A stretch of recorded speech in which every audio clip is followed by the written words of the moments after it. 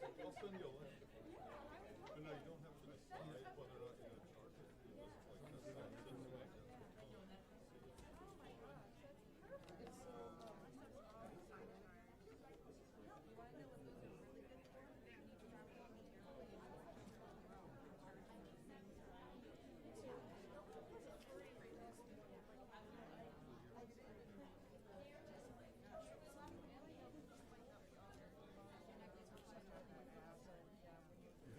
How we doing?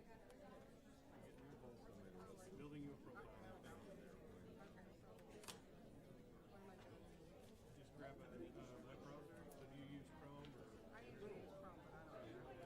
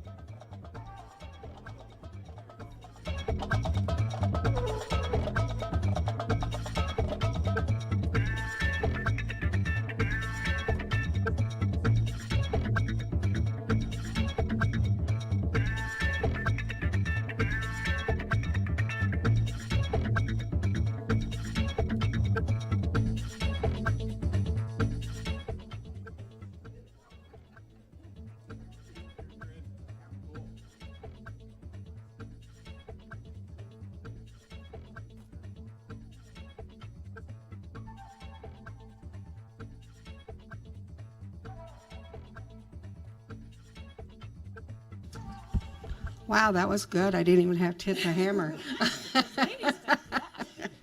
So at this time, where's mine? Oh, whoa. Okay. I am calling to order our school board meeting. It's November 19th, 2019, at 6 o'clock p.m. All board members are present. And at this time, I have two young ladies here, Devin, Paul, and Dylan, who are going to lead us in the Pledge of Allegiance. Ladies, whenever you're ready. I pledge allegiance to the flag of the United States of America and to the republic for which it stands, one nation, under God, indivisible, with liberty and justice for all. Thank you, and both those ladies are from Aquarian. Thank you, ladies. Great job.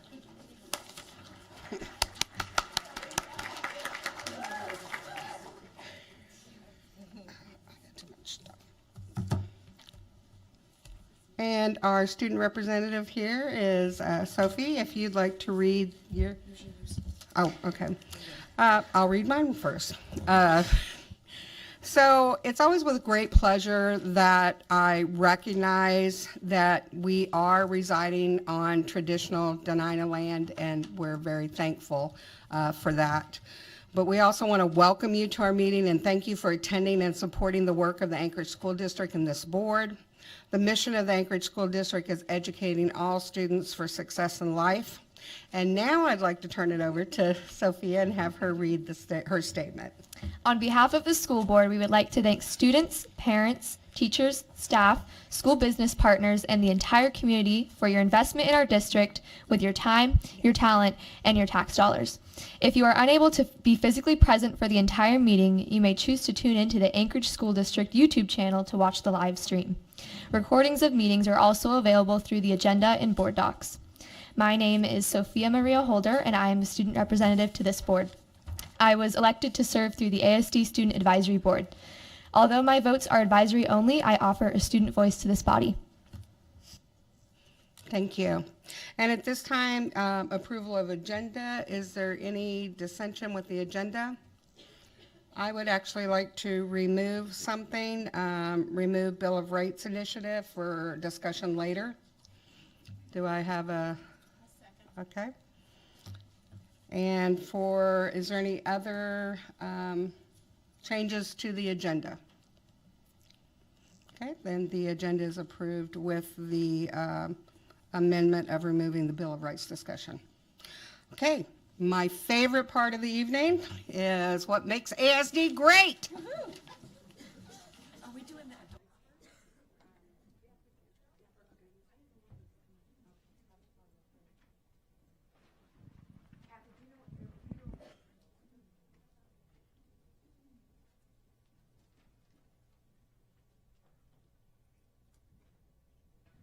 Welcome, ladies and gentlemen. My name is Dina Bishop. I'm the superintendent of ASD, and our board president, Star Marcette, and I are here to celebrate our students. And this part of the meeting, if you haven't been to it before, is called, what is it called?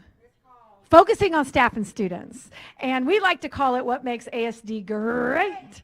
And we do this because it was a concerted effort by the board to specifically look at what is it that makes ASD great. And of course, the board said it was our students, it was our parents, it was our community. Collectively, the work of everyone makes ASD great. So time was taken aside from the meetings to be able to recognize young people and older people alike. So today we'll talk about some young teachers. We have recognized these teachers as finalists in 2017 as well as 2018. They have now been officially named as official awardees. Jennifer and Joshua in 2017 and Dawn in 2018. So that was actually a note to myself. But we are pleased to announce that 3 ASD teachers have been recognized as presidential awardees by the Presidential Awards for Excellence in Mathematics and Science Teaching. And they will represent the entire state of Alaska in math and science. This award is the highest recognition from kindergarten through 12th grade science, technology, engineering, and mathematics, and or computer science, the highest award that a teacher may receive for outstanding teaching in the United States. Only 108 teachers are recognized each year.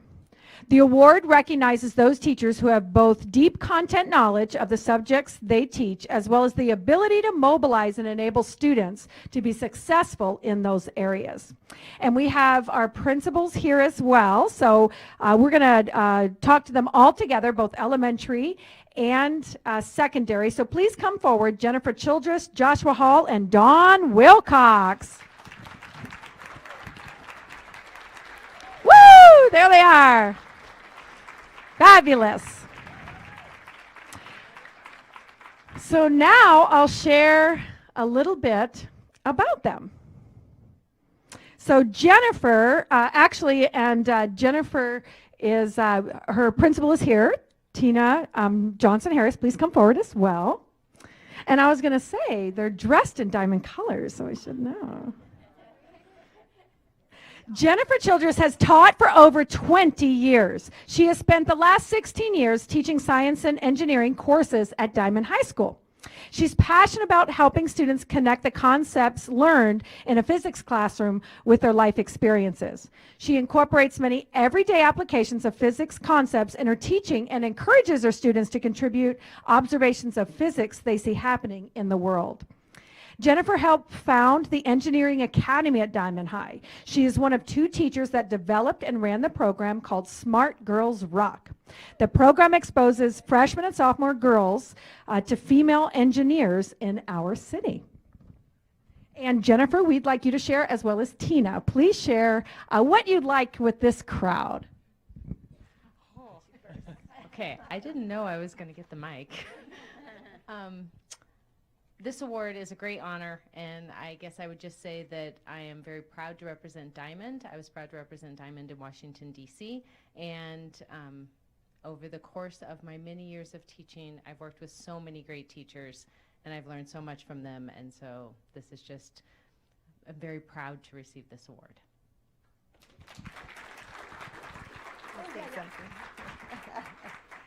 Well, I have the pleasure of being Jennifer's principal for the last 6 years, and I must say that the testimony of students is what really lets you know the heart and the commitment and dedication of a teacher. And the reason why I say that is because every year we have engineering advisory and have students come back. And they always say, yes, Ms. Childress did a great job teaching me physics, as well as Mr. Hall in calculus. And so the pair have done a beautiful job. We don't always know the impact that teachers make with students. And so kudos to you guys. I hope that those students continue to come back and tell us their stories. Excellent. And I do want to say that I had some notes already in my program just to say that they were finalists almost up to a couple years ago. And the process to actually be named as the one of the 108 is a rigorous process. And so just wanted to share that, and that congratulations again. But now let's talk about Joshua. Mr. Hall has been an educator for more than 20 years as well, and he's been teaching mathematics for 16 as well. So he started the same year there. Making connections between mathematics and science education is something that challenges and excites Joshua as a teacher. He believes that there is enormous potential to engage and entice students to appreciate mathematics, and is excited by the opportunities that he has each day in his classroom to empower students to be successful in life. Joshua has done significant curriculum work in developing modern instructional practices for practical application of mathematics skills every day. Here you go, Mr. Hall. Thank you. I appreciate the recognition. I would echo what Jennifer said. It is such an honor to win an award like this. It was a fantastic experience to be able to go to Washington, D.C. and meet with our counterparts from across the country and hear ideas and share experiences. Meeting with those teachers reminds me that there are so many other great teachers that we work with here in ASD. And in some way, I hope that we have, with some pride and some elegance, represented all of those teachers. So thank you, everyone. And lastly, I just want to publicly say, we can't say thank you enough to both Jennifer and Josh. They are very dedicated staff members of the community and Diamond community, so thank you so much. Go Lynx, but stay up here. And she snuck up, but the principal, Michelle Johannesson, is now up when we focus on elementary. So let me reintroduce to you to Dawn Wilcox from Campbell STEM Elementary, which is a K-6 school, and she was awarded the Science Award in 2018. She's been a second grade teacher at Campbell STEM Elementary for 4 years, where she teaches all subjects. In her 20-year career, Dawn has taught in the highly gifted program, Title I, and is a science instructional specialist in the STEM department for ASD. Her passion is engaging students in hands-on project-based learning. Working with her colleagues, Dawn was able to fulfill her dream of creating a school promoting science, technology, engineering, and mathematics. Campbell STEM is now the first STEM elementary school in Anchorage, and it is a beaut. So it's a wonderful school. Would you two like to also comment? Well, as already been stated, we have so many people that have mentored us along the way that have really made us the teachers we are today, and so thankful for that, and thankful for this opportunity to be able to go to Washington but also represent our district, which we have so many excellent teachers throughout. So we're just 3 of thousands, right? And very thankful to receive this award. So thank you. Oh, me. Okay, well, to me, it's not enough to say that Dawn's one of the finest teachers that I've ever had the privilege of being with. I've known Dawn for 40 years and taught with her back at Rogers Park, and she was happy to come over to our school to help it to become a STEM school. But I will say what she's going to be known for long, long after she's gone is the fact that she was able to tap into that awe and that wonder for kids and realize that the way that children really learn is from the emotions that they feel when they, handle chickens. I'll just say that. And, and just all those project-based learning. She took primary kids to Cordova one year. She adopted a park near the school and had her little kids go before the school board or not the school board, but the city, all the city to argue that and get it. So she's an amazing educator, and we are all so proud to have her all these years. Yes, and they also the kids got a $20,000 grant to do the park. So she's awesome. All right, well, thank you. We just want to say once again to these awesome instructors, awesome representatives of Alaska, thank you for representing us, ASD, in the nation. We owe you a great deal of gratitude, and maybe we take a picture with you right over there. Next up is tennis.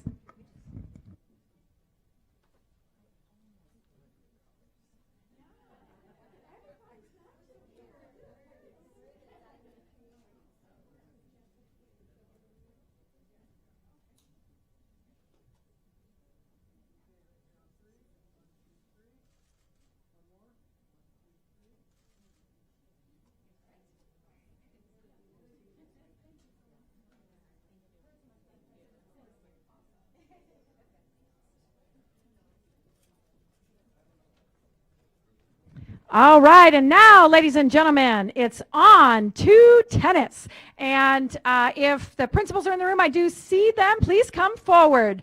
Principal Mr. Gustafson and Principal Allman, respectively from West Anchorage High School and South Anchorage High School. All right, we could give these gentlemen a hand. And with that, with the tennis teams of West Anchorage High School and South Anchorage High School, please come forward. All right, come on up.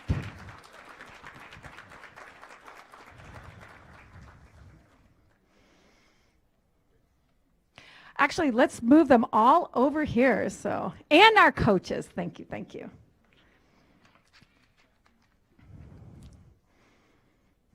All right, how are you? My neighbor. Yes, there you go. Congrats. All right, ladies and gentlemen, let me speak about these young people. West and South High Schools did something very different this year, and it's quite historic. They actually tied as co-state champions in tennis. Congratulations. Yeah. So, just a little history. West and South, their two teams have competed over time for the state championship. And only these two teams, since 2007, have taken first place. But it's gone back and forth, back and forth, back and forth. So in many ways, it is appropriate that they share the title this year. West has now won, I don't know if we should rub this in, 8 times, and South has won 6 times in the last few years. But South has many more years. They're a newer school, so they'll keep going. Gabriel Porter, an exchange student from Brazil, where's Gabriel? Not here, was a standout singles player this year for South, playing 2 spectacular matches at the state tournament to defeat both the number 1 and number 2 seeds from West to win the state singles title. West finished both last year and this year undefeated in regular season matches, and they were the winner of the Region 4 tournament this year and first at state. South was the runner-up, just to West, at the conference and regional tournament, but advanced 10 players to the state, which was the most from any Cook Inlet Conference team, and placed first at state. This is kind of like a puzzle and a riddle, isn't it? So, in 2018, the West head coach was voted Coach of the Year, and the South head coach was voted Coach of the Year in 19. Both schools have a no-cut policy, and they focus on teaching a sport that can be played for a lifetime. Congratulations to both South and West on your championship wins and historic tie for first place. You make ASD great. And you had a little hint and a little bit, but what we do here is we do pass the mic. And if you're a student, and if you could share something about your school you like or tennis you like, share your grade level, and maybe whatever else you want. You can thank anyone. And then if you're an adult, we also want you to share. You don't have to share your age or grade or anything like that, but just share a little bit about your pride in either being South High Wolverine or West High Eagle. So are you good with going first? All right, here you go. Name, grade, and anything you want to say. You can thank your friends, your parents, whatever you like. I just want to thank my coach for a great year in this season. So thank you, and yeah, I'll see you next year. Alex. Alex, all right, Alex. I go to West. Yes. My name's Curtis Nelson. I'm the South coach. We have a few South kids here. I'm really happy that we had such a good year, and the kids were great all around. Anchorage School District has just a wonderful tennis program, and the sportsmanship was great. It was really, this is my first year coaching, and I had a wonderful time, and it was mostly because of the kids and the other team and the coaches and just how excellent it was. So anyways, thank you.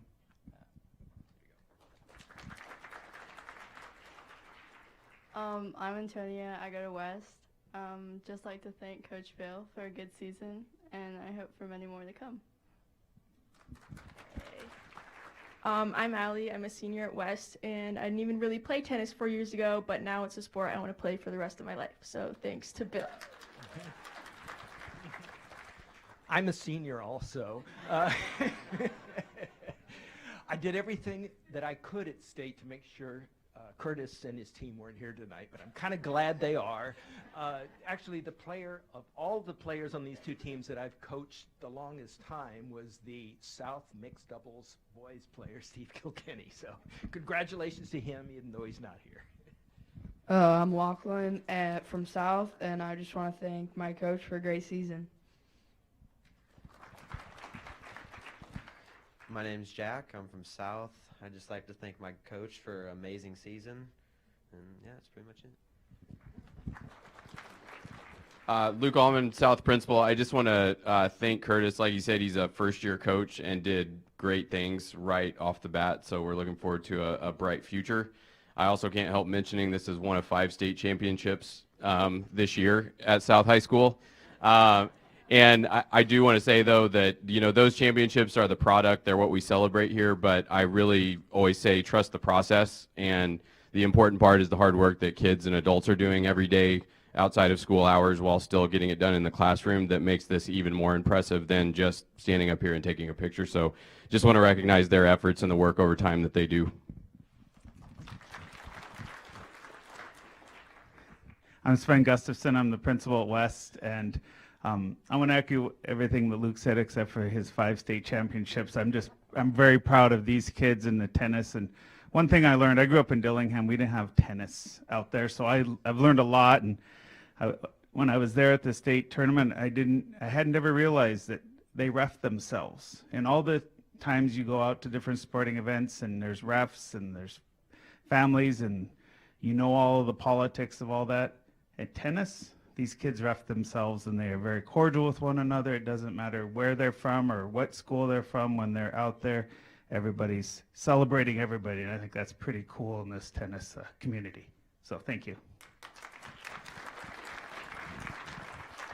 All right. Thank you, ladies and gentlemen. We're going to get a picture with our tennis champs, but want to say thank you to our community, our students, everyone. Thank you for making ASD, you got to do it with me like Tony the Tiger, great!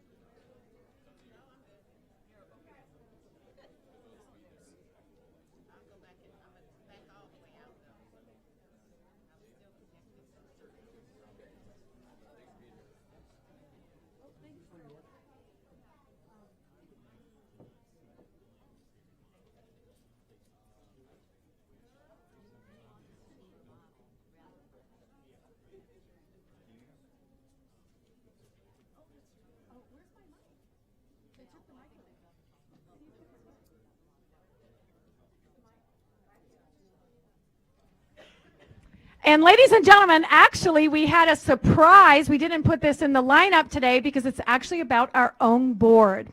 It is my pleasure to announce the State School Board of the Year, the Outstanding School Board of the Year for 2019. Ladies and gentlemen, the Anchorage School Board. Woohoo! So, we have President Marcette, Member Mitchell, Member Holloman. In between Member Mitchell and Holloman is our Vice President, Member Hildy. We have Member Vicalis, Member Donley, and Member Bellamy. And what's your last name? Holder. Holder, Member Holder. I should have read it. Yeah, we always call her by her first name. Sorry about that, everybody. So, ladies and gentlemen, this board was nominated by their peers for their work last year and continued into this year for their response to the emergency that happened on November 30th, their communication and then sharing of information. And I just want to say it's a pleasure for me to work with the Anchorage School Board, and we are going to pass the mic so they can just share the best thing perhaps about working for our community and our children. Hi, my name is Sophia Maria Holder, and I was just recently elected to this position by the Student Advisory Board, so I wasn't involved during the earthquake, but I definitely felt its effects, and I know that the school board has been working very hard, both in my school and in every school across the ASD to fix what happened, so it's really nice. Gee, Sophia, you just set the bar pretty high. So I wasn't on the board at that time either, but I was a part of the community, and I was really pleased with how things went at my grandkids' school. So, and then everybody I've spoken to have felt the same way. And the other thing that's so impressive for me, even though I wasn't a part of it, is that another district, I think it was the North Star Borough School District, Northwest Arctic School District, actually recommended the Anchorage School District. So that really made it really special. So when they called our name that Saturday night, I jumped up and I posed. It was awesome. Thank you. Hi, I was just so proud of our staff and our team. I think they stepped up and did amazing work responding to the earthquake. It's just one of those once in 50-year events, no more, I hope. But we were very lucky compared to 64, and I was there in 64, and some of our schools collapsed. And in the time since then, the investment the public has made in making our schools more secure, safe, and earthquake-proof really paid off in this incident. And I'm just so proud of the staff, the wonderful, wonderful job they did. They really have, the credit goes to them for the amazing response they did to this earthquake. Thank you. It has been an absolute honor to work with everybody on this school board and previous boards and the administration. But I think probably for me, as a mom of 3 kids in the school district, the response, especially at my community in Eagle River, has been tremendous, and it's very heartfelt. And so it's an honor to get the award, but it's much more meaningful for what we've done here at home. I came to feel like I truly have arrived at a high level when I've received an award when I had absolutely no work involved in making it happen at all. This truly is about our staff. It's about years of planning, preparation, and in the moment where it happened, it was staff and kids that got everybody out of buildings safely, that got everybody back home where they were supposed to be. I stayed home through the whole thing, and everything went marvelously well, and yet somehow my name's on the plaque, and that's not really fair. But I want to echo what Member Donnelly said. This is really about what our employees and students did on what could have been a very difficult day. And I'll just echo what they said. I didn't do anything to help in the earthquake, but as a mom, I was so thankful for the excellent training and diligence of our teachers and caring for my children while they were with them, and they protected them so beautifully and met all of their needs. And I got a text within a second from a teacher as soon as the shaking stopped, so I couldn't ask for more. We have wonderful teachers and staff in this community, and I'm just beyond thankful to get to learn from them and support them in the great work they do. Well, ditto quintuple for me, I guess. So I definitely, the drills that we do every month, the drills that we do every quarter make a huge difference. Many of you probably saw the video where the kids were under their tables in about 2 seconds, and everybody knew what they needed to do. And the staff worked around the clock for a week. The community pitched in, the churches that created free childcare, the people who went to help out at schools. I mean, it really was an amazing effort.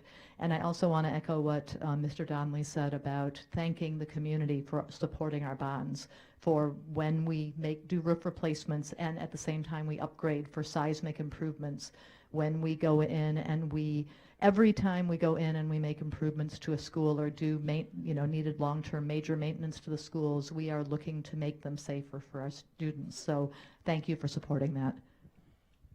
So I said this at the awards ceremony, and I'll say it here.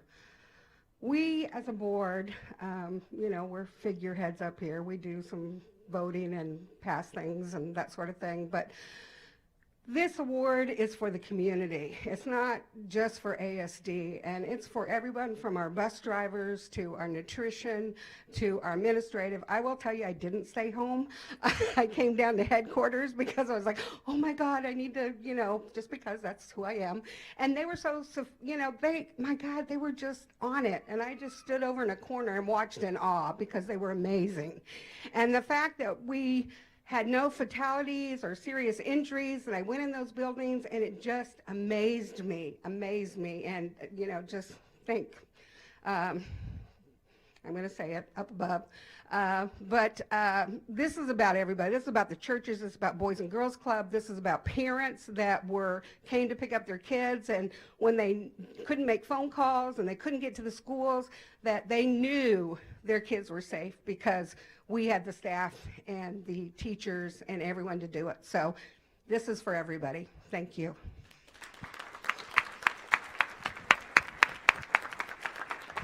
And now that we all know how to do it and we practiced, let's let the board know what they do. The Tony the Tiger way. ASD School Board, you make ASD great!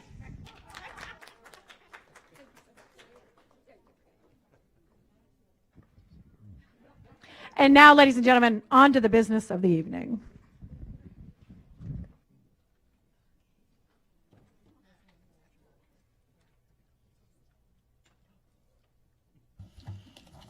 Okay, at this time, we'll be looking at reports, and there is no military report tonight, but we have a student advisory report.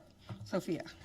Yes, so our last meeting was last Tuesday, and so a lot of the meeting was focused on making sure that we're following Robert's rules and that everyone knows and understands Robert's rules, so that way we're organizing the meetings in a way that that gives everyone a voice in that sense. We also talked a bit about what we want to see in the upcoming goals for the school board, and that we should discuss it with our schools, and so we're going to bring that back for discussion next meeting. Great, excited to hear about that. I can't wait to hear. Finance. The Finance Committee met today. We had 3 topics. We got an update on our CAFR, which we will go through on December 3rd. We got an OASIS count update, so student count and impact on budget for this current year, and we had a budget discussion around a survey that is going out. Our next meeting is, we're going to have 2 in February, or December, and it's going to be December 3rd from 2:30 to 3:30. Communications. Yes, thank you, Madam President. The Communications Committee met on November 12th, and we had 2 items on the agenda. The first item was to finalize our planning for the legislative luncheon, which will be December 13th down at the LIO office. And then our second agenda item had to do with beginning discussions around our legislative priorities for 2020. And we will continue that discussion at our next meeting, which is next week, November 26th, 3 to 5 p.m. in the board conference room. Okay, thank you. And governance, Mr. Holman. Yes, at our meeting, we reviewed some of the language we've got on participation by teleconference. The administration brought changes in board policy that update our tobacco and alcohol policies to include vaping and e-cigarettes. You'll see that as a non-action item tonight to come back at the next meeting for action. And went over several things that were referred to us in crowdfunding policy, organizational chart, and different items that will ultimately make their way to us for to change board policy in a couple of instances. I do want to remind everyone we're in the phase of where we are reviewing some board policy every meeting. We went through for 10 or 12 years changing board policy. Was that how long it took? I'm kidding. But we are now at each meeting reviewing a section just to look for things that have gone out of date or things that might need some looking at again. And I would urge board members to just be aware of that, maybe look at that, and if you see language that you think needs to be updated, to let us know so we can put it on the agenda. Thank you, Mr. Holman. And then on our strategic planning steering committee, we haven't met, but we have had the opportunity to go out to the community and have 3 sessions at our, let me see, it was Golden View, Baggage, and Mirror Lake, and Mears. Well, we haven't done Mears yet. Oh, right. Yeah, we're doing we're doing Mears Thursday. So you have an opportunity to go to Mears Thursday, November 21st from 6 to 7:30. The feedback we're getting from the community is they really feel like this is beneficial, that it's an opportunity for them to actually share their thoughts with us and not be, I mean, we ask questions, but we want to hear what the community has to say and their guidance towards our strategic planning. So I encourage, if you haven't taken the survey online, please do so. Even if you are in a organization or group, it's not too late to contact us. We'll come out to your organization and do the same presentation and gather input from your members. So please, if you would like to do that, please contact Katie, and her information is on our website for the steering committee, strategic planning committee. Sure. I'd just like to add and remind the board to get their 3 to 5 legislative priorities into myself, Katie, and the president, please. Okay, thank you. So at this time, any other committee reports? Anybody have anything else to report on as far as committees or? Nope. Okay, great. So at this time, this is where we take testimony on non-action or non-agenda items. And you got it there? Okay. So the board welcomes public comment on non-agenda and non-action items. We value public comment as it ensures that we remain aware of public thoughts, ideas, and concerns, and informs our decision-making process. There is a 1-hour time slot at the beginning of the meeting. Testimony in excess of 1 hour will be heard at the end of the meeting or can be submitted in writing. We have a table front and center with microphones available for testimony when I call your name. You will have 3 minutes to testify, and you may begin speaking when the timer appears on the screen front and center now, so you don't have to look to the left, so that's pretty cool. When you have 30 seconds left, the number will turn yellow, and when the timer reaches 0, please finish your sentence. In order to provide equity to all who would like to speak, the board asks that no clapping after testimony, as it may intimidate others wishing to testify with an opposing opinion.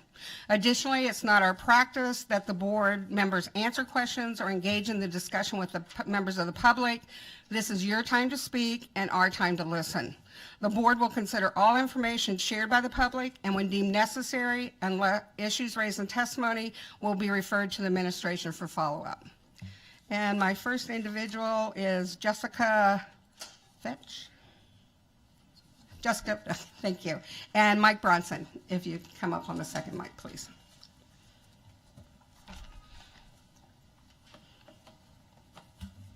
And Jessica, whenever you see the clock down here, you can begin.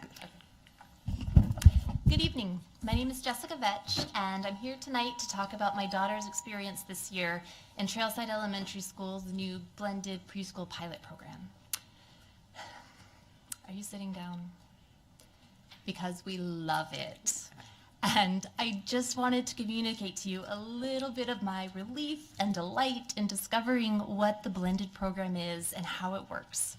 As a mother of 4, I've been around the conversation about early childhood education long enough to have heard words and phrases like inclusivity and integrated SEL, multisensory instruction, get thrown around like so much beautiful idealistic confetti, and then watch as it frequently gets swept under the rug of data-driven benchmarks and standards-based instruction. That was a metaphor, Reading Lit Standard 5.4. And this happens so often, I've started to think that maybe educational best practice just isn't compatible with educational policy on the public level. However, this year in the blended program, I've started to think maybe otherwise. In the blended model, I've seen holistic and flexible instructional methods in a sensory appropriate environment that sets patterns of joy, productivity, and cooperation in the classroom, rather than carrot and sticking our little guys into external compliance. They're learning great patterns for future classroom behavior. I've seen targeted interventions that affirm their sense of self-worth and belonging, rather than simply pointing out their deficits to themselves and to their classmates. I've seen children given time and materials to explore their world and develop those qualities of inquiry and discovery that are so essential to their later learning. They also have opportunity and space to engage in child-initiated, group-managed activities to naturally develop their skills of civic cooperation and personal responsibility that we work so hard to teach them.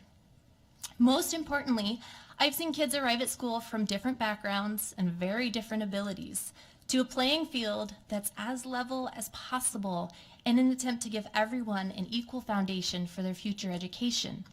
What I'm seeing my daughter come home with, I think, is a very solid foundation for her future education. So I'm here tonight to thank you so much for the opportunity to provide this for my daughter, and also to ask you to seriously consider the long-term benefits of this program for more of our younger kids and our future community members. Thank you so much. Thank you.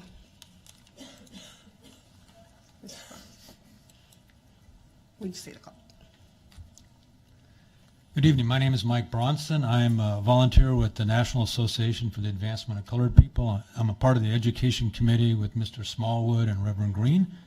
And in the spirit of the evening, I'm here to represent our NAACP branch by going through some examples of what we're happy about when it comes to the school board here at ASD. We can help some of the examples of some of the tools and decisions that you face that help make the school board great. First, let me point out that we're on your side, that we recognize the importance and the difficulty of the job that you all do up here. So we want to thank you for your service. What I want to point out in particular is that we're happy with the board developing accountability for proficiency in reading and math and science, and accountability by way of graduation rates as well. And we encourage you to stick with that. It's a long road to hoe, but you're doing the right thing by sticking to your efforts to develop your accountability to the public when it comes to proficiency in reading, math, and science. And we're also happy the board has a number of tools and the means to get academic improvements that we're all hoping for and striving for in the district. Just for a few examples, we're happy that you have $800 million a year as a pool of resources, particularly for teachers and classroom instruction. We're happy that you have evidence-based recommendations from Picus and Oden, for instance, to point to the value of pupil-teacher ratios of 15. We're happy you have the data to show you the path to go down to improve academic performance in the district. We're happy you have another recent tool that is from the Legislative Task Force that convened earlier this year. It has a set of recommendations from many of our favorite legislators, both Republican and Democrat, about how to become stronger as a school district and stronger statewide when it comes to teaching reading at various levels, from technical level to policy level. So we're glad you have that at hand.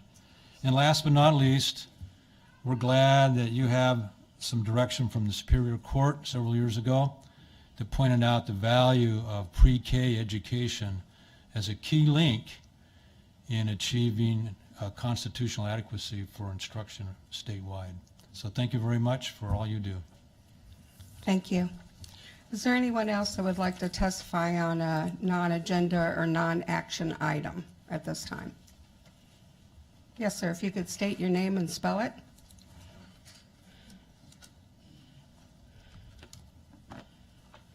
My name is Tremaine Wilson,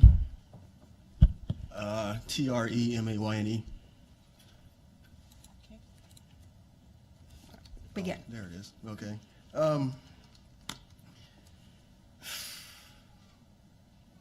I am 100% disappointed in the administration in this building, Mears Junior High, Diamond High School, hold nobody accountable for wrongs done to students. Absolutely nothing.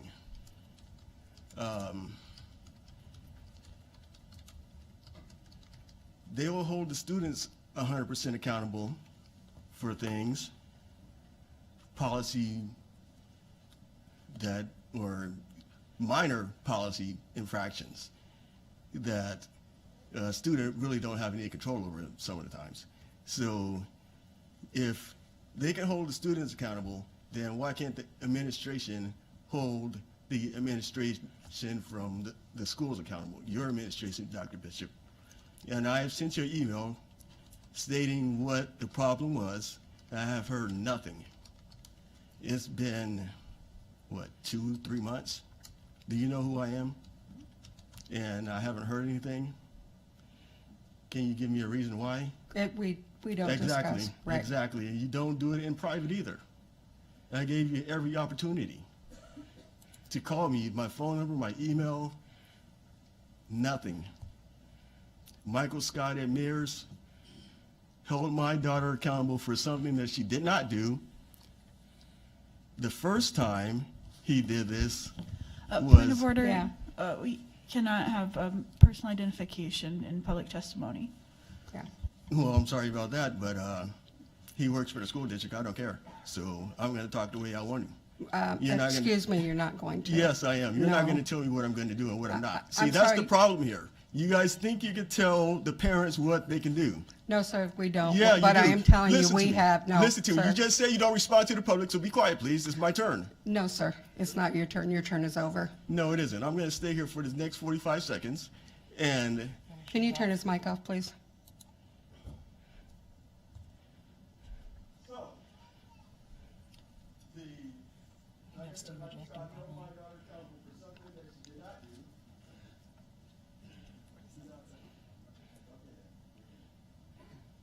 she looked at a student and stayed for 2 days for looking at a student. I talked to Joe from upstairs. He told me that Michael Scott was absolutely wrong. And he still has a job. And then the following year, suspended her from the bus for something all the students on the bus was doing. I had to drive to school for a whole week.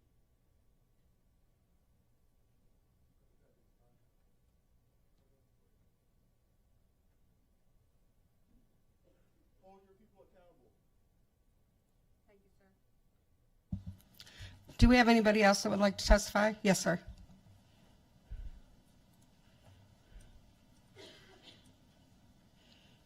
And this is on non-agenda, non-action items, sir. Yes. And if you could, your name and spell it, please. My name is Christopher Morgan, and this is my daughter, and she's a third grader at Aquarian School, and I apologize for signing up the last time to talk, and I wasn't able to. She was sick, and so I had to leave early. I'm going to make this real brief. I know you've heard a lot of comments. I've sent emails to all of you, and I've gotten responses from several of you. I really appreciate it. I'm a lifelong Alaskan. I was born here in 1966, Providence Hospital, where funny enough, my wife now works, and I'm an older parent, but I have learned a lot over the years. And my mother was a superintendent of the Tom Thun Montessori schools way back when for Margaret Green. Some of you old-timers might recognize that name. My father was lieutenant colonel for the old Fort Richardson, which is now Jay-Bear. So I've got a lot of family ties. My family's been here a long time. I'm extremely happy when our daughter was elected through the lottery to get into Aquarian Sir, I'm school. sorry. I would like to ask for the chair to suspend the rules in regard to this testimony because your daughter was sick last time, and what you're speaking to is actually an action item, okay. but this is non-action item. But I would like to suspend the rules and allow our testifier to continue. Okay.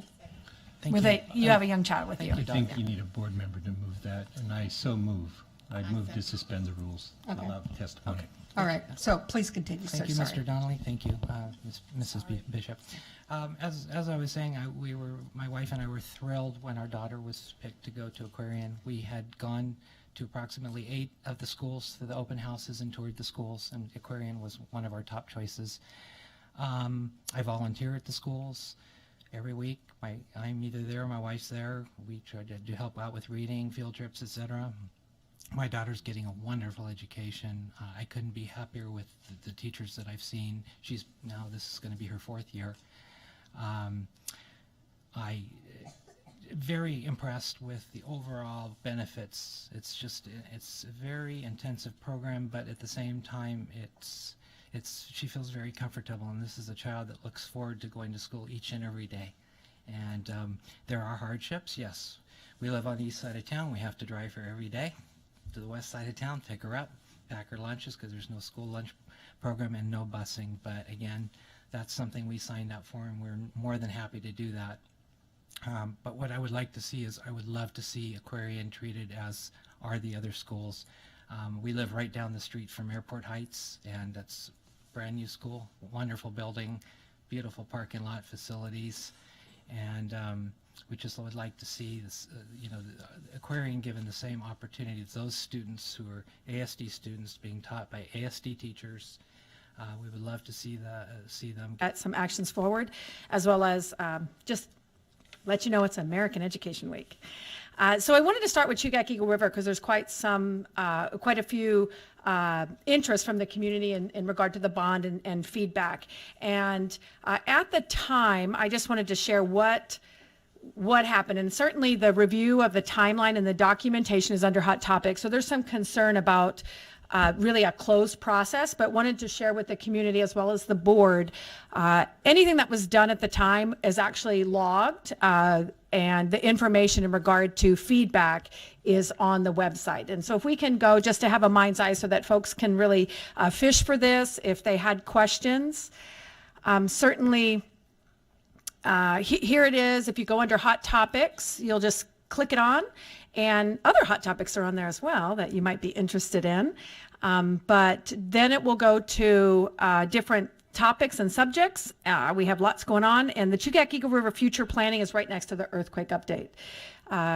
And it has some information regarding to last year. It really archived the surveys or community meetings and resources that can be looked at. In regard to the community meetings, if you were to just open up the community meetings, you can then see the feedback that was either taken via a handwritten. Some people weren't comfortable sharing in front of others at the meetings. We actually put them into rooms. The rooms in which people gave their feedback were actually listed, and we also have information from surveys as well as the direct community feedback. I wanted to share within this timeline that you can take a look, but how the process really proceeded from there in regard to what did we do then. After receiving the community input, the goal initially was to figure out, we had 2 schools offline in the community of Eagle River that were red flagged, which could not reopen. And so we had to very quickly, to continue the education, figure out how can we what can we do with children? And so during that week, as well as moving into the future, as you know, we took Eagle River Elementary, and they were divided amongst 3 schools at the time. Presently, they're in 4 different schools. And the Greening Middle School was moved into Chugiak. So we moved them into Chugiak. But as we were getting the community input in regard to that process, what became very clear when we went to ask about Greening and Eagle River was this other interest that showed up at the time through just speaking in the large groups about the interest of combining the schools. So when we had gone out, the process was focused on Greening Middle School.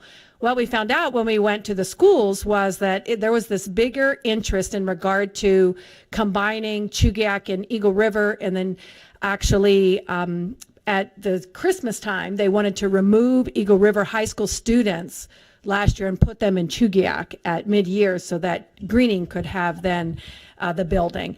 And so in knowing that we had to make decisions, we brought back the information, and in the community groups, the way we found this out was just the sharing of, I'd like them to be put back together. On the other hand, I'd like them to be separated. Reasons why: academic, course offerings, sports. You know, the kind of we had more teams. You know, we were able to. At the same time, it was like, well, if they were put back together, my child wouldn't make a team. So they contrasted each other, and there wasn't one way forward.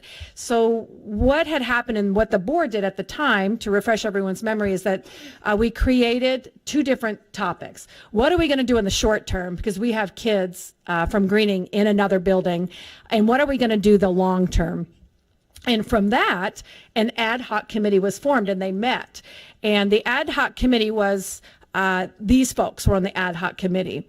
The interest is that when we had the meetings, we had Eagle River Elementary meetings at Eagle River High School to talk about Eagle River Elementary.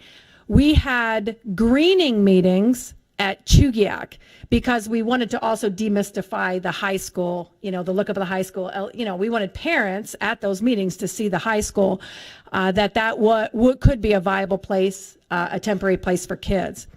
What came up at the meeting was that we actually would like to combine the high schools, knowing that Eagle River High School wasn't invited to the discussion because it was anyone could have come, but we didn't specifically say this is the topic we're going to discuss today. What had happened was an ad hoc committee was created then to actually have that discussion and review the feedback. These were the members of the ad hoc, and you can see that they were a representation rather of the school board, of district, the purchasing, ASD operating officer, ASD, those were district level. I didn't participate on it. The folks that were in operations did. Of course, we had the principal of Greening, a staff member from Greening, a student from Greening, and a parent from Greening. We had Eagle River members as well, and Eagle River High School members, as well as community members involved in the discussion of what should we do in reviewing the feedback. Because it was, the feedback came in that of the surveys that went out, they asked about short term about Greening, and the open-ended responses came back at about 54 to 56%. Nobody really addressed that, but of the other 45%, 2/3 brought up combining, and 1/3 said absolutely don't combine. So it was not unanimous in the entire survey, but the question was never asked. But the information was presented to the ad hoc group, and the ad hoc group can speak to the discussions that happened thereof and the movement forward. So I wanted to share that along with really where we are today in regard to that community. As you know, online the community continues to not be 100% towards, for, or against. And there is a do not unite Eagle River High School and a yes unite Eagle River High School in Chugiak. So the communication is in the community. The community is highly involved. Again, at the time of The earthquake, the questions were about greening, not about the high schools. And so it's apparent that this is a community discussion that the group wants to review again. Presently, I just wanted to share it is a transparent process, and it was at the time, and the information was on the web page. Perhaps the idea that nobody listened was that the question being asked wasn't about should we combine the schools. They were literally about what are we going to do with Eagle River Elementary School? What are we going to do with greening and the education of those students? So it's not easy. It's long-standing. There's multiple opinions, both on those social media pages. And it really is a community district versus just a response to two schools. It's actually bigger. Some of the history is that this isn't the first time that the community has had this question. In 1993, $3 million was approved. So this is 20 years ago. The work to address the concerns of the Eagle River Chugiak community were addressed through building another building. And that bond, initial bond for Eagle River High School was passed in 1999. And when we looked at some of and reviewed in the research some of the comments, it was our schools overcrowded at the time. There was a concern about the parking lot wasn't big enough, and the hallways were crammed. And so it was really a call to the school board to care about our community. So it was, we're in Eagle River, the Anchorage School Board represents Anchorage Bowl, and we're not considered. And so I believe in researching history, because I wasn't present in this district 20 years ago, this bond was passed. The bond, though, to build it did not occur until 2003, which was 4 years later. I'm not sure about the distance in between, if there was another bond that perhaps passed or didn't pass. But the original school of Eagle River High School was $51 million, and it was built smaller than the actual building. The ground was prepared for another addition so that an addition could be placed on the school if needed. And consequently, some of the feedback in the surveys addressed placing greening inside of Eagle River if you would build an addition. So that there were quite, some differences. The bond, again, was a 60% reimbursement at the time. And so that was a really good deal, if you will, from the state. Local dollars, 40%, the state, 60% of the $51 million. Since then, bond debt has gone away, and anything that we pass, such as what we're talking about today in the bond, is 100% local contribution. And what the board has done over the last few years is ask from the community the continued leveled support of bonds that were paid off to reinvest those same monies so that we really don't affect homeowners and taxes and businesses. But the groundbreaking occurred in 2003. The bond passed April, and by August they were digging up the ground. And in 2005, the school opened. And so Eagle River High School has been there and separated from Chugiak since that time. Presently, in December, there is a community meeting that's going to be facilitated by Assembly members Dyson and Kennedy, with district support to just share the information and the data that we have and the evidence from 20 years ago, why the decision was made, what happened during the earthquake, and now where are we with the bigger community ask of, can we reconsider it? But the idea that Anchorage wasn't interested, it wasn't that there wasn't an interest, that the survey didn't ask it, because initially when the survey was created, it was literally about Eagle River and greening. What we heard was there's a bigger issue in the community. And since that time, that bigger issue has been out there.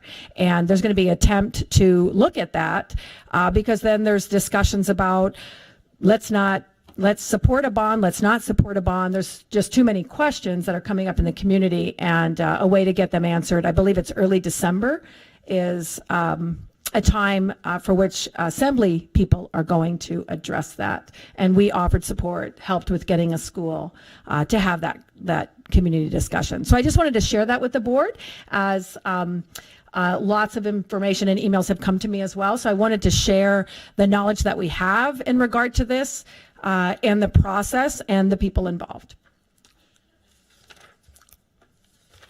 Not so easy and to answer, but Additionally, just wanted to share about supporting ASD goals, and it's today we actually had some testimony about a couple of the items in the work that we are doing to improve student outcomes. And I just wanted to share the evidence in regard to just the high quality instruction that you heard of going on in our preschools as well as in our K-12 classrooms. And one of the items that we focused on November 11th in service for teachers while students had off, November 11th, we really talked about the effective practices. And then continuing on is professional learning communities. So if you hear of PLCs at schools, that is the professional learning community learning about how to improve our practices. And then the middle school as well as the multi-tiered system of support, which is also called response to intervention. And I'm also going to touch a little bit on the high quality leadership. In research about what matters for students, those two things matter the most in a school district, not your superintendent, not your school board. Evidence demonstrates that high quality instruction that happens in the classroom as well as good leadership at schools matter the most for student success. Also going to share some work done for special education and resources. So with that, I'm just going to share, we had, again, I'm just going to pick up some information from the testimony today of practices that are happening in classrooms. And it's kind of funny about data, but really these practices, the data does support high quality practices. And of these, there's a research, which is a metacognition of thousands of education research about different things that we teachers do to be able to impact student learning. And the researchers have taken that and quantified it with how much effectiveness does it have. In the whole scheme of things, if you have a 0.4 and the green part of that graph represents 0.4, if you have statistical significance and an impact of 0.4, that's about a year's worth of growth. And one thing that we promise in our classrooms is that if you're with us for a year, you're going to get a year of growth. However, we also need to promise catch-up growth for students that maybe didn't come to us with the same assets. Maybe English wasn't their first language at home. We want to have all those barriers removed or address them so that if students need to make more than 1 year of growth, they can. So the highly effective practices, we have 1 through 30 and some of them skip around, but you can see the effect size, which is the ES there, of 1.39. So it's almost 3 times what a year-to-year growth is. And these are the things highlighted in yellow that teachers alone can do, that we can do as a system, teachers alone can do without anything else to be able to impact student learning. And at the in-service, we had just practices, teacher experts, outside experts sharing about what are the practices that matter most. And I'm happy that in preschool, this was also shared about the types of practices that matter most for student learning. And the second most effective practice is actually having good leadership. And that starts with building principals, with directors. And so if we don't have those two things in place, we may not get the outcomes that the board has set its goals. So we are working with the Center for Educational Leadership and learning how to redesign the district office to focus the support on schools and principals to do their job, removing barriers to be able to get the real work of education done. Wanted to share that as well. We're also working with the Wallace Foundation and received a grant in regard to studying this process. They're going to actually do an outside study on our work with principal leadership as well as the supportive principals. So we hope to bring you back evidence of the work that's being done. And then lastly, in this category is Create Your Future. We have hot off the press some information in regard to transition from secondary education into the adult world. And this is specifically for some of our students that have experienced disabilities as well as others, and its resources on. Our goal is to create great citizens, citizens that can contribute that to our community, that don't only consume from the community. That's we are collectively working towards that and giving students an opportunity to learn what they need to learn in any capacity to create their future. So that is just another piece of work. This vaping conference, I hope it serves to frighten us all in regard to what the CDC is calling an epidemic.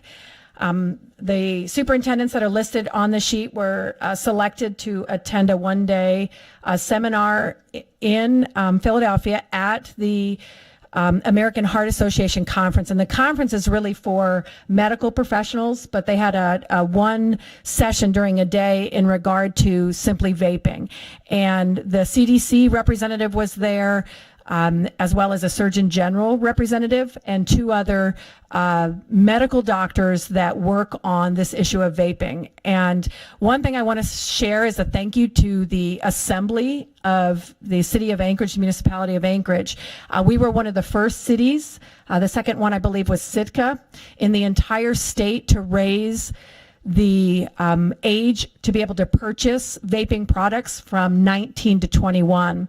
There is a nationwide movement to not only raise the age to purchase vaping products, but also to eliminate the flavored vapor products. It had some legs, now it's pulling back a little bit, but this conference really scared me into believing that we have to do something. And President Marcette is going to work with our student advisory board as well as schools in an effort from the board to have an outreach. But here's some information that should share with us, and students probably will say it's actually more than this, but self-reported on reports nationally, the use of vaping products, and vaping is different than e-cigarettes. Vaping does not have to have nicotine in it. Vaping could have other chemicals. It could have THC in it. And then e-cigarettes are the electronic, actually cigarettes with nicotine. But vapes could also have nicotine. So we're learning quite a bit about new devices.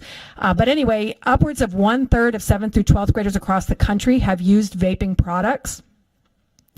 And the doctor from the CDC shared that they apologized actually that they're asleep at the wheel, that they're about to use the E word, calling this an epidemic in the United States, that we have such a severe use and they don't know how to stop it, that the general cessation practices to stop young people or anyone from smoking combustible cigarettes are not working. And they've been studying it for 8 years.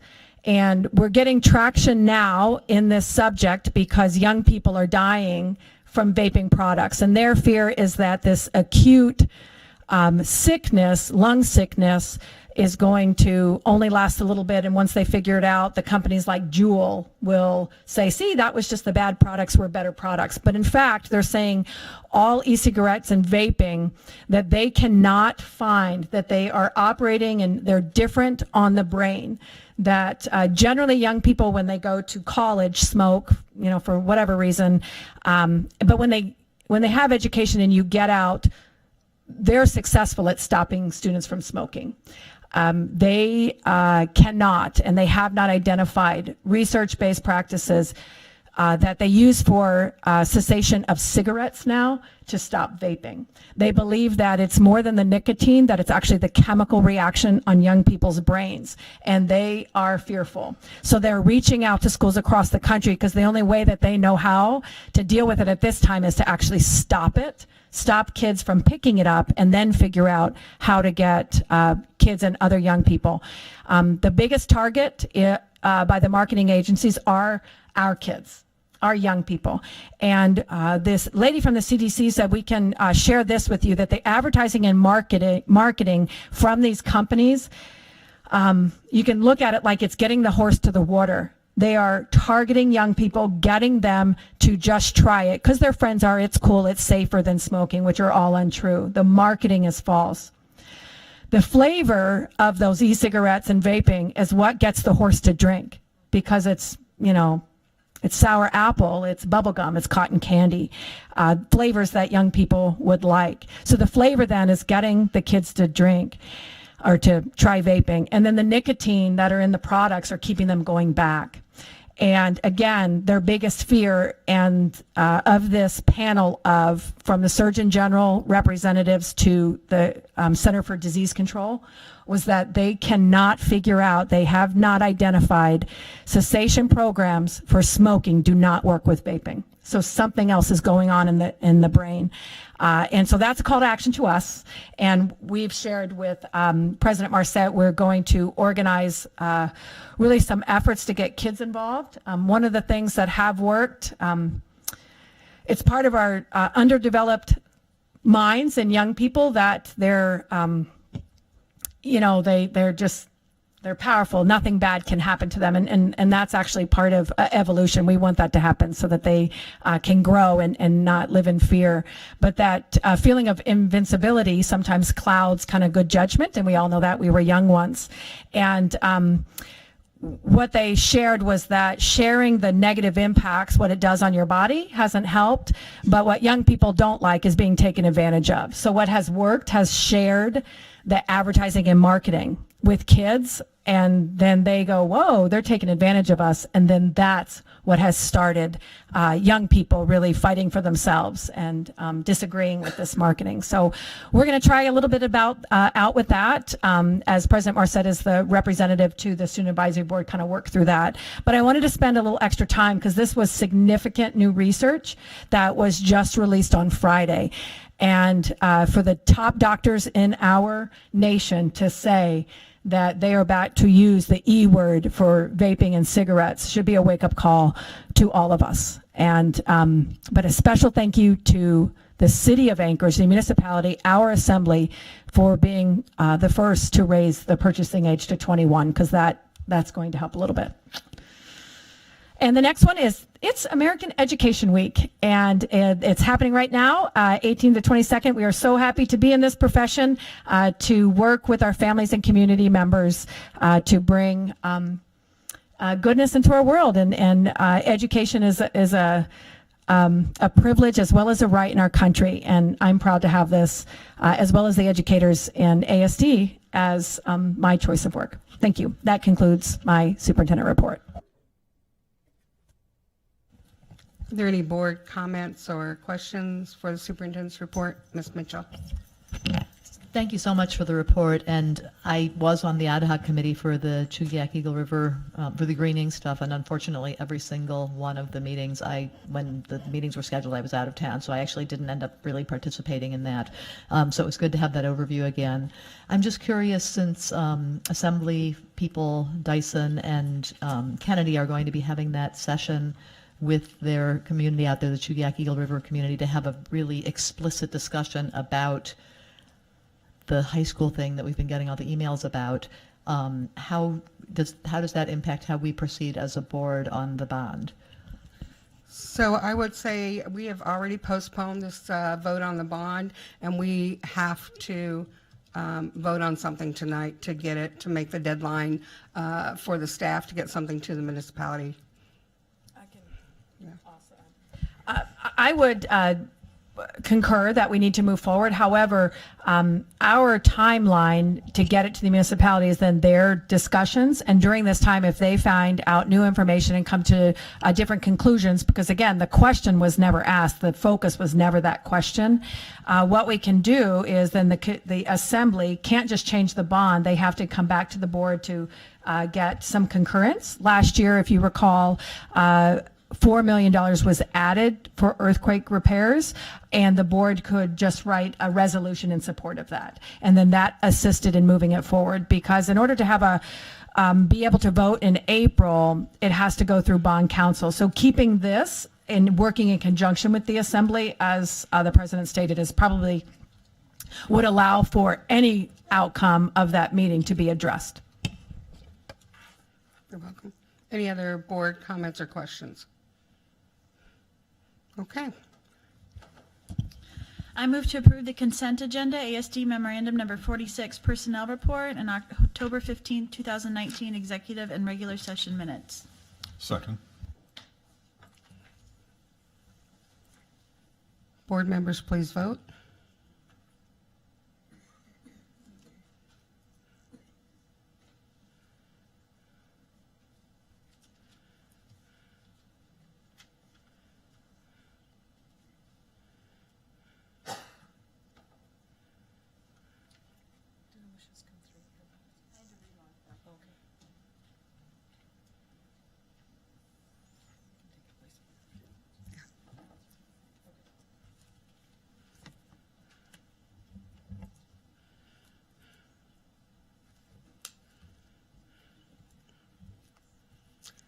And that passes with 7 yeas unanimously. Yeah. So at this time, procedures for agenda item testimony, and this is for action items, are as follows. As the action item memo is first introduced by the Vice President and seconded by another board member, I will open the floor for public testimony. And I do have a list of individuals that have signed up. We'll go through those first and then ask for any additional testimony as time allows. I will call you to come to the front table to speak. You have 3 minutes. The monitor is in front, so now you can see the timer. And just be cognizant of your time so that everybody has a chance to speak, and finish your sentence when your 3 minutes are over. After all testimony closes, I'll open it up to the board discussion, followed by student board representative vote, before finally calling on the official vote. The voting will be displayed on the screen to the left here. And so I'm going to call 2 names. Oh, yeah, we probably want to do that. I move to approve ASD Memorandum Number 058, the request to name the Diamond High School sports field in honor of Don Winchester. Second. Okay, we have Tina Johnson. Oh, sorry. You didn't give me time to finish. And Steve Nerlin. Is Don in the house? No, there's a reason why. Good evening, President Marston, school board members, and Dr. Bishop. It's a pleasure to speak to this memorandum, and I know that you probably have received several letters of support. I was asked to write a letter at the beginning of the fall, and wrote that letter September 26th. I hope that you had a copy of it. But I'd like to just go ahead and read it anyway and clarify that we support the naming of the field, the Don Winchester Field.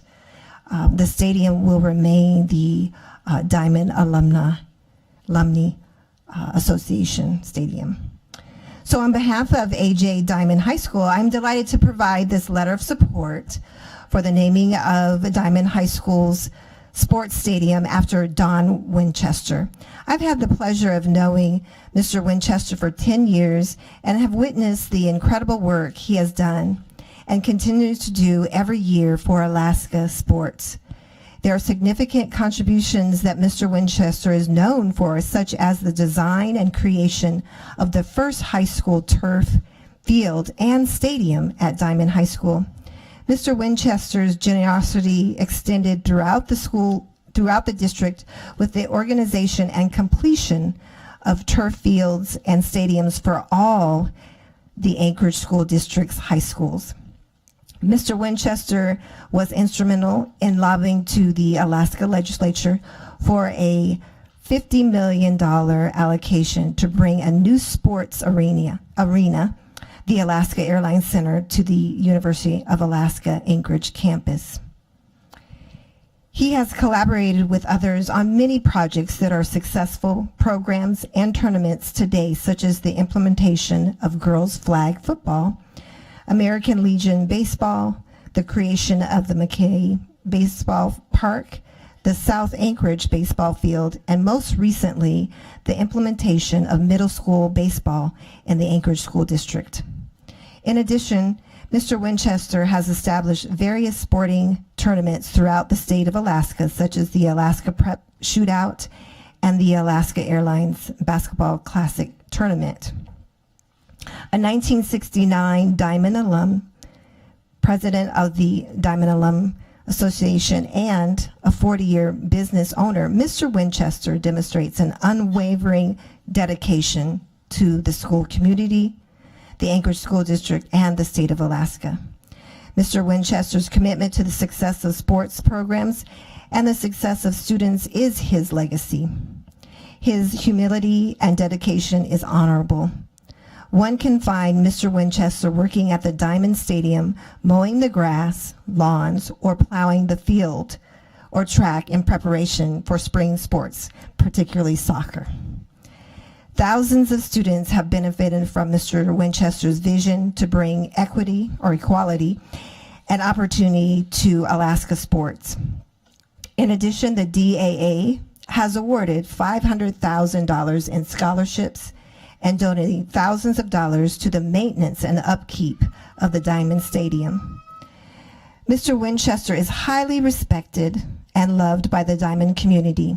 Undoubtedly, Mr. Winchester's contributions to Alaska sports and the Diamond community have been impactful. He has received several awards such as the Alaska Hall of Fame Joe Floyd Award and the Anchorage School District School Business Partnership Spirit of Tomorrow Award. Mr. Winchester demonstrates through his work and the community a love for youth and genuine care for the success of our youth. The commemorative naming of the Diamond Sports Stadium in recognition, respect, and gratitude for Mr. Don Winchester's contributions to the academic and athletic success of Anchorage students is befitting. And I'd like to have Mr. Steve Nerlin also speak in support of this, okay? Thank you. I know our time is limited, but there is a reason that Mr. Winchester is here is we would like to surprise him with this. So I'm going to ask for not only the boards, should you approve this, but the audience and our media here. We'd like to surprise him at a Diamond alumni or school assembly that the principal would schedule. He does not know about this. His family knows about it, but I didn't want to make him know about it because he would probably decline. He'd say, no, I don't want that, but he deserves it. So that's my other comments. The principal has said it well. I provide some other information. So can we keep it? Everybody's had a great experience with a surprise birthday party. So let's try to do that. Thank you. Thank you for your time and consideration. Thank you. Yeah. Is there anyone else that would like to testify on Memorandum 058? Okay, I'll open that for board discussion. Mr. Holloman. Yeah, I'm going to say I've never actually met Mr. Winchester in person, but I've had several phone conversations with him. Through some other work I do, I fell into a position to make some repairs on a piece of equipment for one of our high schools, and he was facilitating that. It had nothing to do with Diamond, and again, the same sort of thing. It wasn't a starring role. It wasn't something that brought any glory. He was simply assisting another booster club at another school in getting something done. And it was clear to me that he's one of a lot of people in the community that does a lot of work like that. It is part of what makes Anchorage great or makes our school system great. I had no idea how much involvement he's had with Diamond for so many years. It really is incredibly impressive. But he does a lot of stuff that's never going to make this list even as well. So it is an honor to be able to vote for this. Any other board comments, or Mr. Donnelly? As a 72 graduate of Diamond High School and someone who played on the football field there before this new field was placed, I'm very pleased to support this naming of the field. Okay, there's no other board discussion or questions. Could we have our student rep vote, please? Yes. The board members, please vote.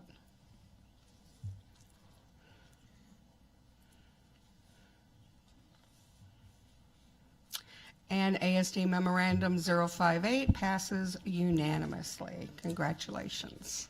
But don't tell anybody. But don't tell anybody. Secret's safe.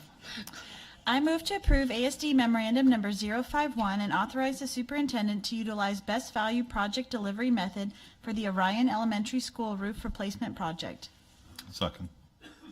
Is there any public testimony on Memorandum 051? Seeing no public testimony, is there any board discussion? Seeing no board discussion, can I have the student vote, please? Yes. Board members, please vote.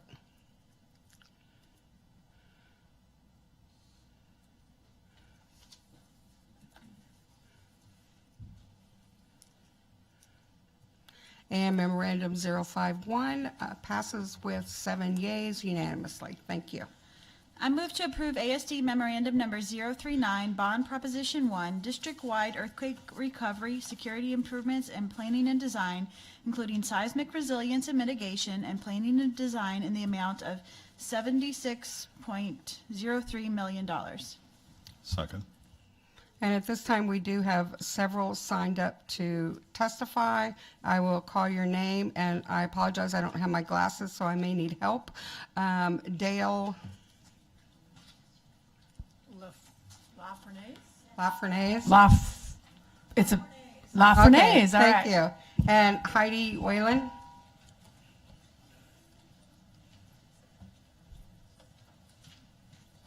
And Dale, you'll go first. Okay. As soon as you see the clock.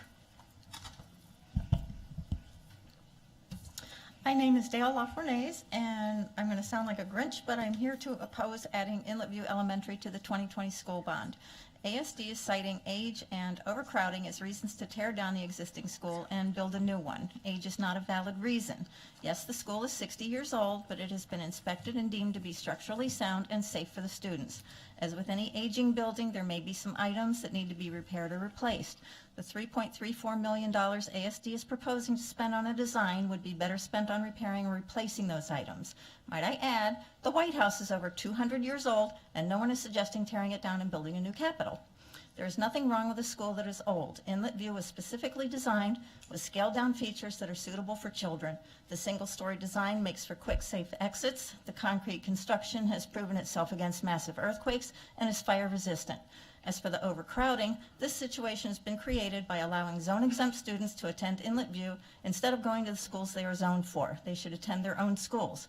If it were only those students who are actually zoned for Inlet View attending, that would alleviate the overcrowding and classes would be the appropriate size. Demographics change, and some years the school may be slightly over capacity and some years it will be under.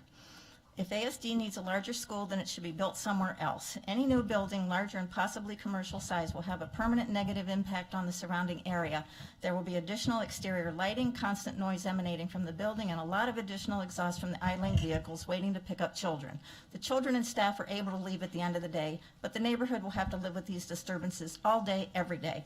As our elected officials, the voters rely on you to make sound decisions on their behalf. It is your responsibility to take into consideration how this new school will affect everyone. While many who live in this area no longer have school-age children, they are still affected by the daily activity of the school. Now is not the time to ask the taxpayers for $23 million for an unnecessary project. We are in a recession and many already struggle financially. Many are retired and on fixed or limited incomes. Burdening the voters with higher taxes is not in their best interest. Being asked to spend money now for a building that is not needed may make the voters question how money will be spent later. Schools that truly need the money may be denied the request for funding. At this time, the voters do not have the information needed to make an informed decision on this issue. For these reasons and more, Inlet View Elementary should not be included on the 2020 school bond. Thank you. If I could have Lincoln Garrick, did I say that right? Lincoln? All right. And Heidi, when you see the clock, you can begin. Good evening. My name is Heidi Wayland, and I'm speaking to you tonight as both an Aquarian parent and a member of the APC. I'd like to start by thanking you on behalf of our community for the time and effort you have all dedicated to the very serious facility issues facing Aquarian Charter School right now. Together and under President Starr's direction, we dedicated many hours of meetings to an ad hoc committee process to identify a path forward. After reviewing the options, the ad hoc committee voted 5-3 to recommend adding Aquarian to this year's package for up to $10 million. Tonight, we ask you to honor that committee's process and recommendation. At the same time, we understand that the board is trying to balance many needs. We've taken a hard look at the $8.9 million of recommended work in the district report for Aquarian and pared it down to what we believe is absolutely essential for a safe, dry, and warm school by any standards. The cost of this safe, dry, and warm package is estimated at $6.5 million and would replace and protect the exterior building envelope, replace the aged and unreliable heating system, address interior damage, and ensure a healthy school environment, make critical investments in ADA and security. Replacing the roof will remove the buckets from our hallways. And with a long, rainy winter ahead, I can tell you that a new roof that doesn't leak would absolutely be a relief. But a roof-only package would also ignore several other major components that are urgently needed. If your intention is to allow Aquarian to continue to serve as a vibrant public school using this ASD facility, a place that we've called home for 18 years, please invest the minimum necessary to ensure our students are safe, dry, and warm for 20 more years. Some of you may look to the deferred maintenance prioritization process for guidance on what is fair and right to include in a package. Here's what we know for sure. ASD's 2015 prioritized unfunded needs list included over a dozen aquarium projects, and the amount we're asking for is comparable to other elementary school roof replacement projects over the past 2 bond cycles. In just 2 days, over 325 aquarium parents and caregivers signed this letter that I've been enlisted to share with you. Aquarium community, please stand up. Dear Anchorage School Board, our ASD kids go to school every day in an ASD facility. Like all kids, they deserve a learning environment that is safe, dry, and warm. We ask with one voice that you add these urgent facility repairs to the 2020 bond package in order to keep our children's school safe, dry, and warm for years to come. Repairing the ASD facility that houses Aquarian ensures the future of an Anchorage public school with a 22-year track record of success. By including the ASD facility that houses Aquarian on the bond, the ASD gains a community of mobilized voters and advocates who support passing the 2020 school bond package. Thank you. Thank you. If I could have Tara Williams. Did I say that right? Tiara, sorry. And Lincoln, you can begin when you see the clock. Sounds good. First, I want to say thank you for your service on the Anchorage School Board. As someone who has served on municipality boards in the past, I appreciate your donation of time and talent. Thank you, Dr. Bishop, for being here as well, even though you're not a volunteer. And I wanted to thank you for the opportunity to speak today. So my name is Lincoln Garrick, and I have a daughter, Iris Bloom, who is an amazing 4th grader at Aquarium. Many people have shared over the last several weeks personal and passionate stories, and there's likely more to come.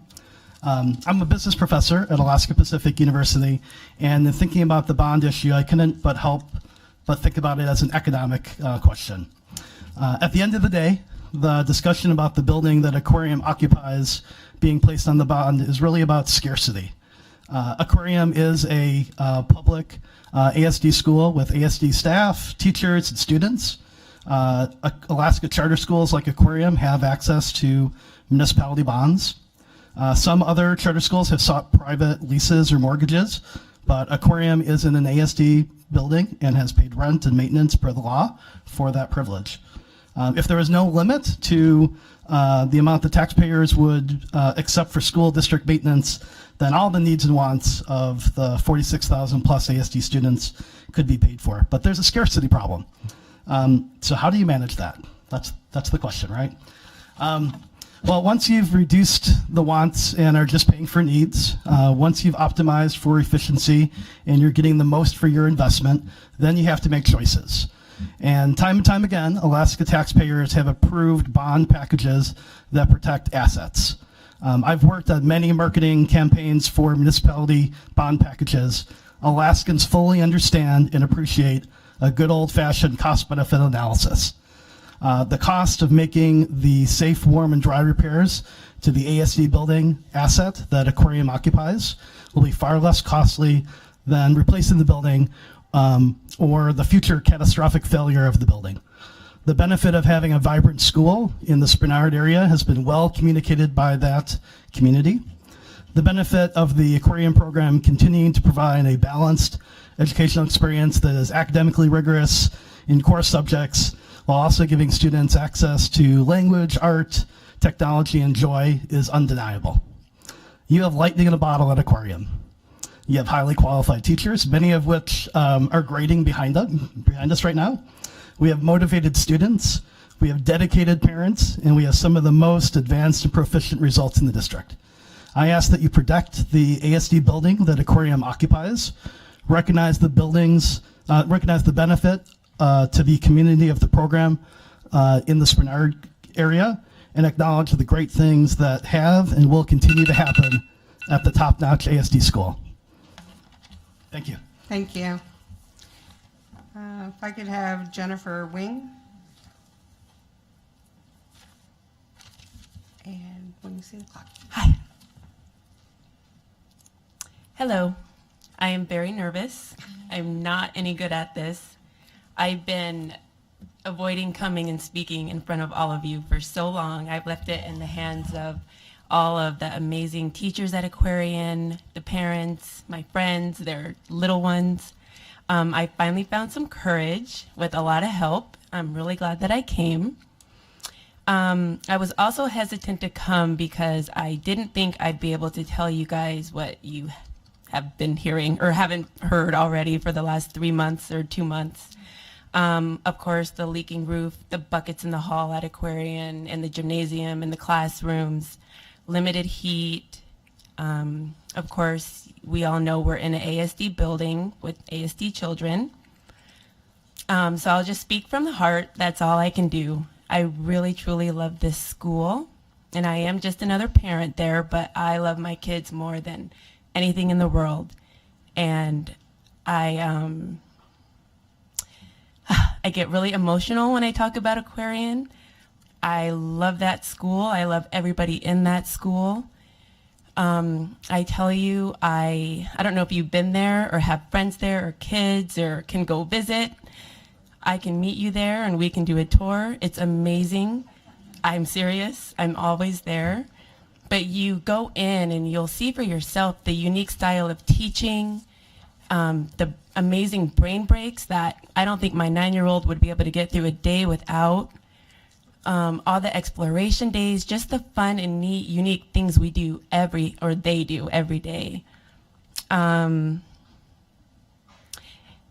I talk about this school to all my friends, my neighbors, family in and out of state, in cars, in the checkout line, at swim lessons, speed skating lessons. I'm always talking about this school because we do so many great things and I always want to share them. Sounds like I'm bragging, but that's not my intention. But sometimes. But when I drop my kids off every morning. We have no bus system. I walk them into class almost every morning. I get them settled and I leave, and it sounds funny, but I have this state of ataraxy. I feel amazing and I feel really good. And that school does that to you. I have a 4th grader, I have a 2nd grader, and my little Lucas, who's a toddler, he'll be there in 3 years. And everybody knows little Lucas. Everybody knows Lucas. I'm able to volunteer 2 to 3 days a week in my child's classroom for reading and writing groups. And one thing that makes Aquarian stand out is that I'm allowed to bring my toddler. Every teacher tells me year after year he's always welcome, as long as he's not a major distraction. He's family, and he's a part of the school, a part of the classroom. And that is what makes Aquarian stand out. We're a family. Thank you. Thank you. If I could have Colette Thibodeau.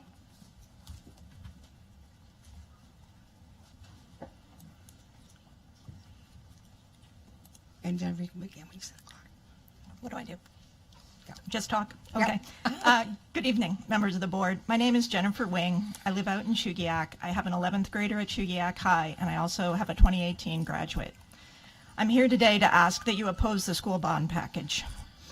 I will be a no vote at this time because of the $400 million line item to rebuild Gruning Middle School. I am not your typical no vote. In fact, I have never voted against a school bond package.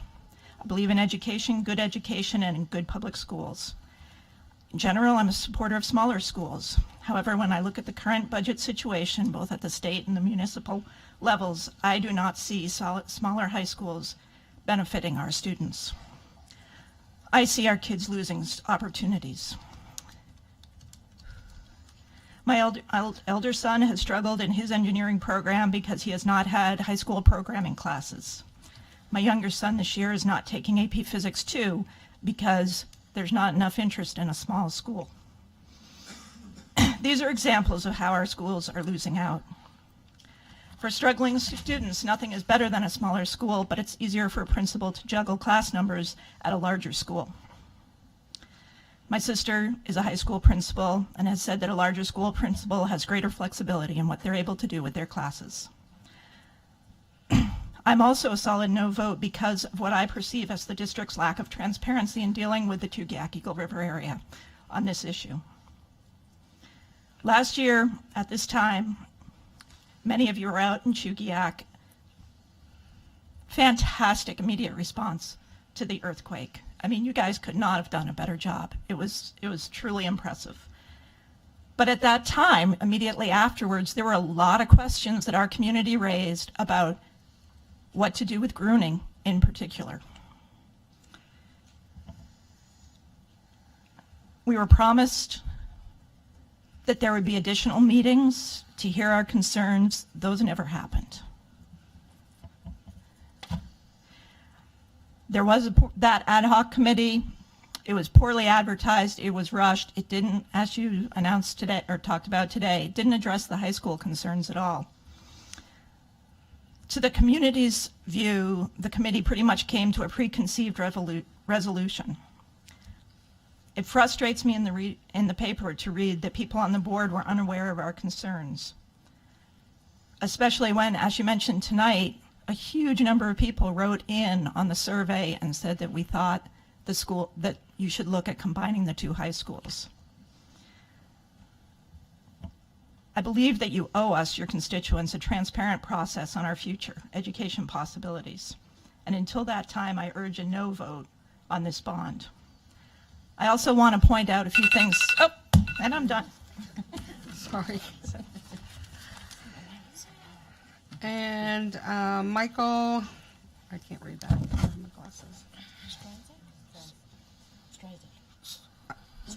Stryzik? Thank you. I really need to find my glasses. And Colette, you can begin. All right, I'm Colette Thibodeau. I'm a parent of a student at Chugiak High School, and I have a child at Mirror Lake Middle School. And I am completely unorganized. I'm going to come up here and blabber, probably, mostly. But I'm going to borrow a little thing from one of the other speakers. Can everybody step up who's involved, both Eagle River and Chugiak? Please step up, stand up, please. Come on, there's more people than that. Everybody stand up who's involved with either Chugiak High School or Eagle River High School or Mirror Lake. Okay, or Gruning, any of the schools that are involved. Thank you very much. Okay, this was very short notice. I'm sure we would have had much more people that would come, but the roads are very icy out there too. So my big thing, I'm sorry. Okay, I'm still undecided. I'm still on the fence. I'm leaning more one way than the other. But hearing what other issues are on the bond, I would hate to lose out because we have some issues that need to be addressed. Like Jen was saying, there's a lot of stuff that we don't know. We've never had these questions answered, and there's a lot of tensions going on in the valley, or in our area, in our little community. I don't want us to be an excluded part of ASD, but we're tearing each other apart within our own community because nobody has relieved that tension by answering our questions or even talking to us or proposing anything. I would like some more full disclosure on what this bond is proposing to help us with. We are, like I said, this is very emotional for all of us. We all equally want to see our children succeed and be successful, and we're all going to have to make sacrifices. That darn earthquake happened to all of us, and no one school is, less affected than any other, but we're all going to have to suck it up and make this work. So there's a lot of stuff on Facebook right now. I'm trying to keep it as neutral as possible, but there's emotions in this. We're invested in all this. So be excited that we have a community that's this invested in the school program and our futures, but we need to see some more from you guys that's going to help us out making this decision on this bond. I don't see it going because there's so much unknown. But I would like to see that there's repairs and everything that's fixed. And okay, I'm done. I'm going to stop shaking now. Thank you. Thank you. And is it Jay Shin? Did I say that right? Jay Shin? Jay Shin.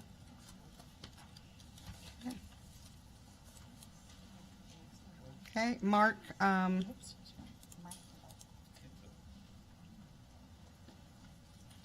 can't read the writing. Mark Feynman. Mark Feynman. Okay, thanks, Mark. And Michael, you can begin when you see the clock. Good evening. Thank you for giving me the opportunity to address you tonight. I'm here to speak on behalf of renovating or rebuilding Inlet View Elementary School. I spoke last year when this issue was before you, and I'm back because I find this a significant topic. My name is Michal Stryzak, and my son attends first grade at Inlet View. I also have a younger boy who will be attending there in a couple of years. First, I would like to thank you for your support of the IB program at Inlet View. I think it will enhance the educational opportunities for the kids there. When I became a father, my life changed profoundly. The most important thing in my life became my family's welfare. And a key aspect of my kids' welfare is their education. We do the best that we can at home, but we also expect his school to do its part. Inlet View is a good school with dedicated teachers and staff. I volunteer there, so I have an opportunity to see firsthand the good work and dedication. My son enjoys school, and he has learned a great deal since beginning kindergarten there a year and a half ago. I am grateful that my son was given the opportunity to attend Inlet View. But Inlet View is also an old building, the oldest school in the district. There are constant maintenance problems. Renovations or rebuilding of Inlet View has been discussed and delayed for many years, and the school has only grown older and in greater need of an upgrade. A new or renovated school would permit teachers to make use of new technologies and new ideas in teaching and free them from having to contend with problems like classrooms that are too cold, too hot, or infested with pests. Good public schools are an asset for the city, and they draw and retain parents with children. An improved Inlet View would be an asset to the neighborhood because it would attract parents with elementary-age children. Anchorage cannot be a vibrant city without good public schools. I wholeheartedly support the bond proposal to renovate or rebuild Inlet View. Long before I had kids, I voted for bond measures to fund various schools, even though this increased my property taxes, because I believed that good public schools make for a good city. And I continue to support increasing my taxes to improve our public schools. You must care about our kids, or you wouldn't hold your positions. I ask you please to support the bond proposal for renovating or rebuilding Inlet View. Your decision affects what my wife and I and hundreds of other parents hold most dear, our children. Thank you. Thank you. If I could have Keith Thayer.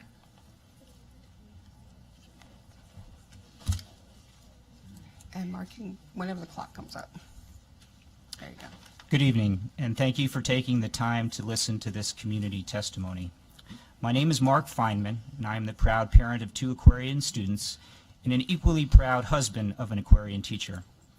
Based on my experience in the construction industry over the last 25 years, including working the last 10 years for a local developer, I would like to share my thoughts on the scope of any proposed repairs to the Aquarian building. The RSA conditions report commissioned by the school district last year made many recommendations. Some of these suggested upgrades may not be worthwhile, and I understand and fully support the need to responsibly prioritize. However, at the core of this discussion should be implementing those recommendations that ensure the school, which houses ASD students and ASD staff, is fundamentally safe, can be kept dry, and warm. To that end, I support the RSA report's recommendation to replace the failing roof with a roof that no longer leaks and provides adequate insulation, a new roof that will protect this ASD asset from any further ongoing damage. I support the condition report's recommendation to replace the substandard building siding, which has moisture damage, little insulation, and no vapor barrier. This siding will very likely need to be removed anyway when the roof is replaced, as this 55-year-old building will almost certainly need structural upgrades to support the new roof that will require the building siding to be removed in whole or in part anyway. When the siding is replaced, the failing original 55-year-old wood frame windows should also be replaced with functional, working, secure windows. I support the recommendation to replace the building's HVAC systems, which are now operating beyond their useful life expectancy. As the RSA report indicates, a vast majority of the building's heating systems are not only well beyond their useful life, but are also in fair to poor condition and should be replaced. The report further states the potential danger of carbon monoxide poisoning from the failure of this outdated equipment. And while there are carbon monoxide detectors installed in each classroom, just knowledge of this potential risk should be motivation enough to replace these outdated HVAC systems as recommended to protect our children and staff. The report also makes ADA and security recommendations, which in today's climate, there should be no hesitation in adopting. Finally, there is recommended interior work such as replacement of damaged carpet, ceiling tiles, and the like that should be completed to address the years of water damage and ensure healthy air quality. To conclude, I again want to thank the school board and the school district for listening to this public testimony on this topic. We appreciate your continued support for this amazing school, both for the building itself and for the Aquarian community that has built itself around it over the last 18 years. Thank you. If I could have Steve Nerlin.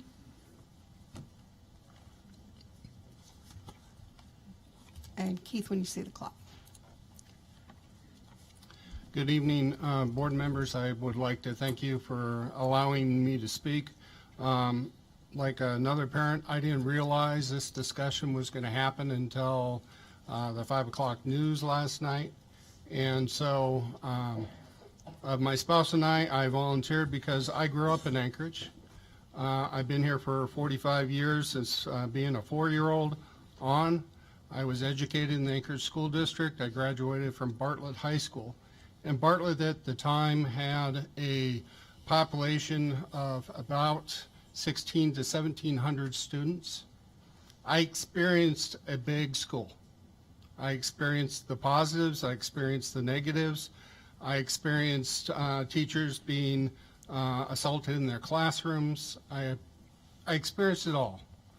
And as a father of a 9th grader at Eagle River Elementary, my daughter has attended all her school in Eagle River. I've been very impressed by the quality of teachers, principals, everybody that we've dealt with from preschool on. She had speech issues and she was well handled, and thank the school district for that.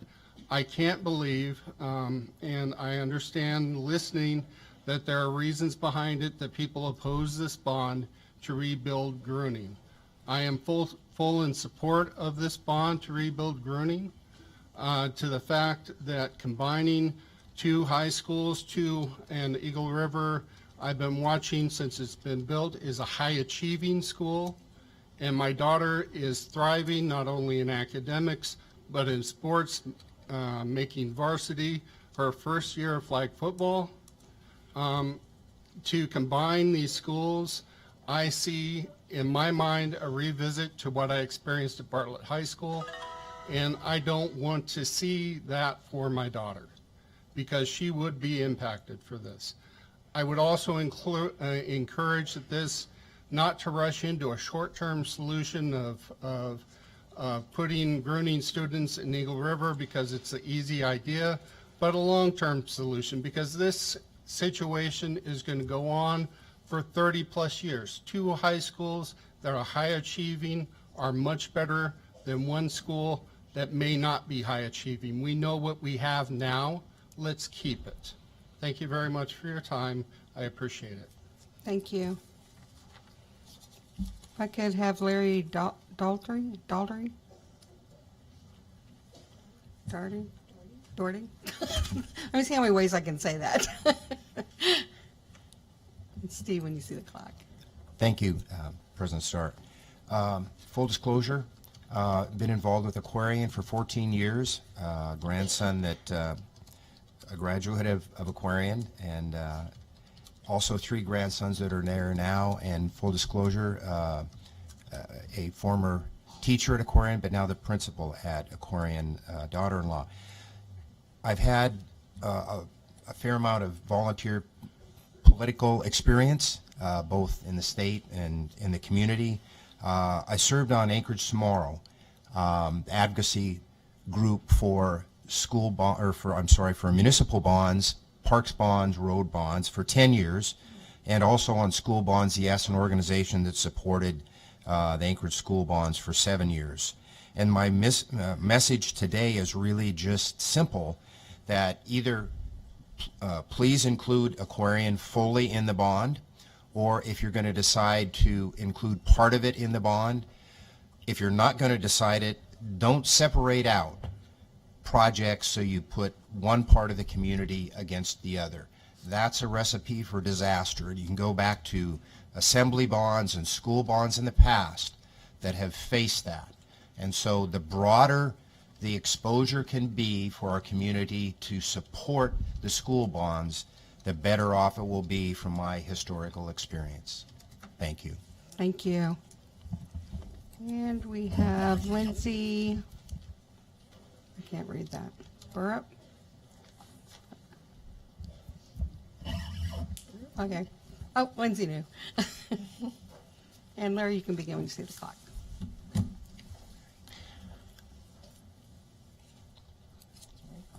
My name is Larry Doherty, and I'm here to urge you to vote no on Memorandum 39. I have kids who are attending and have attended Eagle River High School, Chugiak High School, and Gruning Middle School. My opinion is that our kids are being used as pawns by out-of-touch bureaucrats with clear conflicts of interest in this process. It is situations like this that adds fuel to the fire of Eagle Exit. No one blames this board for the earthquake, but where my middle school and high school students are concerned, I blame you for the aftershocks. When is the last time any of you visited Chugiak and Gruning Middle School to experience this for yourselves? Talked with faculty at these schools to discuss what they want. One board member tonight admitted that she was on the ad hoc committee and didn't even attend a single meeting. Has this process really been inclusive of true community and valid research? Fact. ASD has a vested interest in maintaining more buildings, not less. Fact, bureaucrats will nearly always push for more bureaucracy, not less, out of interest in self-preservation. Fact, a bond funds more buildings to administrate and more bureaucrats to be paid at the expense of community members who do not want this. Fact, an obscure ad hoc committee of 17 people should not be making a decision for over 40,000 residents of Chugiak Eagle River. Fact, a vote for this bond tonight is a fiscally irresponsible decision by this board and totally out of touch with what our community wants. The current situation of middle schoolers mixed with high schoolers is not safe and could be solved immediately without a costly and unnecessary renovation. Teachers are doing their level best to minimize interaction, but lack of action on your part is literally exposing young children to poor influences, drugs, and possible abuse. My friends summarize the situation best. We're approaching the 1-year mark for November 30th earthquake. Those of us in Eagle River see signs daily of its damage and effects around us. Eagle River was the hardest hit community as the epicenter was closest to us. We have businesses that are still closed and are in the process of rebuilding. The most present and daily reminder we have of the earthquake is that we lost 2 schools that are damaged too badly for use. Gruning Middle School students have been housed in Chugiak High for almost a year. Eagle River Elementary's closure have affected almost every school in our town. The school community was broken up and split up between several schools, causing severe overcrowding, too large class sizes. Ravenwood Elementary, for example, is at 150% capacity. Families, school, faculty, and administrators have graciously adapted and tried to manage an impossible situation. The question that has been on this community's mind for almost a year is what is going to happen to these schools? Well, we're reaching our year mark, and the Anchorage School District is not listening to members of our community. They are not listening to the teachers of the affected schools. They are not listening to the administrators of the affected schools, and they are not considering the needs of the students and the families. I have more to say, but I urge you to vote no. Thank you.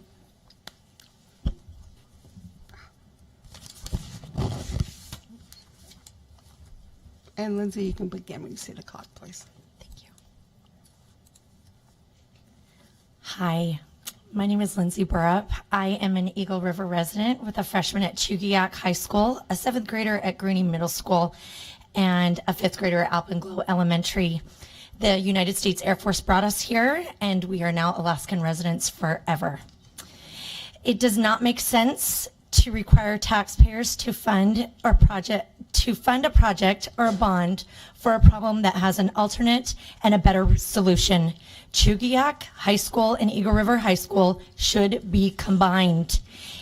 Gruning Middle School students should move to Eagle River High School. That would allow Gruning Middle School to function as a 6th, 7th, and 8th grade middle school as Mirror Lake, and would decrease the overload capacity currently placed on the elementary schools in Eagle River that had to take on students that were displaced from Eagle River Elementary.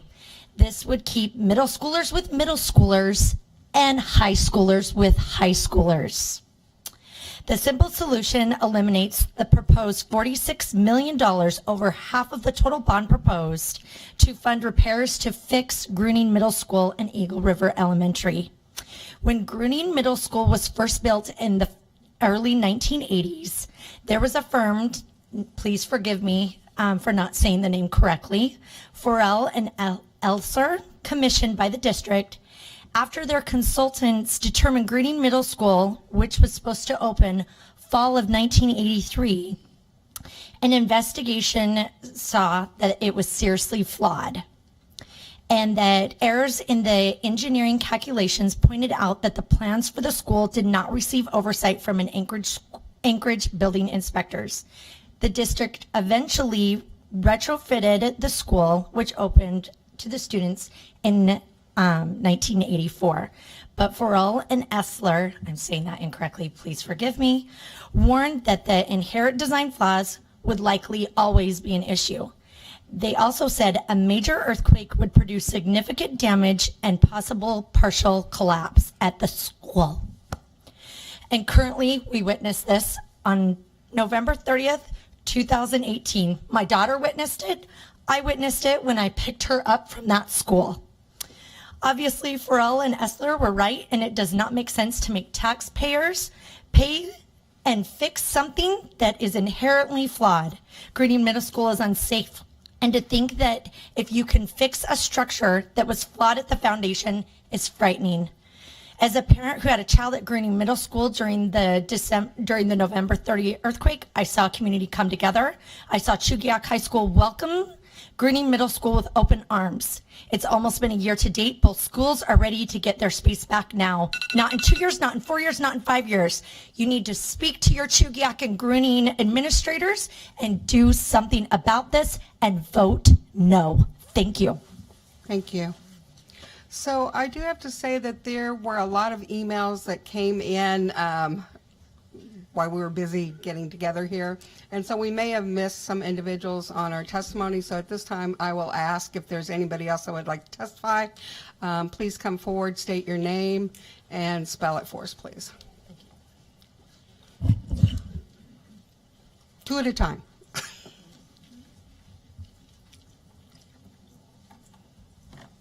And sir, if you could go ahead and give us your name and spell it. Good evening. Good evening. My name's J.P. Wood. That's J.P. Wood, spelled W-O-O-D. I have two children that attend Aquarian, a daughter in 3rd grade and a son in kindergarten. Their experience at Aquarian has been nothing short of outstanding, and it's a pleasure as a parent to see their enthusiasm for learning, encouraged and supported by the teachers and all of the staff at the school. You've heard plenty of public testimony from others at Aquarian asking for the inclusion of Aquarian in the school bond package for a project that makes the school safe, dry, and warm, and will extend the life of the building for another 20 years. I'm going to limit my comments to one specific area of Aquarian's request, and that's the positive impact that the project will have on students and other members of the Aquarian community who have physical disabilities. The project includes upgrading classroom sinks to comply with the Americans with Disabilities Act, and additionally the project will upgrade toilet rooms in the school to comply with ADA requirements. Now, providing the same access to sinks and restrooms at the school for mobility impaired individuals that's enjoyed by others rather than requiring disabled individuals to use a special facility in a different area has meaning to those individuals beyond simply complying with the ADA. It can help make those with a disability feel that they are a normal and included part of the community. So beyond compliance with the ADA, it's just the right thing to do. The project will also fix breaks and cracks near the entrance to the school and the ramp that allows access to the entrance. Now, these are identified as tripping hazards in the project report, but they're equally or more of a hazard to an individual with a mobility impairment. When a wheelchair tire rolls into a crack, even if the user is being cautious, there's a chance that the tire and the chair will come to a jarring stop, possibly throwing the person from the chair. Yes, I do have experience in those situations. The project will also replace the floor grills in the gym with ADA compliant grills. Catching a wheelchair tire in the gap of a floor grill can have the same impact as hitting a crack in the sidewalk. So fixing cracks near the ramp and grills in the gym to provide a hazard-free rolling surface will meaningfully improve the simple act of entering the building or using the gymnasium for those who use a wheelchair or other mobility device. Thank you very much. Thank you. My name is Rayanne Slocum. I'm a parent in Eagle River. I have a high schooler junior at Chugiak High, a freshman at Eagle River High, and two daughters at Ravenwood Elementary. My son was at Greening last year in the gym when the earthquake happened, and I feel it was a miracle that no students were seriously injured. I am here to ask the board to come and meet with the administrators and staff at Chugiak High and at Greening and at our local elementary schools and ask them how they are adjusting and what they are doing to make it work after the earthquake. I know as a community member and someone who has just today talked to administrators at these schools that those school communities do not feel heard, they do not feel listened to, and they are wondering when the last time a school board member was in to see how they have been affected by the earthquake. I know from experience from my children, our elementary school, Ravenwood, took in 2 preschool classes from Eagle River Elementary. I don't hear anything being said about Eagle River Elementary and what the plans are. I think as a whole, as a community, we feel that we are not being listened to, we're not feeling heard, and we're not hearing conversation back to us of what exactly the future looks like, what the plans are, and how badly these buildings were damaged and what information you're getting. At Ravenwood Elementary, we are at 150% capacity. We have our 6th grade out in relos, and our teachers are doing their very best. And I applaud the teachers and staff and faculty at all of these schools for making a situation that is impossible the best that it can be for their students. Our community has been listening, researching, and talking to students and teachers. I am urging you to vote no on this bond proposal. It is not what the Eagle River community wants. We want to go back to the table, and we would like to be heard and listened to about what we would like to see happen at Greening. I would never allow my 2 children who are in elementary school to go to Greening if it was to be repaired as it is being suggested now. We would either homeschool or go to find another option. And I am not alone in this. Having children at both high schools, I feel that a solution could be found by combining the high schools and allowing our children in Eagle River and Shugiak High to have more options when it comes to their classwork. I have high achieving students who are not having their needs met because of the limits that are being placed on these buildings by their low capacity.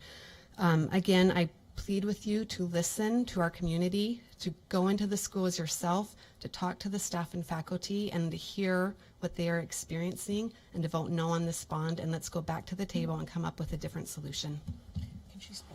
Could you spell your name, please? Your last name and the first name? My first name is R-Y-A-N-N-E, Ryan, and then Slocum, S-L-O-C-O-M-B-E. Thank you. And if you could state your name and spell it, please. Thank you. My name is Julie. Last name is Lucky, L-U-C-K-Y, and I'm an proud Inlet View parent.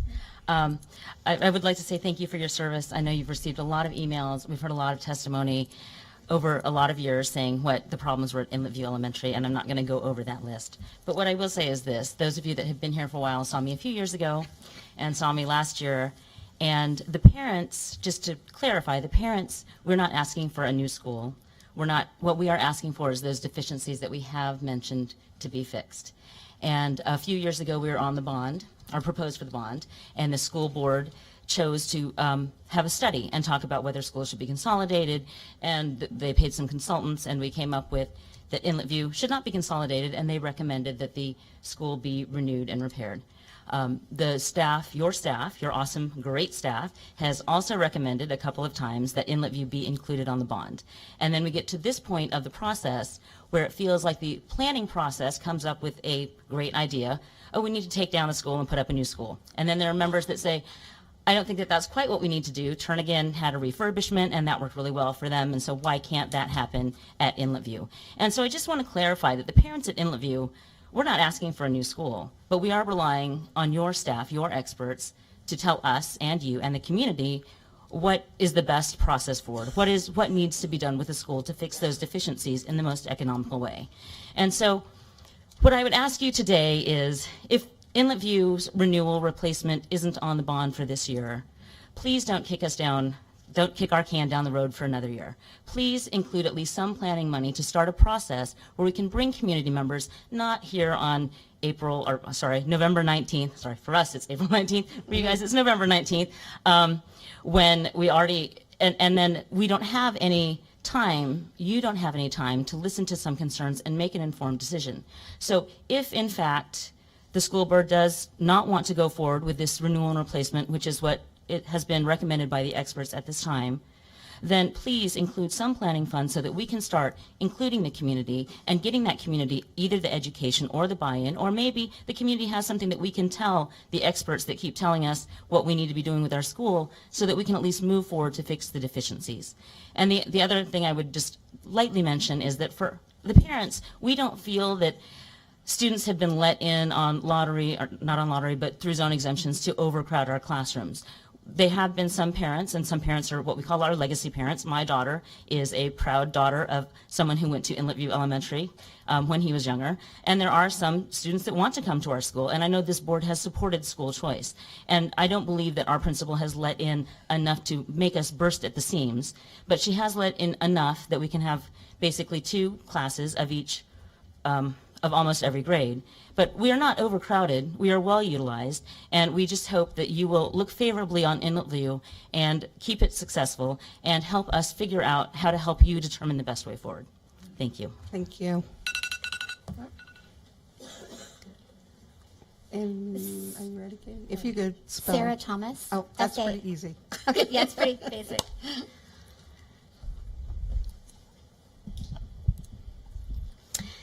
Good evening. Like I said, my name is Sarah Thomas. I feel very invested in the situation in Eagle River and Chugiak. We currently live in Eagle River. We have a child in Chugiak High School. We have 2 at Gruning, and we have 4 at Ravenwood. So I feel like my perspective is very broad. I also was the long-term health substitute last year for a brief moment at Eagle River Elementary, and then carried out through the rest of the year just at Ravenwood due to the displacement of Eagle River. I experienced several things in all of those capacities that I just mentioned on that day. The one that obviously strikes the most is my son at Greening. Out of all 7 of my children, when I got my children home, he was the most traumatized. He was traumatized because he was not safe. He was not safe in the building because there was an earthquake. I would never, ever send my children back to Greening unless it was a brand new school. And I might even add on a different piece of land. It is not safe. And I know that it's not safe because the teachers are telling us that it's not safe. I have seen pictures of this building that, by the way, is currently still affected by the aftershocks. The roof is still affected. It sinks down in the gymnasium. So my question is to you, and my pleading is that you please, please come out and talk to us.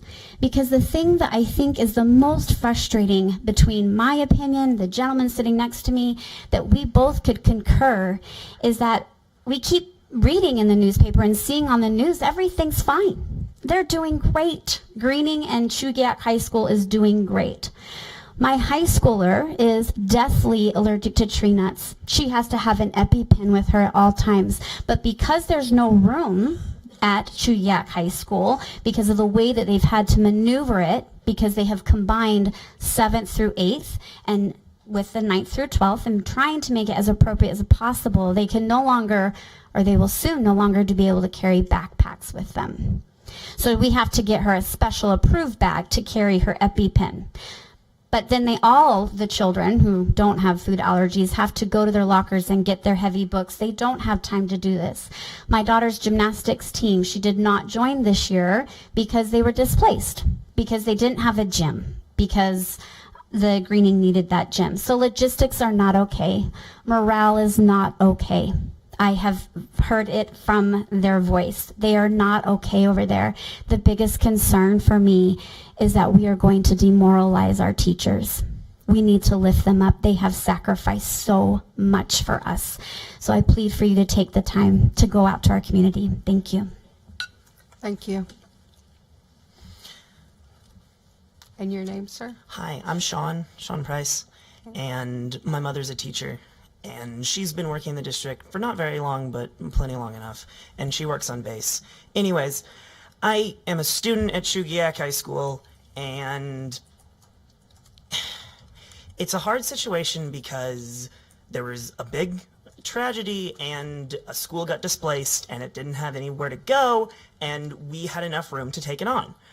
Now then that there is room still for another, like not another school. We have to, so, oh my gosh. The whole, it's not equitable because I'm at a small school, even though we're a full school, I'm at a small school. Like, we don't offer a lot of electives. We're at minimal choice. I can't take a creative writing class. I can't do all these things that I wish I could do. And so many other things are getting shut off, like the gymnastics team and so many other things that you just can't really do because we don't have an aux gym anymore. We're only to one gymnasium. And there's a lot of other small elements. We don't have bells. There's no bells between class periods. We're having larger class sizes. And like Dr. Bishop brought up earlier when she was doing her presentation, back in 2005 when the school was made, it was made because Chugiak was overcrowded. But since then, we have initialized a middle college program and a KCC program. So an overcrowding wouldn't be that big of an issue because we have those extra programs to take students out of the school itself. Thank you. Thank you. Good job. Hi, my Jen Strickland. That's JenStrickland. And I also am a resident of Eagle River. I have a son that graduated from Chugiak last year and a sophomore at Chugiak this year. I think everybody that's spoken before me has been eloquent, and I don't want to repeat a lot of their points, but I do want to bring up a few points that people may not be aware. Obviously, Chugiak has the capacity to take both schools because in a matter of days, they took in an entire middle school. My son was in choir. We had an exceptional choir teacher, Mr. Lang. A lot of our specialty teachers already go back and forth between the two schools because there's not enough students to support the one. So when my son would have choir practices, it would be the Chugiak Eagle River Choir, and that teacher would go back and forth. There are a lot of ways that these schools are already combined that people aren't even mentioning. I think it's important that junior high students be protected, but I also think that, not to be politically incorrect, but it's a risk to high schoolers to have middle school students in their school too. When there's unexpected consequences between middle schoolers and high schoolers, it's not just damaging to the middle schooler, it's damaging to the high schooler also. And I think we need to protect both groups. The third thing I would say is everybody's heard about the danger regarding greening, and I just hope that if you can't vote no, can you just amend the portion that would require the Eagle River part so that you could move forward and give Aquarian, who's obviously, gosh, look at them, so enthusiastic, their opportunity to move forward without having us hold anybody up, but let our community have its say and figure out its problems. Thank you. Thank you. Do I have anyone else that would like to speak?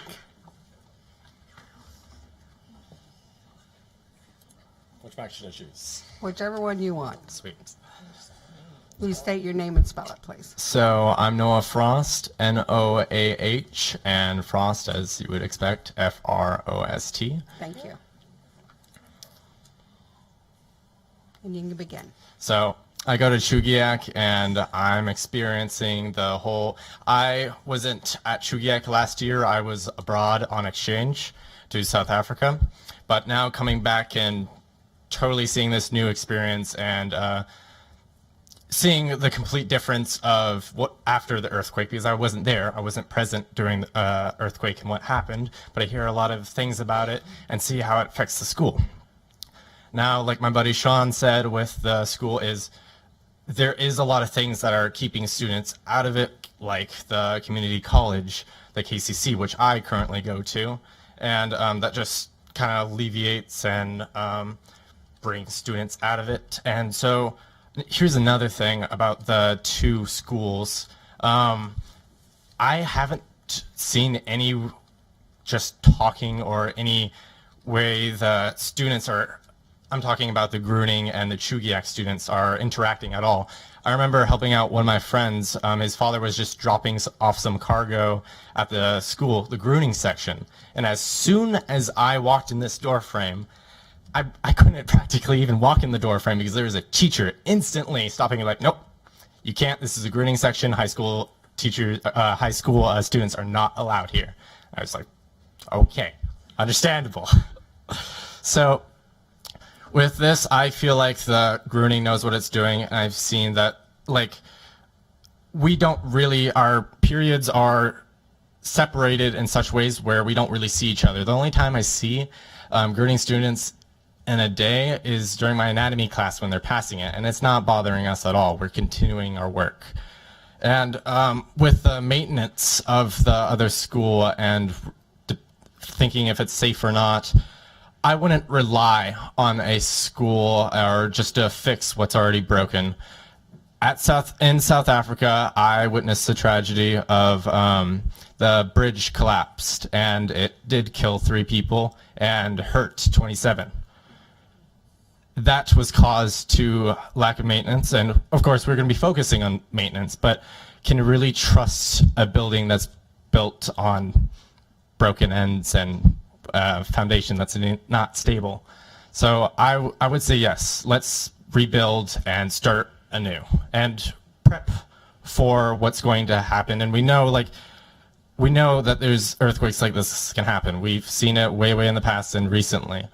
So I say, let's build a new school. Let's learn from this past event and let's rebuild like we always have.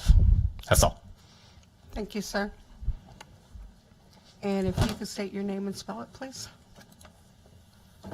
My name is Mark Wing. I'm a student at Chugiak High School. Wait, should I start talking now or? Yeah, you can start. I'm a student at Chugiak High School, and a lot of things have been said, but most of all, what I want to say is that I think that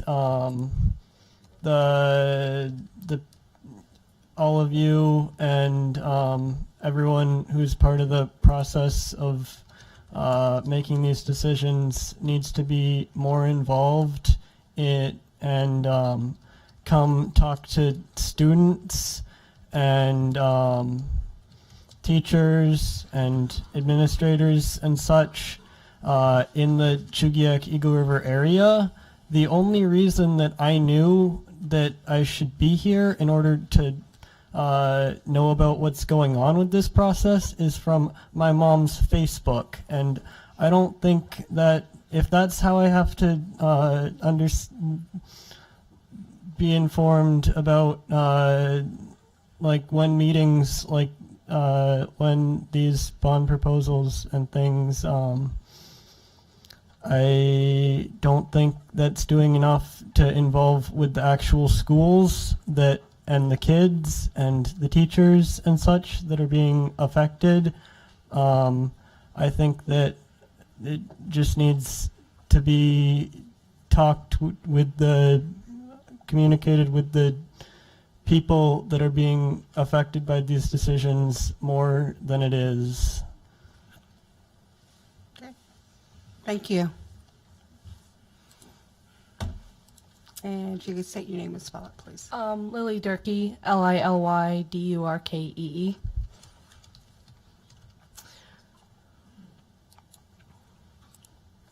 And you can begin. So I'm a senior at Chugiak High School. I've lived in Eagle River most of my life. I went to both Eagle River Elementary and Gruning, so it's pretty shocking to see, both my schools, get destroyed in the earthquake. I agree with my friend Noah. The middle schoolers, it was kind of like, middle schoolers are in high school at first, but we've adjusted to them, and it's not that bad. But I think it would be best for our schools to combine. We could have a lot more programs. We could have more activities, and I think it would be good. I mean, I'm a senior this year, so I guess it doesn't really matter, in the long run for me. But I think for the future, I think it'd be better to combine, and I think it'd be good not to go back and, for Greening to have a new, go to Eagle River, because I went to Greening and there were, it was falling apart when I was going there, I remember it having a few issues and stuff. So I think it'd be good to let Eagle River or Greening go into Eagle River and Chugiak and Eagle River to combine. I think it'd be the best option as a student that's gone to both schools. So, thank you. Are those for me? That would be me. Here's for you. You're welcome.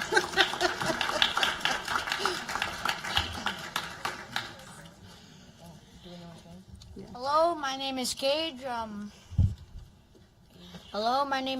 I'm in 5th grade right now, currently. I'm building bird boxes to help with my school roof. My goal is to build 20. Make that 200. I can't buy 200. I'm just trying to do my part, and with the help of you, with your part, I can do my part, and we can get this done.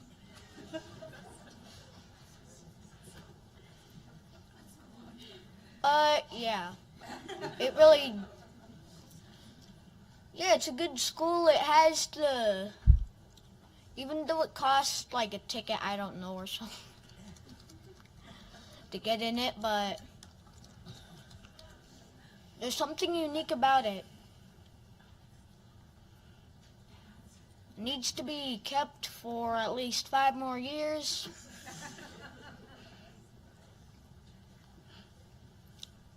That's it. All right.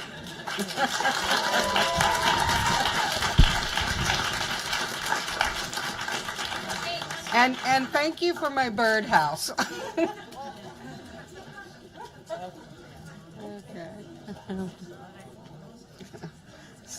All right. Are we ready to let the board discuss, or is there more testimony? Okay. I'm going to open it up for board discussion at this time. I know we have several amendments. Mr. Donnelly, would you like to go first? Thank you, Madam Chair. I have a substitute amendment I'd offer to facilitate debate. It's been very challenging. There's so many elements to this that I tried to put something forward that would facilitate us a path forward with the complexity that we're faced with. So it would be this version 211-1919, but with the script amendments to it, and I would have one typographical correction. Would be an item 6. The Aquarian would be 6.5 million, and that would be for the roof and building preservation projects. And then I would not offer paragraph 7 at this time. I think we could deal with that as a separate issue more appropriately. One at a time, so Okay. Katie can get them. Yeah. Yeah. So paragraph 6, the amount would be 6.5 million, and I would not include paragraph 7.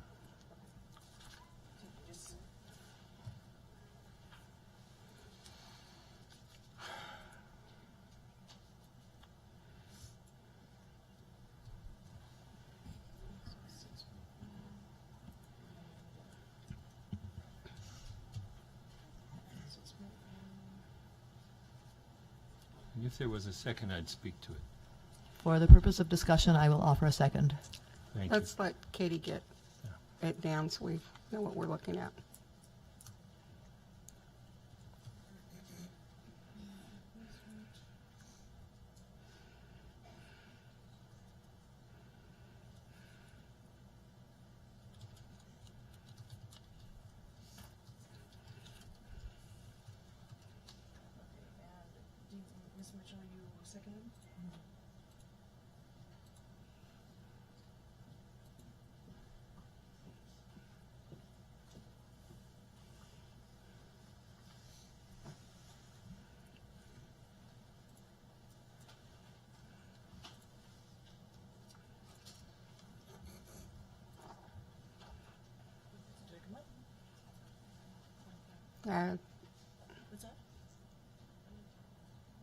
I guess just a point of clarification, there are 9 things that have been typed up. Are we being asked to consider all 9 as one? Yes, it's a substitute amendment.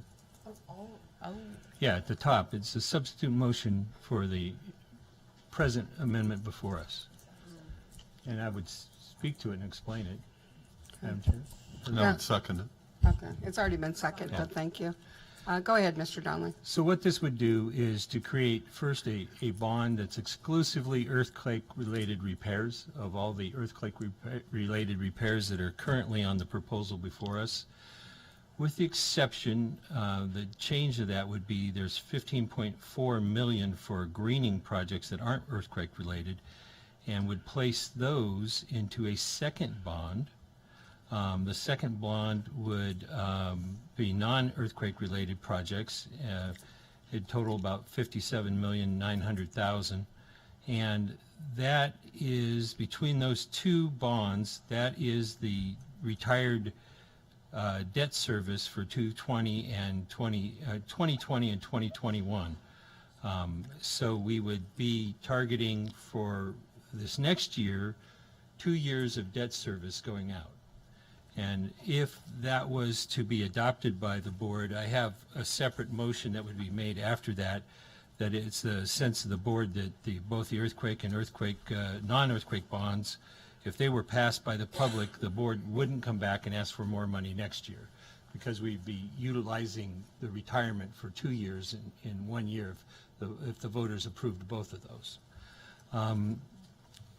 Then it would go on to add the current identified prioritized security projects that are currently on year three of the 6-year plan. That's $9,326,000, and the priority security projects from year 5 on the 6-year plan. That's $340,000, and it would add to the non-earthquake bond $6.5 million for Aquarian roof and building preservation projects. It would amend the language identifying the Inlet View Elementary project and replace the current replacement design terminology with remodel design, and replace the project description with design funding to remodel Inlet View Elementary School on the existing site. That would change the focus of the design work from a total tear-down replacement school to looking at what redesign and what renovations would make sense. And that process would occur over the next couple of years, that those proposals could be put together, and then the board would be looking at, if the board chose to do so, the actual funding of that in 2022.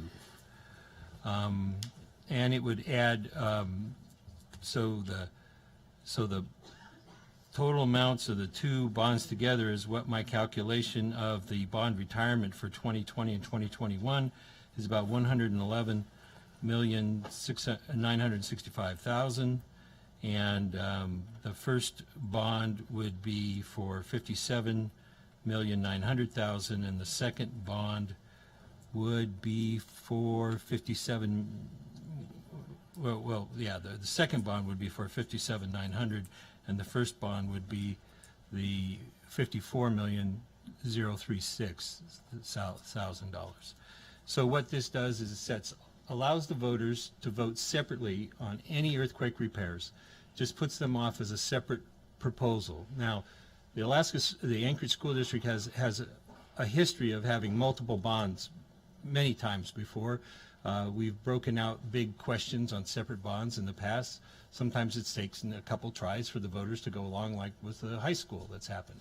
Here we have a real distinct circumstance. We have a natural disaster we're faced with addressing, and this would allow the voters, and I think there's tremendous support out there in the community for addressing the earthquake issues, to address to vote on those separately, and then to consider a separate bond that has all these deferred maintenance needs and school security needs that have been backed up for years.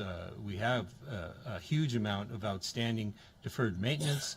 This would keep that process going of addressing those deferred maintenance, because we'd be pulling projects right off the list, the priority list, with the exception of the money for Aquarian, which we have testimony now from the district that the roof project is number 2 on the overall priority list. So it makes sense to do some additional things that go with the roof at this time also, that are related to the construction of the roof.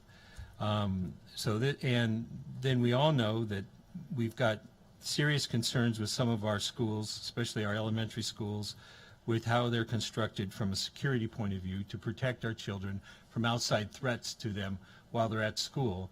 And this would get those projects underway.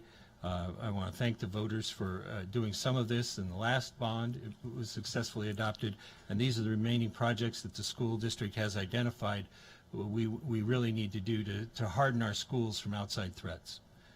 So that's the proposal. If it was adopted at this time, then it would be before the board as a main motion and available for any additional amendments that board members wanted to utilize. So the motion wouldn't adopt it, it would do a substitute. It would replace the existing motion before us, which would facilitate individual further amendments that any board member wanted to make.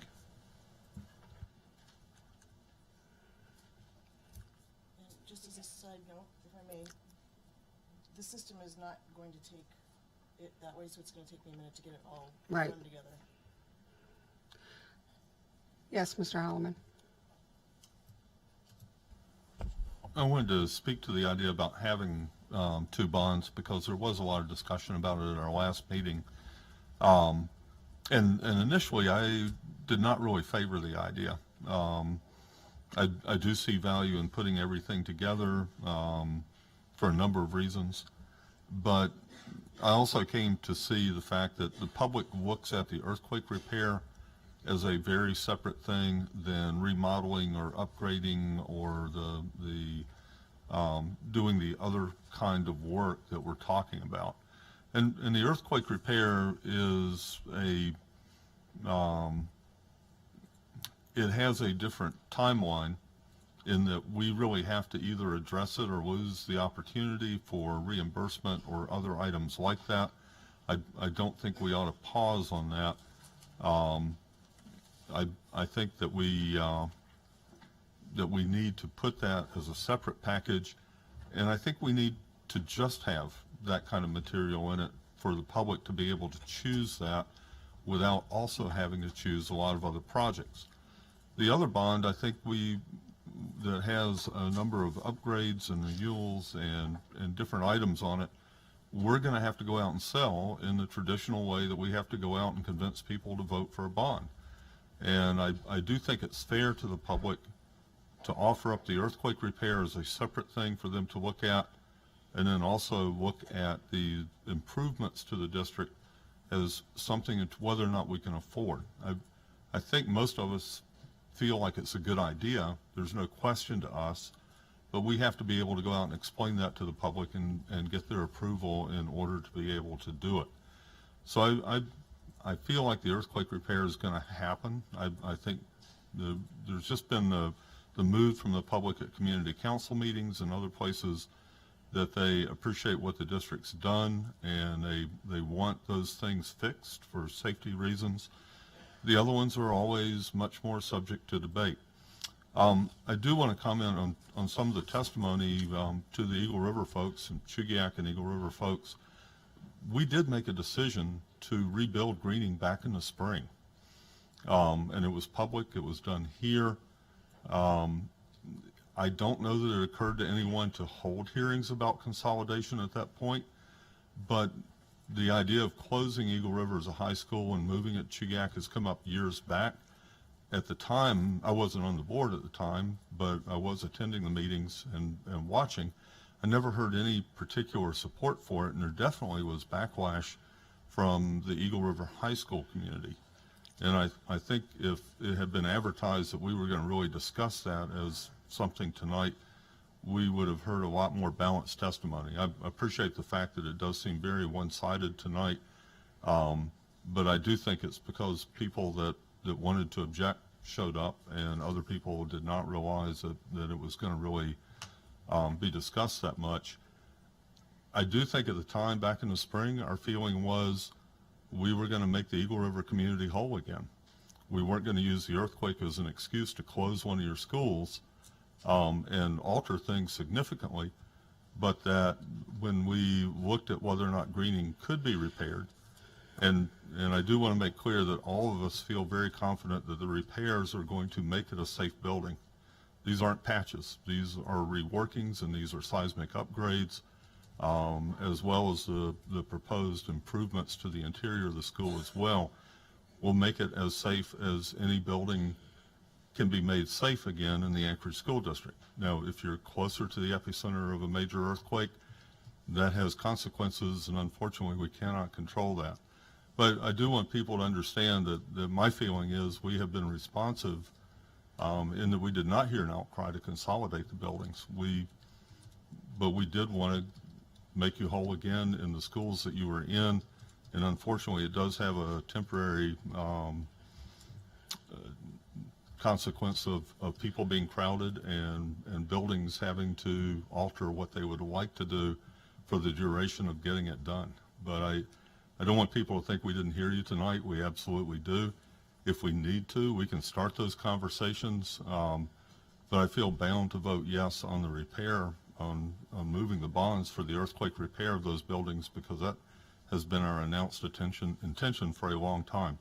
If we were going to take the step of closing Eagle River High School, I'm going to estimate that it would take us at least 6 months to talk to the communities, gather input from everybody, give everyone a chance to weigh in on that before we would take an action like that. It would never be something we would do in the course of one meeting or something along those lines. It is a big decision that impacts thousands of people. So I do appreciate folks coming to speak on that tonight, but I don't see us being able to change direction and not fund repairing that building tonight.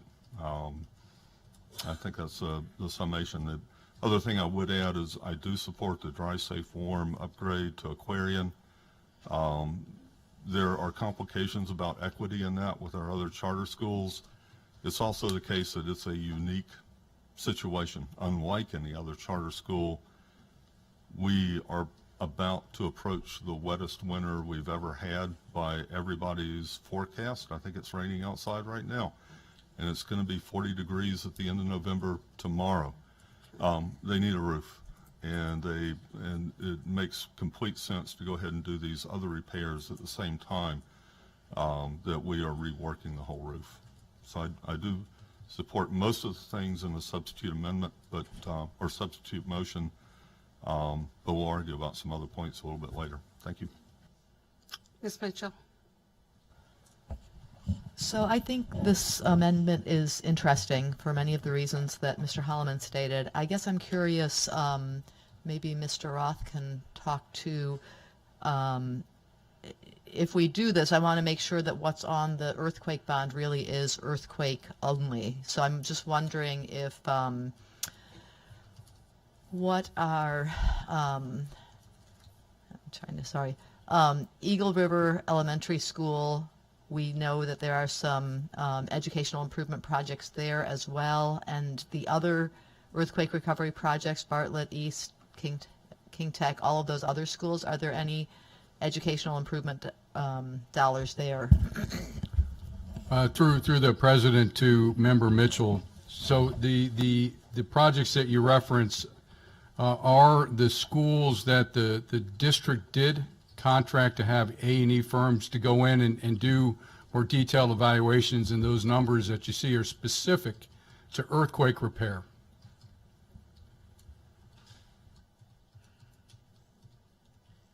Any other discussion? Ms. Bellamy.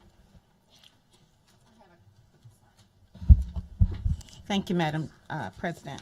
I just have a couple of questions relative to the prioritized security projects for the staff. They were on the original for 2022. And I know we talked a little bit about it last time, but is it, I guess my question is, if we had it, if in the staff's judgment, 2022 was the place that you put it, is there a more pressing need to move those things forward to year one? I mean, I get making our schools safe, right, but it wasn't in year one based on your recommendations. So through the board president to Member Bellamy. So just a couple things on the security projects. As you know, the school board did approve last year. In fact, the board added a number of security projects to the bond, which the public did pass. Mm-hmm. So there's a number of them. So while we would say, you know, these are necessary in terms of the most timely, what the staff assessed to be the most timely needs were on that initial push of security projects. So these while they're still important, you know, we don't consider them quite as timely as the other ones. And the other factor I would just offer to you, you know, these are, I mean, they're individual smaller projects that even if they come forward, it's not necessarily going to accelerate the timeline for their completion, because, you know, as you can see, we have a number of other specific projects, you know, that we're having to deal with as well. Okay, thank you. And, oh, I'm sorry, I'll wait. Is there anyone else who would like to speak? Ms. Hildy. Thank you. I said last time that I thought it was an interesting idea to split the bond so that you can effectively communicate what the cost of the earthquake is. I don't think this is quite where I want to see. This is a very large bond package. I want to go to multi-year bonds. That's something I support. I don't think we've done enough to prepare our community for that, and I don't know that splitting it into two is the way to present our first multi-year bond. I like the original bond, but to Member Donnelly's point, where it wouldn't be a multi-year, there would be those safety upgrades in year two, not putting those off later. A smaller bond so that the math works out. Year one and year two bonds, our taxes are held even. But we do have a greater need with the earthquake to address it this year. I've been very consistent in saying that I won't support adding Aquarian to the bond absent a written agreement on how we're going to capture investment into that facility. If we'd had investment by the APC into that facility through rent, long before that rent payment, changed at the state level, we would have money to pay for these things. So this wouldn't be an issue. I joined, ran for the school board for long-term financial planning. We've been on notice for this for 10 years. This board had the exact same discussion in 2009. So that's not to fault anybody here today. Nobody, it's just what happened, but we have to deal with it. The equity issue among charter schools is significant. And the consequences of process, I don't think we can minimize those. If this went forward today, what's going to happen next year?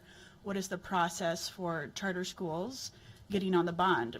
I'm fine with that happening. I have ideas for my own kids' school.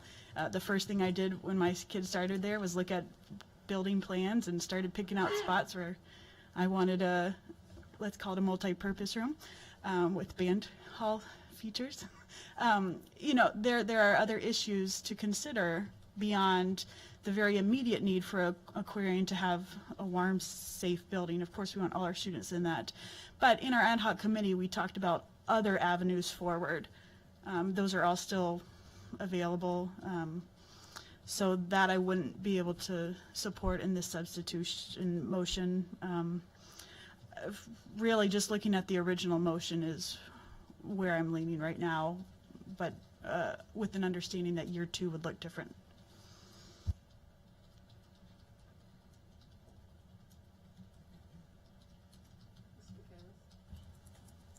Member Hildy, may I ask a question? Are you saying bond this year and bond next year, or bond now and not for 2 years? Yes.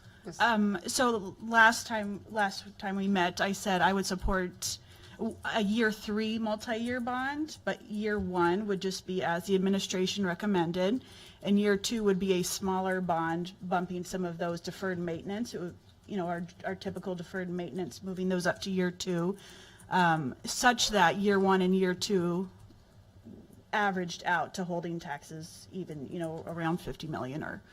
Member Donnelly has the numbers already calculated, so about 111 over 2 years. So that also gives us the opportunity to look to see if any FEMA reimbursements have come in. Then we could adjust to see if FEMA reimburses some money for us, we can apply that to other deferred maintenance, and then we would reduce the bond in year two.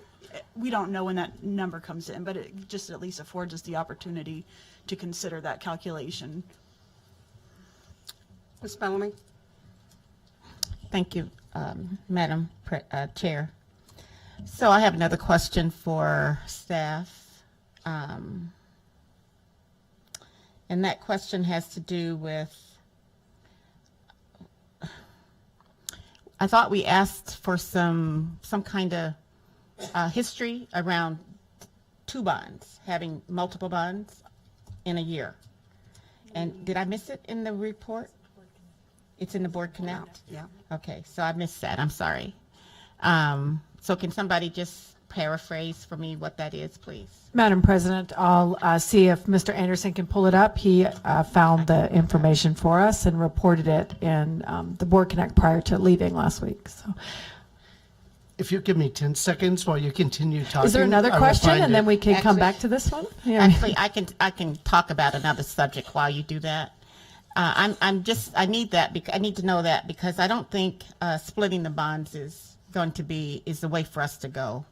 I mean, right now we've got earthquake versus non-earthquake. We've got charter versus traditional. It seems to me and I know those are facts of life, but it just seems to me we're just dividing ourselves and dividing ourselves. And these are all of our kids. And I know we know that. So I can support parts of this substitute motion, but it's based on 2 bonds, and that I won't be going along with 2 bonds.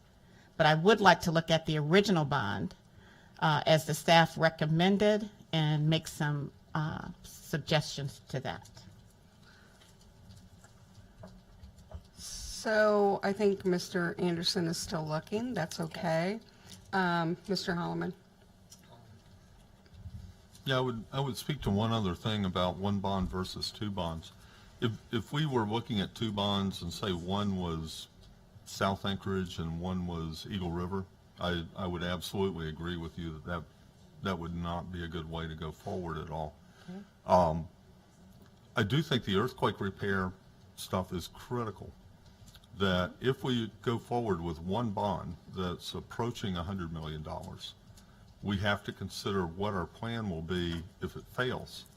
And if the earthquake repair bonds fail, I don't know what your plan B is. I don't know that there is a plan B for that. I think there's strong public support for it.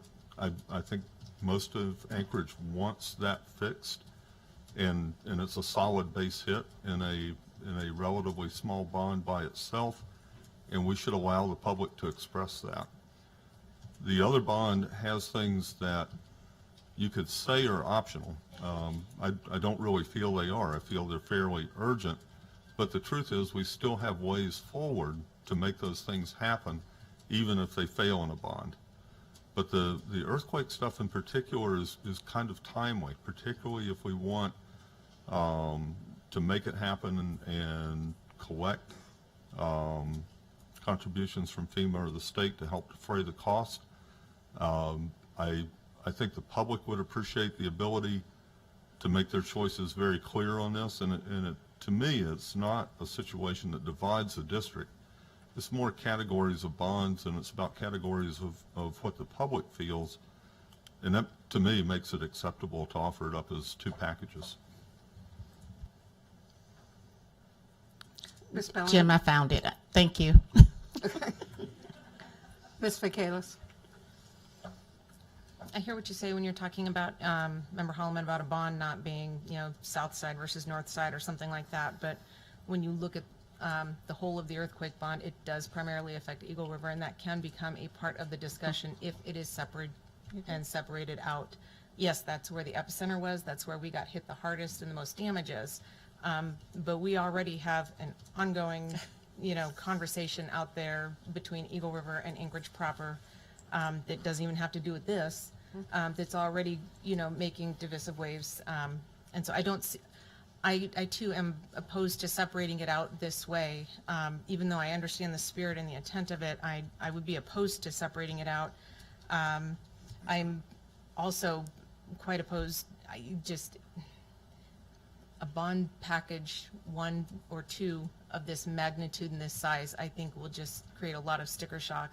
I worry about the capacity of the administration to be able to handle it. Right now, the past 4 or 5 years, we've been doing, balancing out our bond debt versus, new bond indebtedness, and staff has been able to flow with it. But right now, you tack on this kind of dollars, and it is going to increase staff in the wake of, all the other shortfalls, and budget funding cuts, that, we're already grappling with. And I understand why that can be paid for through bonds and stuff like that, but it doesn't sit right, and it doesn't feel right. The size of it, I think, will be a problem.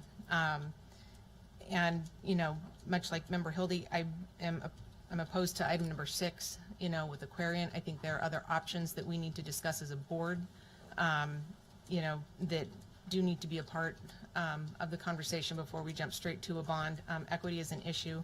I remember when Rilke was told they weren't going to be able to potentially re-sign another lease because it did not have an elevator, and so they had to go a completely different route. And so coming in this way, after everything that's happened, there is a huge equity issue that needs to be, top of mind. So I recognize what you're trying to do, and I understand the spirit. I'm, with a lot of it, but I'm not with all of it. And so if the whole thing really is to, up or down this as it is right now, I'm not going to be able to support it. I think I would much rather go back, maybe like to Member Hildy and Member Bellamy, to go back to the original and, try and make some adjustments on the original package as proposed by the administration. Any other discussion? Ms. Mitchell?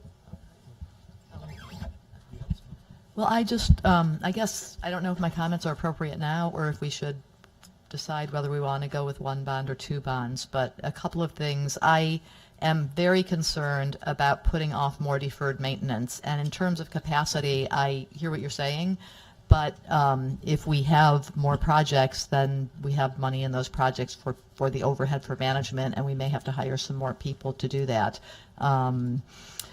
I am, Inlet View has been a school that we have said for years needs addressing, and I think I don't want to kick it down the road. I want to see it on the bond this year. And as far as Aquarian goes, I guess I'd like to hear Dr. Bishop's perspective on it, but to me, yes, there are some equity issues with the other charter schools, as Mr. Holloman said. I don't, the situation with Rilke was a little different. They had a dry and safe place to be in the church that they were renting from. And this is a little bit of a different situation. So I guess I wouldn't punish them right now. I mean, I hear what everybody's saying about that situation, and I think there are some issues we need to address. But in my mind, if we can, I support what Mr. Donnelly has in here, because it is going to give us another 20 years in that school, and it seems to be working for that community. So, but I'd be interested to hear what Dr. Bishop's perspective on that is.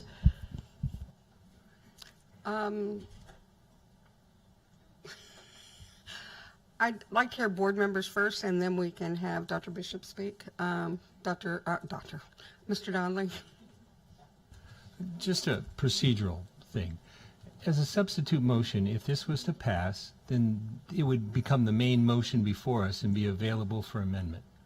So we could debate individual items on it and entertain amendments to modify it, because it won't be like it's adopted by the board. It'll become the main motion instead of the current motion. And I really think the current motion is really difficult to figure out. I mean, because we've got the mix of the earthquake matters with other matters.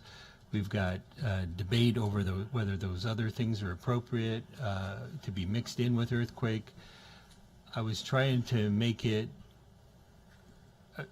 pull together the things I've heard from other people and things that I felt were important, and try to get a main motion before us that was more amenable to the kind of decision making that's really tough to do as a board with a single element before us. So it wouldn't be if it passed, it wouldn't be, well, that's what we've done. It would simply become the main motion, which we can then modify. Ms. Bellamy, did you have anything? Okay. Ms. Hildy. I just find it easier to modify the original motion. I think we'll have to make less changes to the original motion.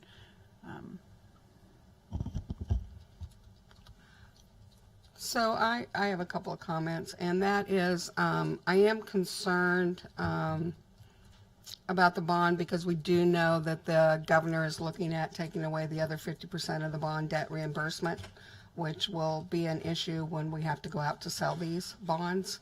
I have to say that I do, my commitment to myself is always to look at what's best for our kids. no matter what that may be. How does it affect our children and what's best for them? And that has always been my basis on all my decisions. However, I'm going to say that I've been, and I apologize for this, but I've been a little disappointed in Aquarian in their planning process and what they brought forward. It's not that I don't support this, but I really haven't seen a long-term plan from your board that addresses, I mean, what happens if you don't have that building tomorrow? I expected more, I guess, from a board than saying, you know, let's put it on the bond or the district just pay for it. So it doesn't mean that I'm not in support of this. It just means that I wish there had been more thought from the board when you came to our ad hoc committee. And I'm just going to be honest in saying that. I'm very upfront and direct.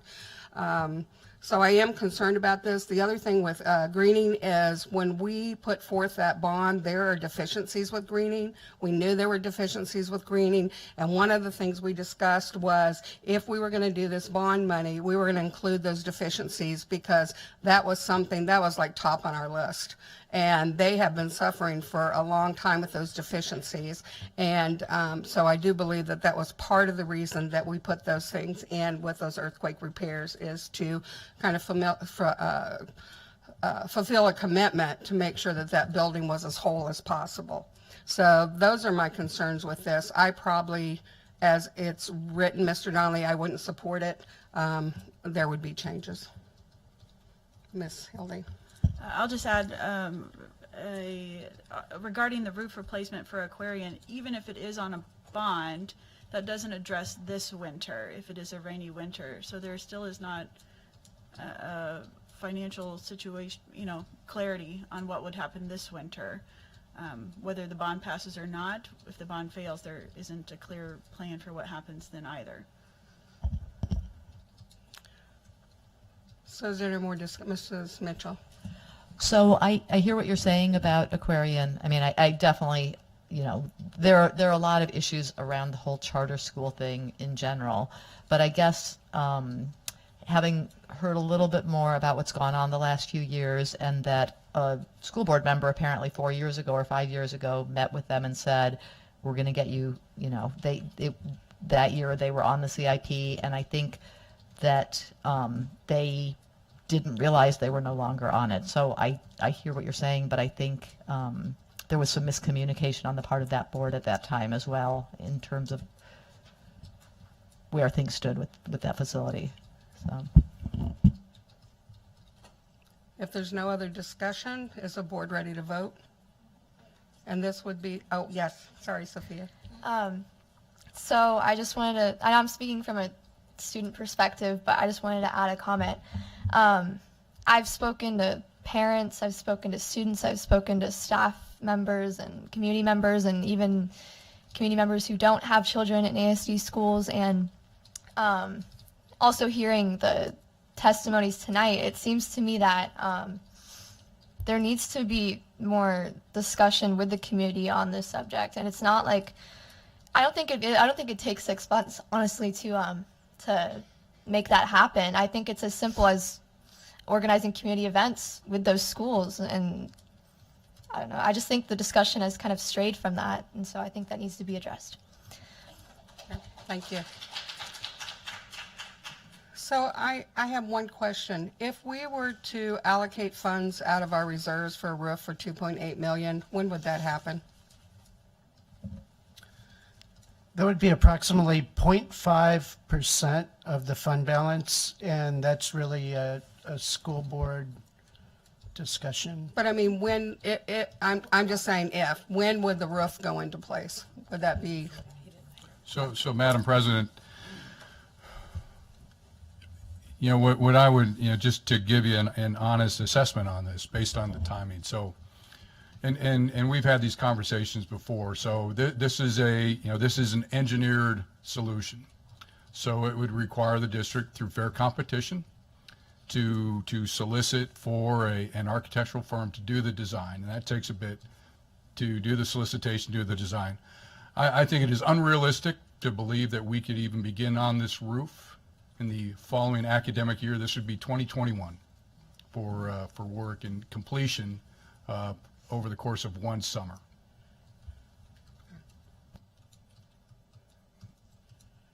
Okay, are we ready to vote? Do we have I think we have the motion before us. Would a board member like to read that, or can you read it on your own? Probably easier to read off of this. I don't know. Okay, go ahead. The motion you're voting on is to approve ASD Memorandum Number 039, a substitute motion.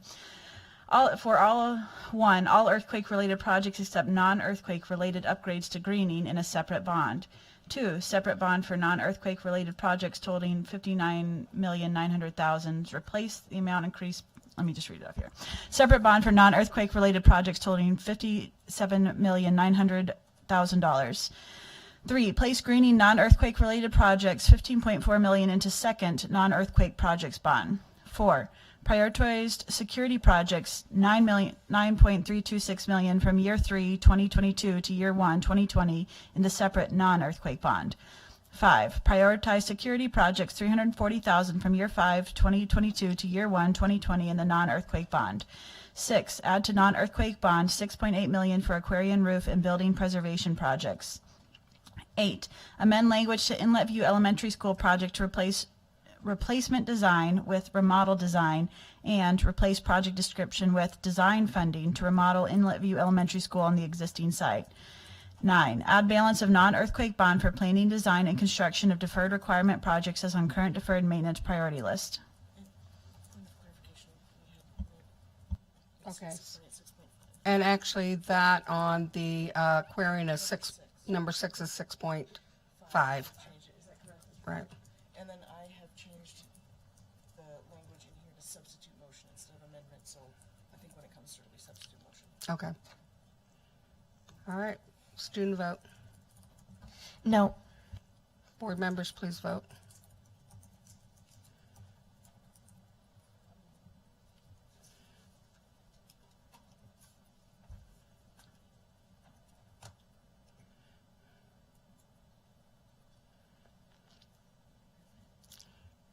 I can't see the whole screen.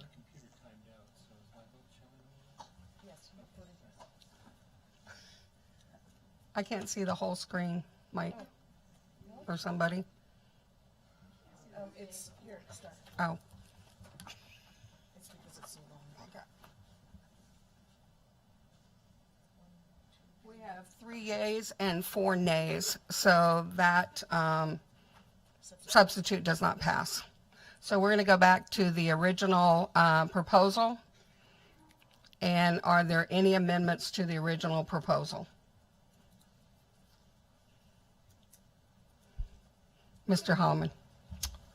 Yes, I presented to Katie earlier an amendment to add $6.8 million for the Aquarian safe dry, warm safe dry fixes. Mr. Holman, did you want to use the capital improvement language or the safe? Capital improvement language. Thank you.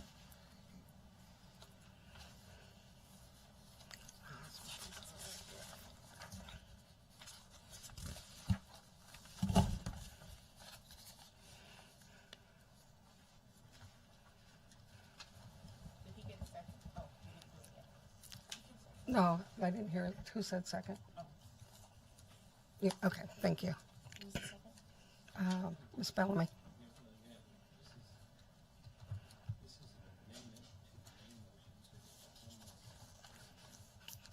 Right, so this is amendment to the main motion, yes. Andy, would you like to speak to your amendment? Simply that this has some urgency to it. We have a building that's leaking into the envelope. I think at the moment the students are safe. I don't think it's a imminent danger, but especially if we're talking about not coming back next year for additional bond money, that puts it off to a very long-term problem. I think we need to make the commitment. They're ASD students. They're in an ASD building. I absolutely do think the board needs to sit down and have the discussion about what is equitable for charters. But unfortunately, the responsibility for making sure that our students are in suitable buildings for education falls to us. And there may have been miscommunications, or there may have been unplanned delays or different things, but ultimately this board is the one that has the ability and the authority to make these changes happen. So I think we need to deal with that, and we need to deal with the unanswered question about what we do with charter schools that become institutions. We have some charters that you can no longer say are experiments. They're no longer iffy. They have become a part of the district, and they show every sign of being here for the long term. But we've never really spoken to whether or not we treat them differently or taken a look at the funding. And unfortunately, we have statute from the legislature that interferes with what charters can choose to spend their money on, that interferes with what we can charge them for. And we just have, unfortunately, we just have to live with that. In the meantime, we have a building that's wet. We have a climate that's suddenly getting much wetter. We need to address this and fix this, and we need to solve our differences at a later time after this has been taken care of. Ms. Hildy? I understand the need for students to be in safe, dry buildings. There's no dispute by anyone on this board for that. This amendment does not resolve the immediate needs of Aquarian. This winter is not addressed by this bond. There is no plan for that. The administration's working for the last year and a half to figure that out, and there hasn't been a resolution to that. The responsibility is on the APC we contract out really our authority to decide how those kids learn, where they learn. So the burden, if you will, is on the APC to be coming to the administration to say, we want to be here, here's what we need to do. If it was a business entity, kind of not really wonderful parents doing it, but just kind of those for-profit kind of things, we would have very high expectations for managing and planning and communicating what's going to happen. It is confusing with charter schools. Parents just enter the lottery. They don't say, I want this school or that because it's an alternative. I mean, we used to get really confused on all those different programs. It's not a criticism of anybody, but there is a way that charters work. There is a contract that we have to honor. If there's going to be a change to it, there needs to be a written agreement. There needs to be clarity. There needs to be a plan for this winter and ongoing. Is this board going to continue to invest in a building that we chose not to invest in when Northern Lights moved out of there? We need to make that decision. And it should have happened a long time ago, and it's unfortunate that this is where we are. It's not fair to, most importantly, the kids, but it's where we're at. But this amendment doesn't address all the needs that we've heard communicated.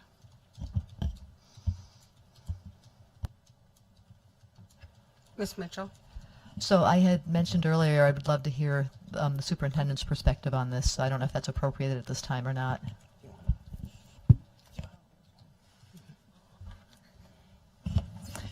Thank you. What is shared is a collective, report from the work being done that's been over time. But I really just want to share that it's whatever happens, especially in this next winter, we're responsible anyway. Yeah. And so for me, for the people in that building, it's prudent to first and foremost get a new roof. There was testimony today. It's kind of like the book when you give a mouse a cookie, then he's going to want a glass of, a milk, and then he wants a glass of milk, he's going to, have to do something else. And that's absolutely true. You're dealing with an old building. So, sure, it needs new windows, it needs new this, it needs new this, but the first and foremost priority is a roof, because then we can protect the rest of the building. The envelope is the most important right now. So, I would pay for it. I would get it taken care of. I guess the discussion is about, do we take it out of fund balance, get it taken care of, take care of that building that we own, and do we put it on a bond to to me, we have to get a new roof to start. We have to get closer to an agreement about how the building tenant improvements will continue. That's for sure. But at the end of the day, they're our kids and our staff. And I have been researching this and researching, just like I went back 20 years on Chugach Eagle River. I've gone back 20 years on this as well to understand, because I've only been in the district the start of my 4th year. And the interesting thing is that the public process allows for reconsideration. A board 20 years ago made a decision. Lots of things have changed. A school, 20 years ago had made a decision, and with this world, we get new information and new outcomes. And it's a tough decision, because it does bring up the next thing about, well, what about the next charter school? And I would say at that time, we're going to do the best we can with what we have where we are. We're going to say, what are the needs? It absolutely is a contract. And so as people entered with a contract for charter schools, you go in with your eyes wide open. Like, this is what we want. This is what we want to contract for you. So that's the beauty of charter schools. They're all different. And we'd have to look at them, individually. Inlet View was also mentioned, and I'm just, because I asked to have the mic, I can make some corrections. So again, I was the one who asked Inlet View to be moved forward because of, I think, 8+ years being pushed off. The idea to build up came from the fact that they want to build the building for 300, not 500. And through deed regulation, so everyone knows, you can only build a building through public bond for students who are unhoused. There are 300 students that live in the area of Inlet View. There happen to be almost 260 that attend the school. There are more students who choose to elect to go to a different school than they are taking in on. So some of the facts are not really actual. They're not articulated well. And I know that social media has to do with this. There was a letter going out. Point is, the new facility was for 300, and it could be flat like it is. It could grow up. It would depend on what the community wanted. But the reason it was going up is because it's some of the smallest footprint of space. The recommendation by deed is to have 15 acres now for space around schools. We have Eagle River Elementary School is one of those. Aquarian, former Northern Lights, is one of those. They didn't reserve that space. And in thinking about the community, it was to not take away the playland, the playground, all the stuff around that community. That was the reason why they said, well, maybe you can build up. It doesn't have to be that way, though, but there was a reason why. It was actually to protect the neighborhood in the discussions. So, again, that was just made to, we have to come to the decision not to kick the can down the road anymore. And it's a tough decision with boards. And I'm telling you, at the end of the day, as the superintendent, things go bad, we're going to take care of it. They're kids, they're teachers, it's our community. How we pay for it is the struggling part. I don't have heartburn on either way, but I hope that we can, as a board, make a decision and move forward, because we'll spin forever. And I know that didn't answer the question, but that's the superintendent's thought. Ms. Michaelis. So I think a lot of you guys remember from the last meeting, I think I've talked about where I kind of stand on this issue. In the last 2 weeks, there have been conversations with the administration and Aquarian, and there is, even through a possible amendment by President Marcet, a different avenue to work with Aquarian that I think warrants at least a little bit of discussion as we're trying to vote on this one particular piece, because it is an option. I still firmly believe that there is an equity issue, and it's not just among charter schools and what some of the other charter schools have had to do with their facilities. It is, Aquarian has the gift of the autonomy to make the decisions that they do, but it also bears the responsibility to make sure that they're looking at everything in a holistic way, not just the education component. I bet numbers of our elementary schools would love to have 96% of their ADM, component allocated to their school so that they could have, some of the same outcomes and results. But that just isn't the case because they are not charter schools, and this is a state statute that allows this. It's an equity issue across the system, not just with charter schools alone. I applaud what Aquarian is doing. They have a fantastic program, and I want to see the help. At this point, because of all the frustration, I believe more in probably President Marcette's motion of helping with the roof and finding a cost share, as a cost share, where there is a long-term program going forward, as opposed to a $6.5 million bond proposition that doesn't answer, a lot of the other fiscal responsibilities that I think are inherent in being an APC managing a budget the way that they are.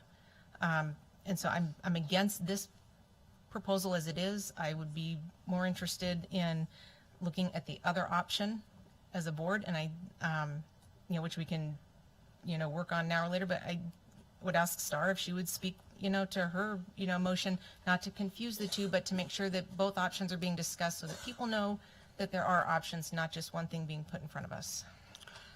So I would speak to that, but unfortunately, we have to speak to the amendment.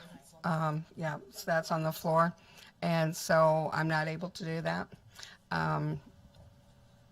So what we are speaking to right now is Mr. Holloman's motion, and that is to move to add $6.8 million for Aquarian capital improvements to the existing bond, correct?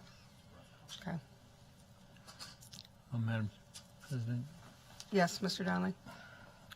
It's a really unusual situation because we have the bond motion before us, but we also have an alternative method of possibly financing the project at Aquarian, or a portion of the projects. So I'm going to attempt something here. It's a little unusual, but I'm going to move to amend the amendment before us to, instead of placing the 6.5 on the bond proposition, to have 2.8 million for the roof at Aquarian come from our reserve account.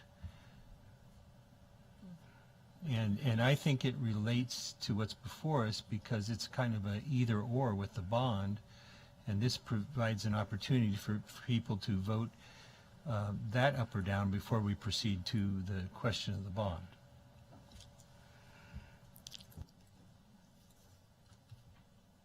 Ms. Hilding? Did you make that amendment to the motion, Member Donnelly? Yeah, I move that as an amendment to the amendment. I will second it for discussion, and can I speak? Yes. I'm open to that. I would rather it be a matching and component where instead of deciding what the number is, saying that we would match the APC's contribution to fixing the roof, so that there's some, I guess, assurance that we're not doing the, or make it subject to further negotiations. It could be that as well. But I'm not ready to commit to $3 million pulled when I'm going to have to find $240 million over the next 6 years across our entire district. Those are huge numbers, and it's not fair. So, Mr. Holloman?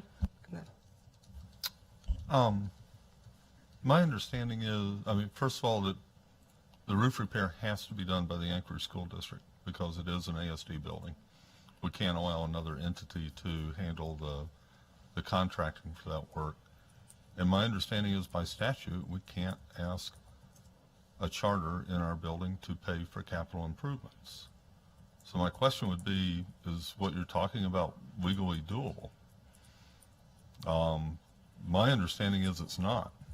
And I, as frustrated as anybody else tonight, in that if there's an alternate method, I wish it'd come up a little bit sooner, but I don't see where there is one. And I do realize when we pass this tonight, if we pass it, it doesn't mean something's going to happen immediately, but it does mean something will happen one day. And we've gone a long time with nothing happening at all. So Again, I do understand that we're not going to solve anything this winter unless something dramatic happens, but I don't see another pathway that is allowed under statute. So I would say we're forced to do this or nothing. Mr. Donnelly? And I recognize Mr. Holloman's concern regarding the statute. I'd like to ask if the administration can give us some guidance of whether we could use our reserve balance to fund the Aquarian roof. And I agree with what you said, with the exception of if the bond doesn't pass, then it's delayed another year. Yeah. Through the president, to answer Member Donnelly's question, to let you know, both the district and Aquarian can use operational money to pay for capital. So whether it's the reserve of the district or the personal reserve of Aquarian, both, that's all operational money, both can be used for that, to be able to put their own capital improvements, or the district putting capital improvements into place. Their budget is approved by their APC. Can I? Yes, Ms. Mitchell. So if they used their operation funds to do it, could they hire their person to do it and not incur the overhead and contingency and all that that the district is subject to? Through the president to Member Mitchell, that's a great question, and the answer is no, because all the funds are public money taken. All of them come from taxpayer money or oil revenue money, however. So they're all public monies. Therefore, we're all public entities, and the public process has to go in for purchasing. We're government altogether. So, I'm sorry, just to understand this a little bit more, the reason that Rilke and Winterberry didn't have to do that is because they weren't in a district-owned building? Or did they have the same overhead and contingency when they contracted with their builder, their developer, to build their buildings? Through the president, it went through the same purchasing and agreement through our Dave Whiting. So it had to go through and meet all procurement requirements. So just to speak, I do have an amendment that is a little bit different than what's being proposed. So there is another amendment. I can't speak to it because we have two amendments on the floor. But just to let you know that mine's a little different. So any more, what we're going to speak to is the amendment to the amendment. Is there any more conversation on the amendment to the amendment? And the amendment to the amendment is to add $2.8 million for Aquarian roof replacement from reserve funds. I clarified with Mr. Donnelly. And Yeah.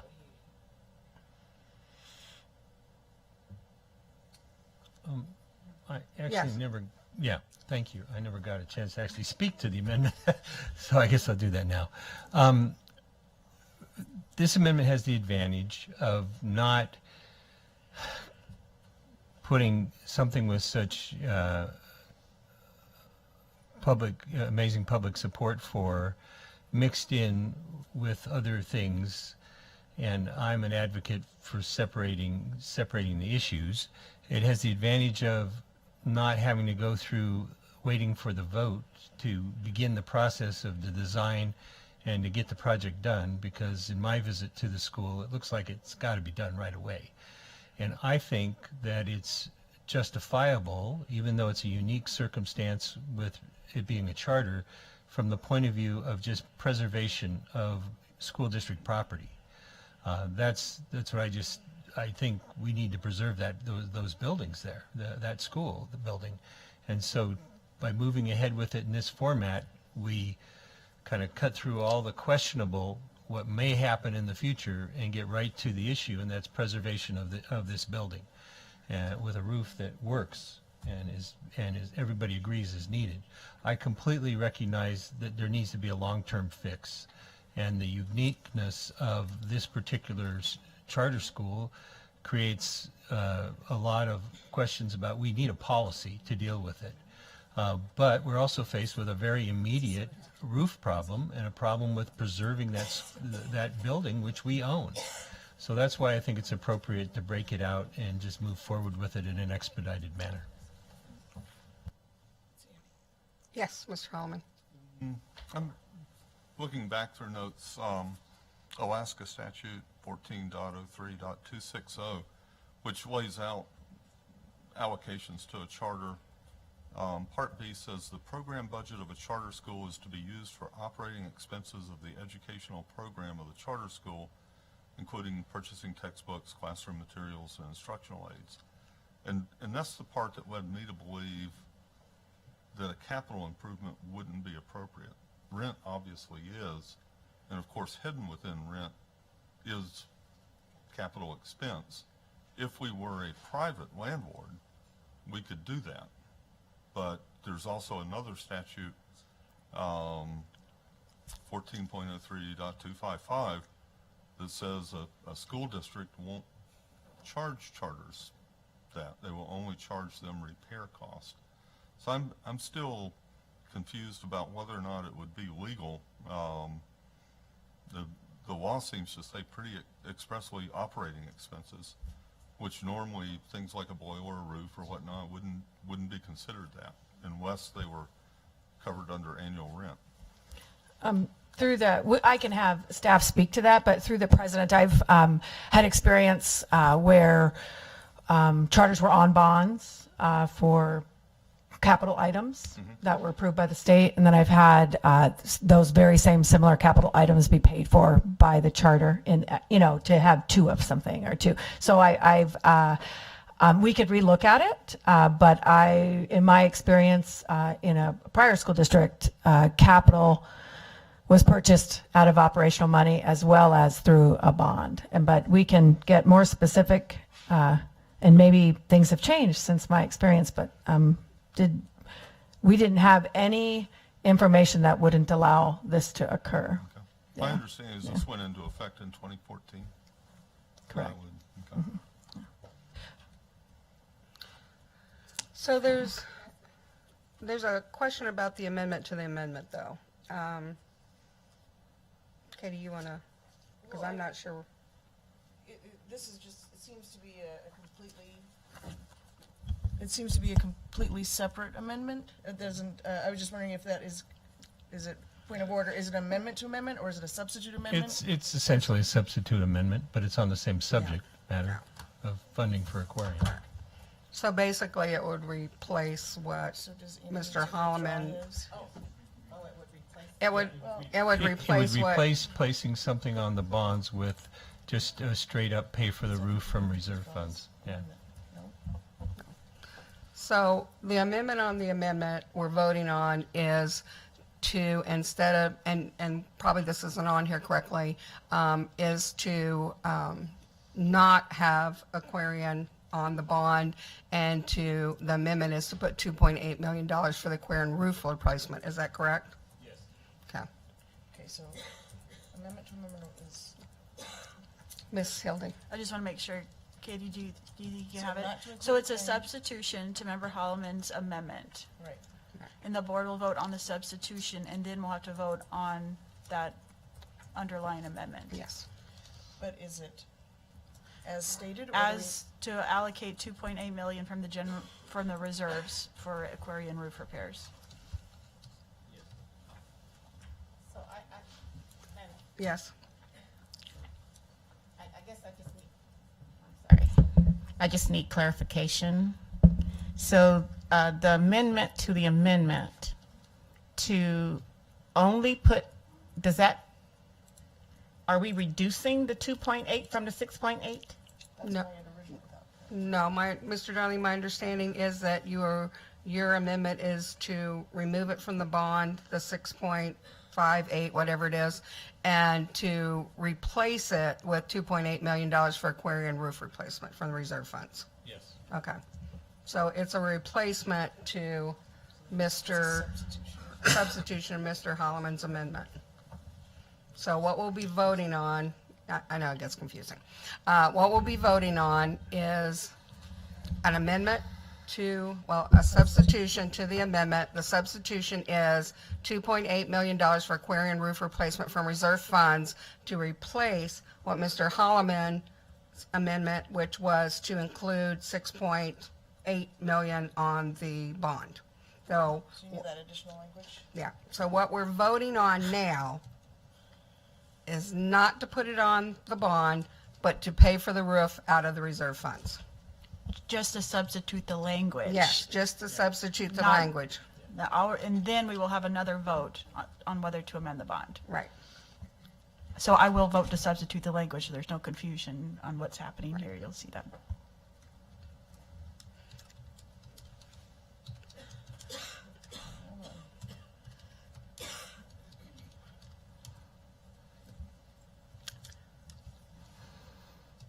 But if you vote to substitute the language, then Mr. Holloman's amendment changes. Right, okay. Just want to make that clear. All right, are we ready to vote? Okay. Hold on, let's make sure we've got this right. So I'm adding the language that you just stated, correct? Right, that it's a replacement.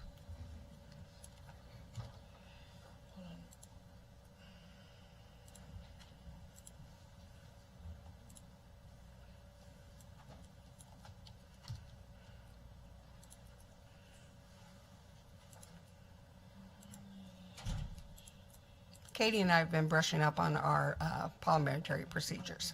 I'm not sure that this was, so is that right? Replace amendment one to include. Yes. That correct, Mr. Donnelly? Yes. Okay.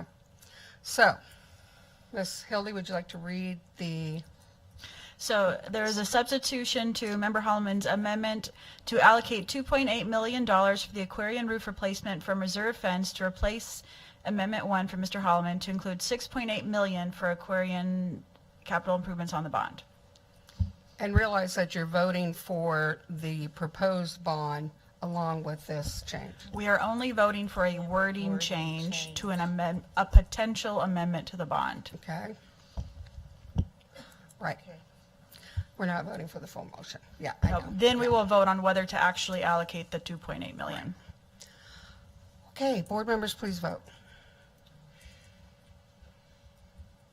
Katie, I have to vote by voting yes. You got kicked off.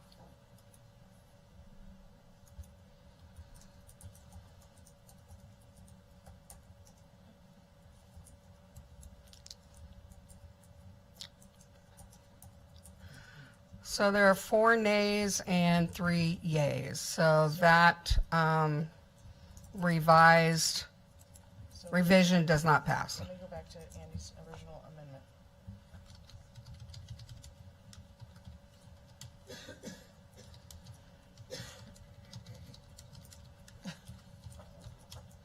Poor Katie.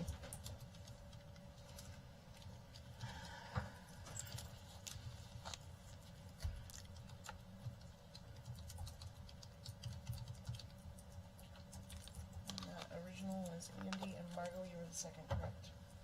Yes.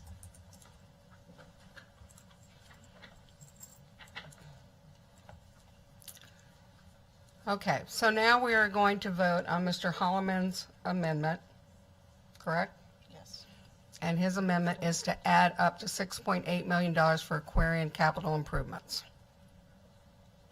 Are we ready to vote? Are we ready to vote? Okay, board members vote.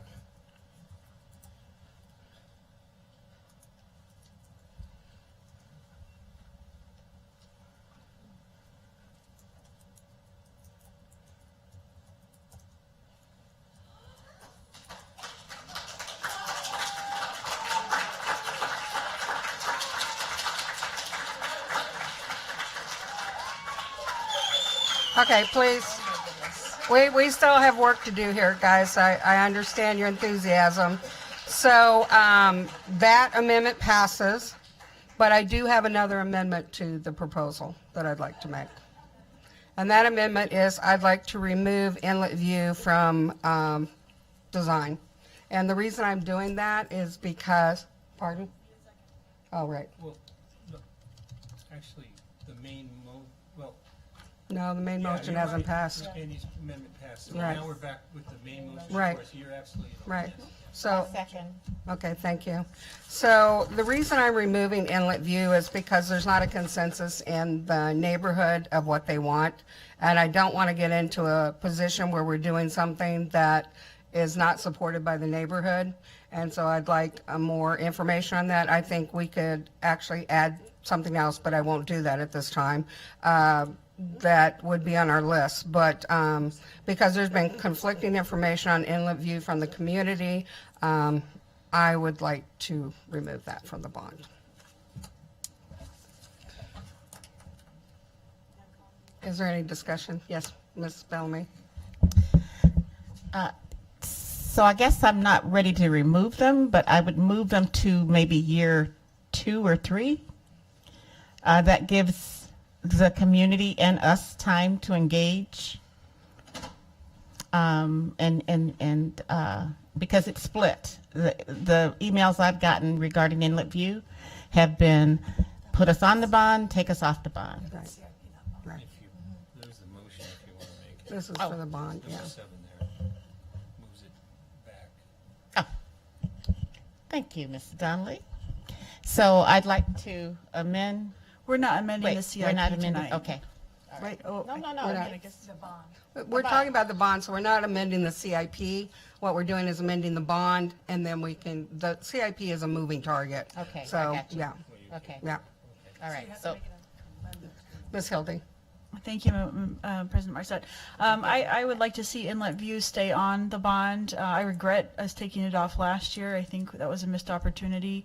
We have very high deferred maintenance. One of the ways we address deferred maintenance is with renovating or rebuilding buildings, and it's dependent on each situation.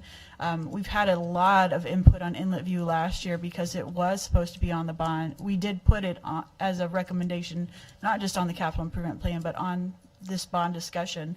So we've had a lot of input from the community and a lot of broad support for it. But the reality is we have to start addressing our deferred maintenance.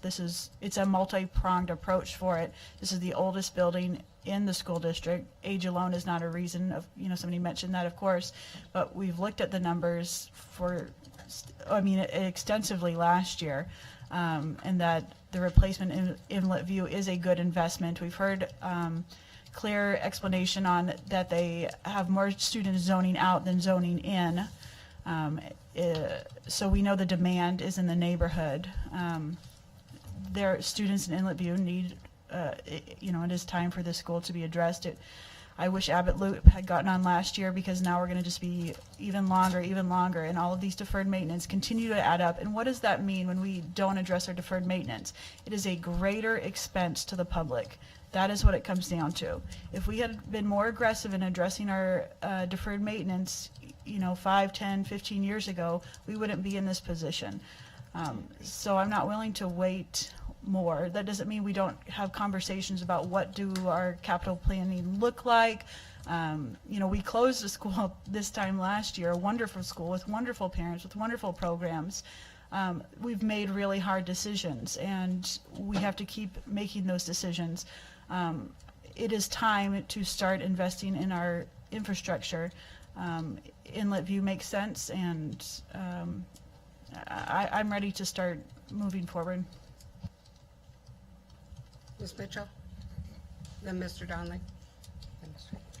I don't know where we're at. I think we're already at a replacement for an amendment. What I would like to see on here, I absolutely agree with Member Hildy. We can't kick the can down the road. That area is going to increase in population. The housing is turning over and younger families are moving in. We have the Assembly passed a tax credit or a tax, I can't remember the term. We're going to see more development downtown because of the tax break that is being offered to encourage more downtown density of housing. The fact that Inlet View is now an IB school, I think some of the families in the neighborhood who have been taking their children outside of that district are going to want to go there. They currently do not have enough space to have 2 classes per grade level, and if they got up to their capacity of 300 or 330, they would need that. I absolutely think we need to have this on the bond. I do agree with Member Hildy that I think that our Mr. Roth's group has looked and has made the determination that replacement makes more sense than renovation, but I guess what I might offer up, depending on what happens with this amendment right now, is renewal/replacement school design, so that we leave that open. Maybe we do need to have one more conversation with the community in terms of what that does look like long term, but I absolutely do not want to take this off the bond. I'm really concerned that we are at 2/3 of our total bond indebtedness now versus 10 years ago. We are falling behind in deferred maintenance. It's just not good for anybody. Mr. Holloman. This is a conundrum in that we exist basically to be an avenue for public input. But when I look at issues like Inlet View, like the reconstruction of Greening, we've been on these conversations for a very long time, had meetings, and there are times when we conduct meetings in not the best way. So I'm not in any way going to claim we've run a perfect process on anything. But when we look at Inlet View, it's come through our capital projects. It's been discussed with the community over a long period of time. If we reach this point on the day we have to decide about bonds, and suddenly an email campaign derails it, I'm not sure how we move forward in a rational manner on any number of things. We do have to be careful and go out and solicit the opinions of the community all along the way, well in advance of these critical times, which unfortunately we can't put this off a couple of weeks. We can't put it off a month. We know what we've been planning to do for quite some time. We've announced it to the public. This hasn't been secret in any way. I think we need to keep it on there and make this process begin as well. So if there's no other discussion, I'd like to make an amendment to my amendment, which I can do. I'd like to add I'd like to add Abbott Loop. If we're concerned about our schools and getting the most done, let's add Abbott Loop to the design. Is that an amendment to remove inlet? Second. Or is that a separate one? That's a separate one to, instead of taking Inlet View off, add Abbott Loop. Because Abbott Loop is also one of those that we have taken off. I've been on the CIP committee for many years. That's another one that we've taken off of there over and over again. It's another one that has high needs. I went to their community council and heard repeatedly from them. So if we're concerned about not getting the things done we need to do, then let's do it. Point of information, so are you withdrawing your original amendment? I'm revising my original amendment to, okay, I'm withdrawing my, I don't think you can withdraw if it's been seconded. Usually not. Oh, okay. Well, okay, yes, so I withdraw my first amendment, and I have this amendment to replace it. Okay, so amendment number 2. Sorry, Katie. I move to add Abbott Loop. Yes. For design. Is that replacement or renovation?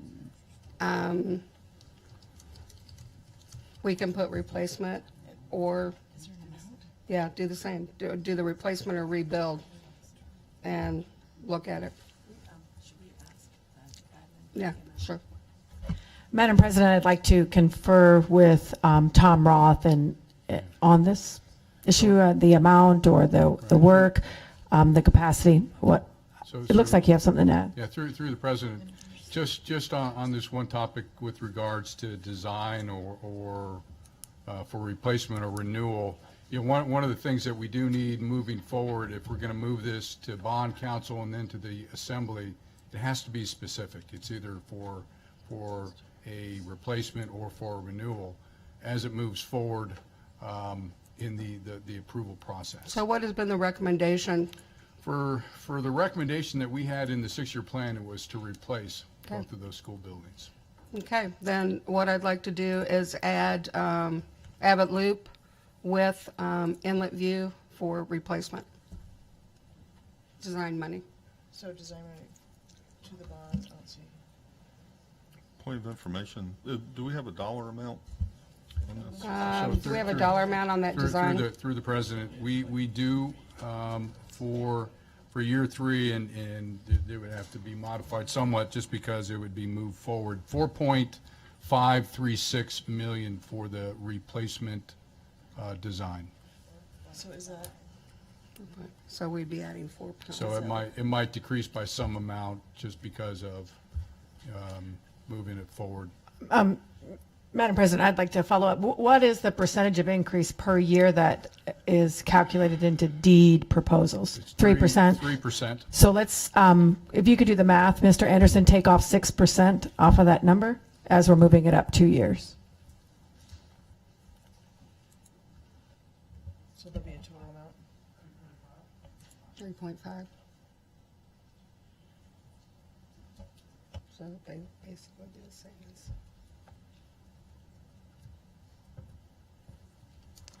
Did he get you an answer? So for an amount up to? For an amount up to, and then whatever he comes up with? Just over 4.3 million. So should I say 4.3? We're taking it off? 4.3 after the 6% has been removed? Yes.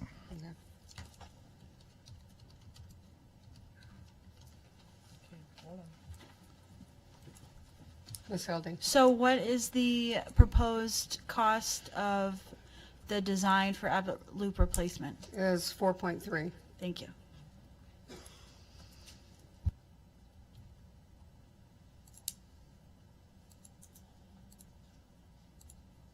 Okay, let's see if that looks okay. That's how it looks.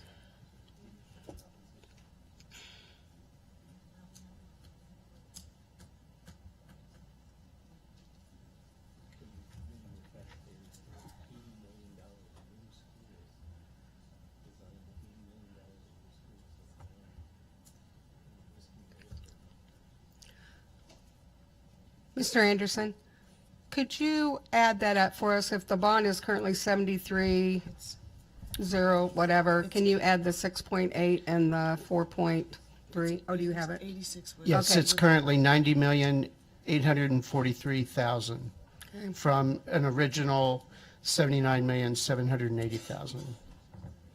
Well, what I have on here is a proposal on ours is 76,000. Oh, that's correct, because I kept Inlet View in. Okay. No, Inlet View would stay in. So was it, is it 90? Ms. Hildy? Just as a clarification, so the one we have before us includes Inlet View at 76 million, and then we would be adding 6.8 for Aquarian, and then whatever the design for Abbott Loop would be. Got it. Second. Plus. Plus.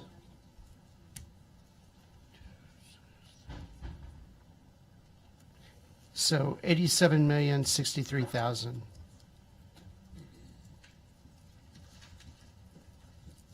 And to your point, Ms. Hildy, that is about the dollar amount if we don't bond for next year that we were looking at, I believe?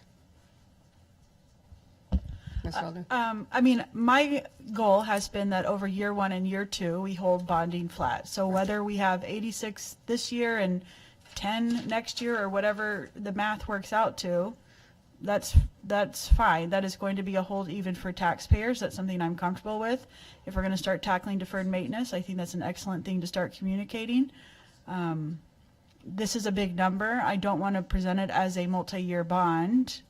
So how do you say this to the community? I do know that some of this should come back as potentially FEMA reimbursement. That doesn't go back to taxpayers though, but it would go toward deferred maintenance and keeping below whatever the bond is so that we're not raising property taxes. Mr. Donnelly? I think we have to be careful about assuming we're going to get FEMA reimbursement, because the testimony we had of FEMA's requirements for insurance, earthquake insurance, possibly making it more expensive to acquire the FEMA reimbursement than it's going to cost us in the long run. So that decision is going to have to be made at some point in time on a cost-benefit analysis. So I don't think it may not happen. Ms. Hildy? And I completely agree with Member Donnelly, and it might be functionally that there is nothing that gets reduced, but with this number, we can still hold property taxes even over year 1, year 2. Does it then turn it into a de facto multi-year bond if it ends up being 0? You know, I don't think you had 111 for your multi-year bond, so there is still some wiggle room for having 20 or 30 million of deferred maintenance next year, some of those security projects. You know, we have to start having these bigger conversations and talking about the actual numbers, not just what we want things to be. If we could just start over again from scratch. So this is something we could work with. Mr. Holloman? So on one hand, like I think all of us, I want to move ahead as quickly as we can on all of this, and yet we can only move forward at a certain speed. My problem now is if we add this in, we're saying to the public that we're going to be doing 2 major renovations on buildings that were damaged, as well as starting the process of building 2 new buildings to replace structures that we think are deficient, and we think our best interest is to replace them. Those things stay true, but I think there's a limit to how much the public will do at once. And I think this increases the bite. I think there's a reason that our committee only brought 1 building forward outside of the earthquake damage for us to do the planning on. We're asking a lot in an uncertain time, and it's going to be extremely uncertain until we see the governor's budget, and then it may be worse, I'm not sure. But I think a lot of citizens would have trouble pulling the trigger on essentially 4 renovations, 4 major renovations, 2 new buildings, 2 new major renovations to earthquake damage. I would love to see them all happen, but I want to make sure that some of it does happen. And I would draw the line, I would leave Inlet View in the bond as that package was developed over a long period of time. I would not support essentially adding the construction of another school to it. I realize the dollar amount's much smaller and it's just the planning, but if we do that, we are saying we're going to be back pretty soon for the construction dollars. I don't think anyone can avoid seeing that. So I would not support adding an additional building at this time. Any other conversation? So I would just say that I have heard this board say that, you know, we did pass a resolution that we weren't going to do anything new, that we were going to do just deferred maintenance, roof, that sort of things. But at some point in time, we have to say that we have to move forward as a district.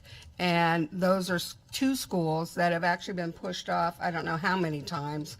And I understand your concerns, Mr. Holloman. I have those concerns also. But I think we have to move forward and do what's right for our schools. And it's our job to support them and to be able to communicate to the public and community why this is needed, just like we will do with everything else that has been proposed on our bond. So if there's no other comments, we'll take a vote.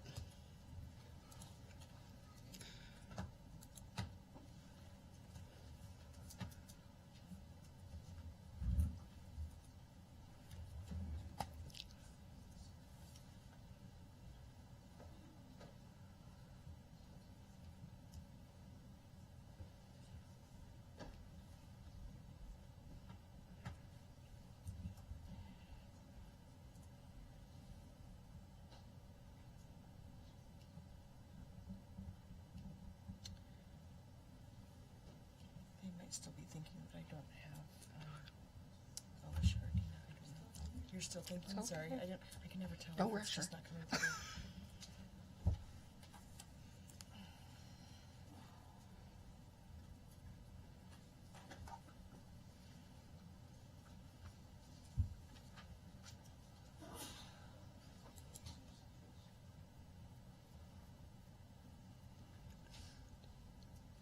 So that does not pass with 4 nays and 3 yeas. Okay, so we have the main motion that we are now, yes, Mr. Ardell? I would move to amend the main motion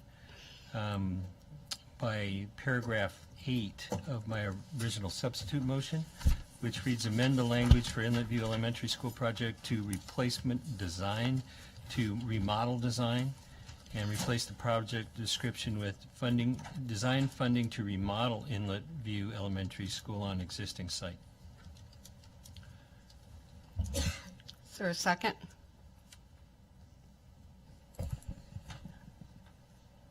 I'll second for the sake of discussion. Mr. Donnelly?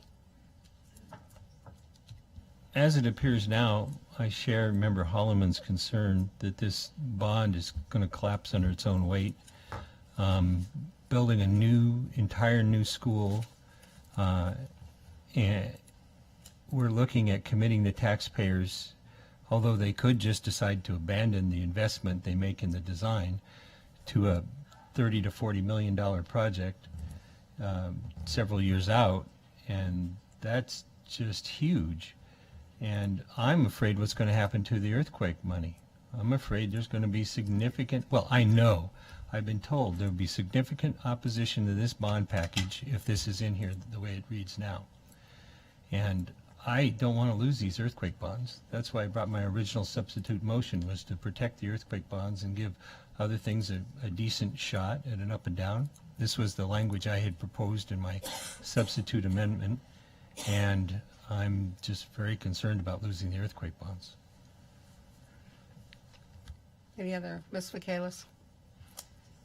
I don't know if the superintendent or maybe one of her staff can help answer the question that maybe I've missed in conversation over the last few weeks of either the why or the pros of why a replacement was chosen over, a renovation, up to, standards that they need. Is there a cost benefit in doing it that way? Is there something with the building component that, might favor one avenue or another, just to help clarify why one way over the other? Sure. Through the president to member Michaelis, I'll have Tom Roth. Just again, the question, Tom, I'm not sure if you caught it. Can you review the reason that a remodel or a replacement was placed on there rather than a remodel, in relating it back to the deed standards and articulation of how those items are determined using public monies? Through the board president to Dr. Bishop. So the administration brought forward last year a recommendation to replace Inlet View, and as the superintendent described, what we were recommending was a school that could accommodate up to 300 students based on the number of kids that live within that catchment area, that boundary. So one of the main contributing factors, and it's been discussed, it's one of the oldest schools in the district. It's got multiple needs, and the thought being because of the student population, because of the age of the building, and the education adequacy as an example, it doesn't like have a gymnasium. It's got a kind of a common multi-purpose room area. The thought being that it would be better, and actually this was also corroborated by Mr. Bingham, who was out to do his analysis last year, recommended that, as he phrased it, this school is a scrape-off. But that the program is very successful. It's a very dynamic community, and it was recommended, and at the time the board agreed in the last 6-year plan that would be the plan moving forward. Does that get after what you're asked, Dr. Bishop? I was curious, is there a threshold to the cost of renovation and the longevity of the building outlook to just the cost of redoing? I know that we did that for the earthquake. Well, the thought buildings. with this building is you really don't, and you mentioned it, for one, you really don't have space on that plot to expand the building. You're really looking at building up. But that building, because it is 60 plus years old, it wasn't designed to build up that in order to achieve that number, that target student or program capacity. It just lent to replacing that school. Could it, that was the recommendation, may I, Madam President? There's the proposal before us is that a renovation be done. We can't have both on there. Are either one viable moving into the future? So through the president, I mean, it is certainly a feasible course of action to do a renewal of Inlet View, accepting the fact that, you know, at the end of it, you're going to have a school that is about the same size that can accommodate the population that it does.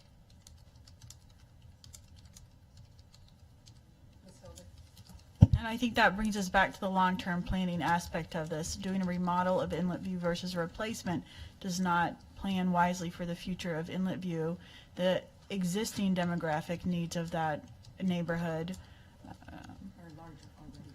Right. There's no other discussion. Is the board ready to vote? And we are voting on,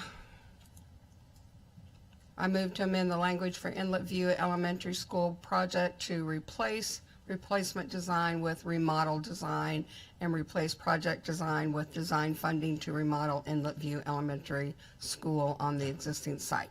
Board members, please vote.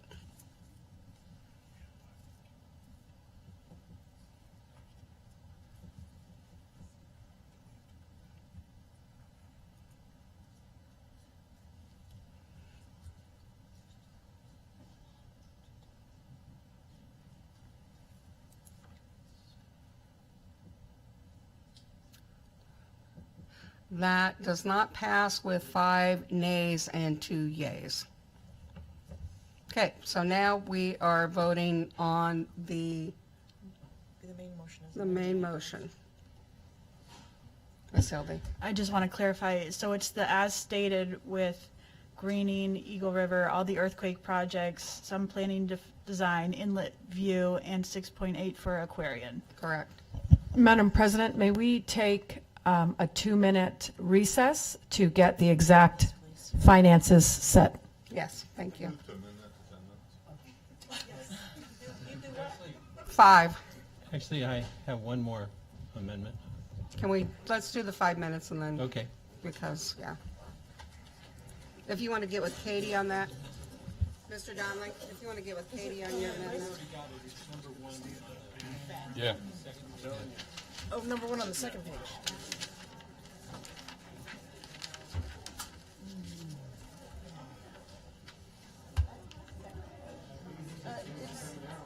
It's in there. Oh, I'll be together. Okay, I just. Dean, I just texted it to Katie. 6.8. Oh, wait.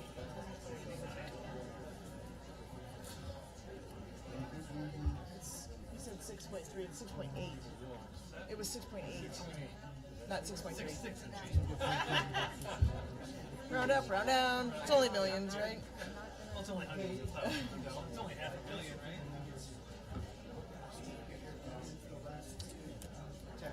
No. Why didn't she vote? Okay. What did she say?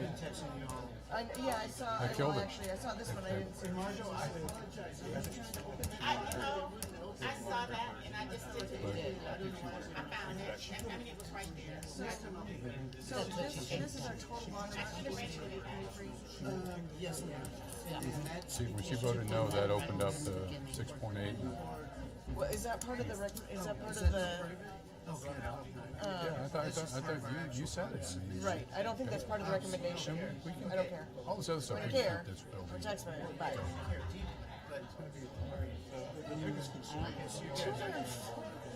Yes.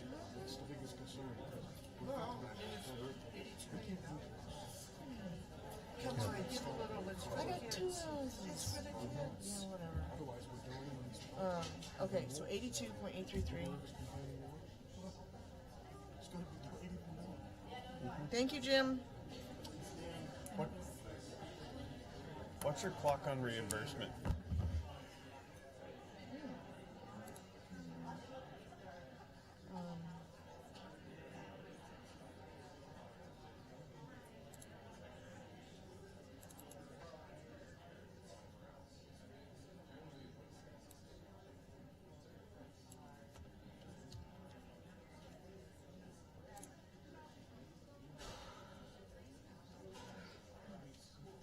Katie, you were at St. tonight.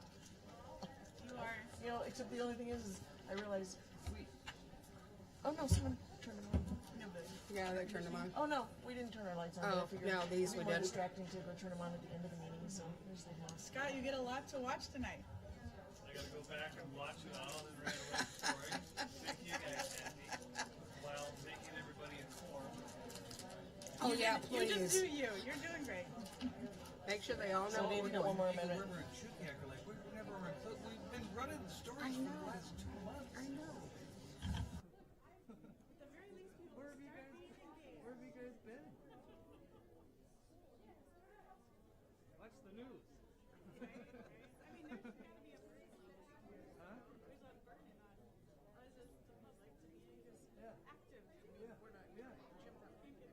It's hard though, you know, because nobody knows until it's right at that moment. Right at that moment.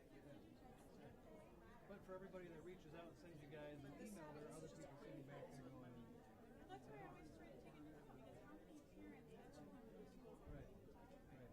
I still have to think about it. Even if you could take off and you had child here, I still have a lot of Yeah, it is. I've never done it. I still don't think I want to do it. I still don't think I want to do it. I was telling all this. Standing here is one thing, going right there is a whole other thing. That's the part I All don't those like. eyes looking at you. Yeah, that's the part like. So I always try to smile at people. I'm like, you're so great.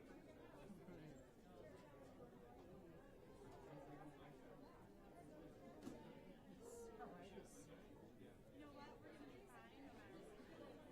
And I will.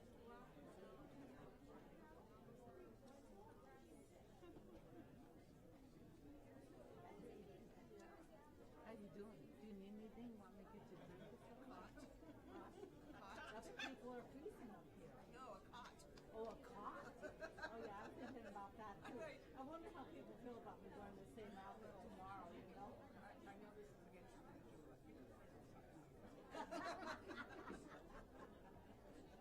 Where did you get the chocolate? That's what I remember. in the room. It's in the ball, yeah. I think I'm good. But if you see a snicker, I'll take it. Or Milky Way. Oh my goodness. So Dave's gonna do this.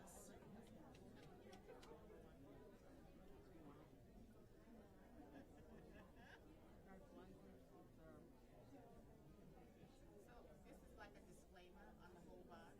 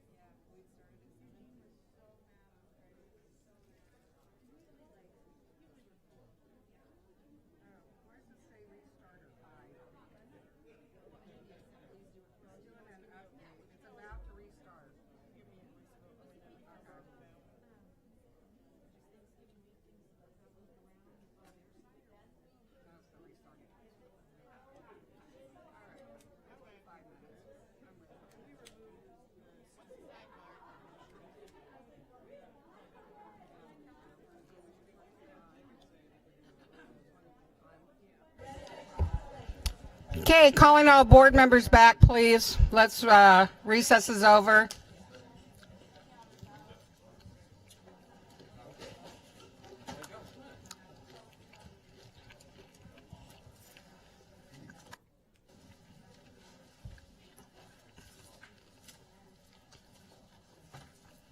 Who are we missing? Dina?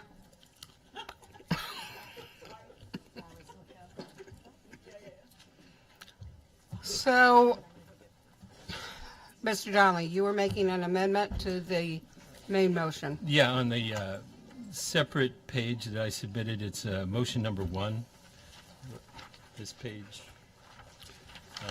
And it reads, with the exception of replacing funds used from district savings for earthquake-related expenses, all and any reimbursement from the federal government to the Anchorage School District for earthquake recovery capital projects funded by bonds authorized by this bond package shall be applied to reduce outstanding Anchorage School District bond debt. That would reduce the taxpayer property taxes by... We need a second Yeah. first, yeah. Is there a second on this? Okay, hearing no, I am going to second because I do want us to not have this out just unanswered. okay. So we have a second. Mr. Thank Donnelly? you. I appreciate that. So if the board passes the bond proposition as it stands now, we're going to be somewhere over $30 million more this year in new debt, if it passed, than we're retiring in debt.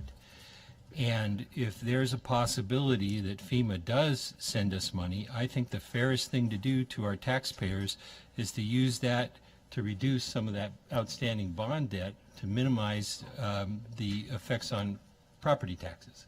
Because I don't know about you all, but I'm paying a lot of property taxes, more than I ever paid, and I grew up here. I've lived here my entire life.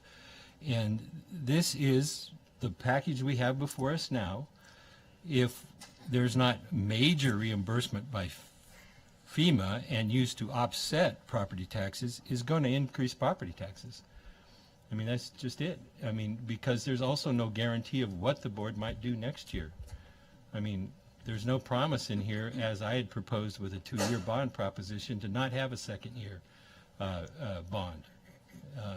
So I think this is a very serious property tax issue, because property taxes are going to go up.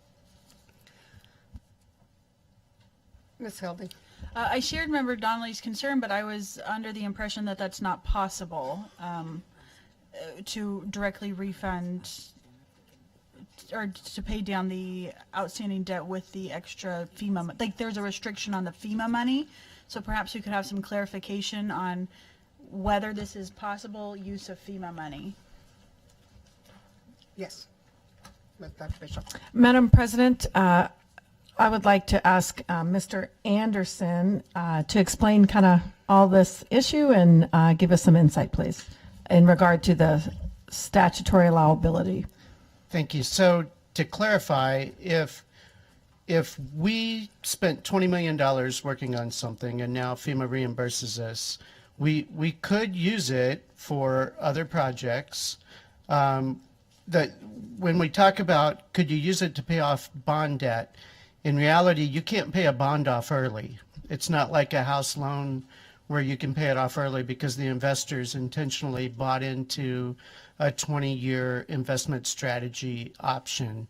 So if you had $10 million in FEMA money left over, you could choose to apply it toward a one-time, 1-year reduction in taxes.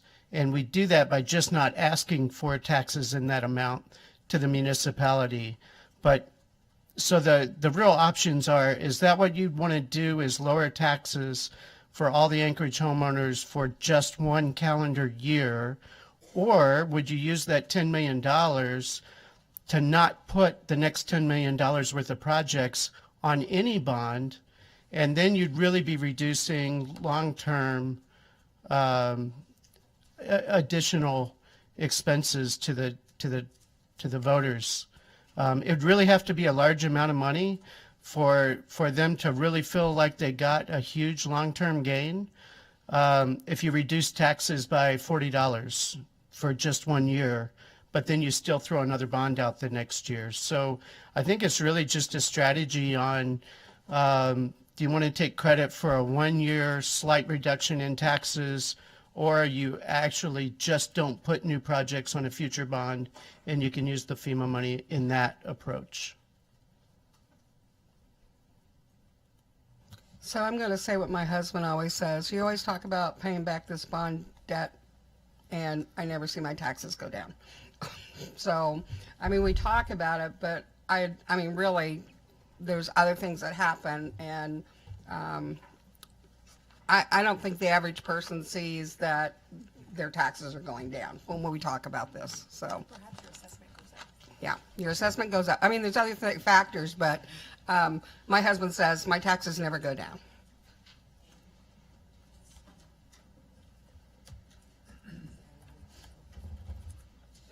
And just to clarify, the school bond portion of your taxes have been, they're not rising. That's why we're in this deferred maintenance issue.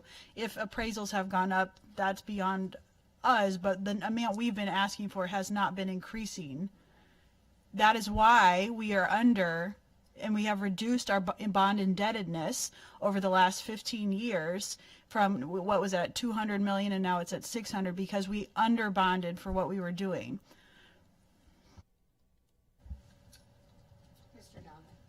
I'd have to phone a friend here and ask Mr. Anderson if our actual effective debt has actually reduced since of the impact of the 5-year moratorium on bond reimbursement.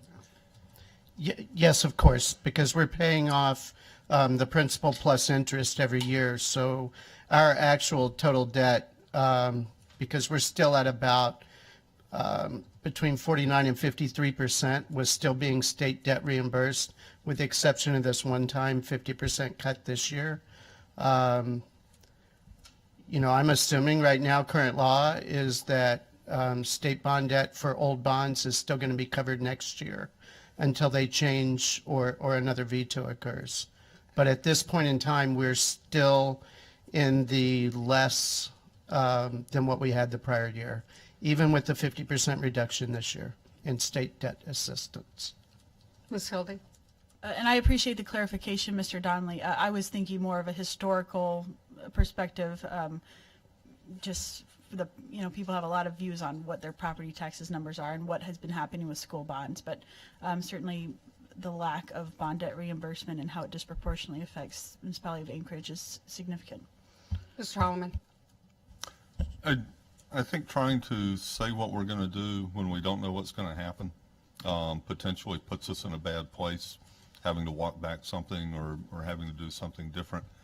Absolutely, if we get significant reimbursement that we can use, especially if we can use it to avoid offering a bond package at all and still be able to address some deferred maintenance or offer a very small package. I mean, these are all different things that we can put on the table, but we should do that at a time where we know the numbers, know where we're at, and be able to offer something substantial and know that we're not going to hurt ourselves by doing it. Is there any other board discussion? If not, I'm going to call the vote.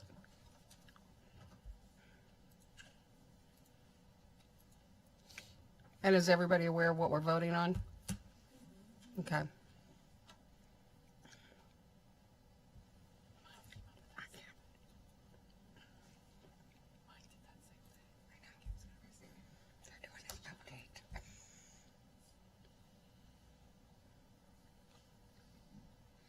And that amendment to the bond or revision to a main motion does not pass with 6 nays and 1 yay. So now we are back to the main motion, and if there are no other amendments, I would like, or discussion, I'd like, yes, Ms. Michaelis. So as it stands right now, and so it's brought up in the superintendent's report about the process through Eagle River and Chugiak and Greening and all of that. As it stands right now, those projects are all on there, you know, as they're listed out. However, I believe it's been tentatively set for a December 9th town hall meeting for that community to have some of these discussions. Before we take a vote on this, I would like to make sure that I understand the process, or the community understands the process, that what is going to happen, from here forward, and that their voice at this town hall is not in vain, and it's not too late, and it's not whatever, so that, a meaningful dialogue does actually happen and occur at that meeting. And so we have this on here right now. What happens in December if there is a material shift? Then what? Is there the room to change it, or, and who does that? How does that happen? I just want to make sure that that meeting in that town hall has purpose, and it's not just another step in, a frustration. Yes. Yeah.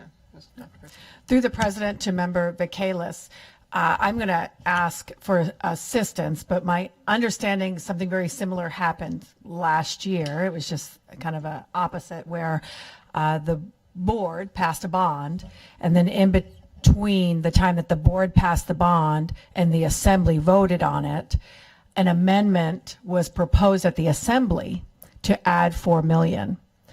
The board, knowing that that was going to occur at that level, passed a resolution that said, yes, we support that 4 million to move forward. I don't believe, from my speaking with George Vacalis, who has experience at the assembly as well as the school district, that it can be unilaterally changed by the assembly. So if the recommendation came back from the town hall meeting that we want to put a halt on this, it would be brought before the assembly move forward. It would be brought back to the board to have some type of a resolution. But in the meantime, the preparations for bond council and the paperwork, which is a long process, that's why this is in December before April, can begin, especially with some other things. So I would appreciate some concurrence, or absolutely, Superintendent, you're wrong on this one. But we do want to make sure that that community meeting knows that that those discussions aren't in vain. So I'm going to turn it over to, I have a thumbs up. It would take the board to do something else in a resolution to concur with that assembly understanding. Okay.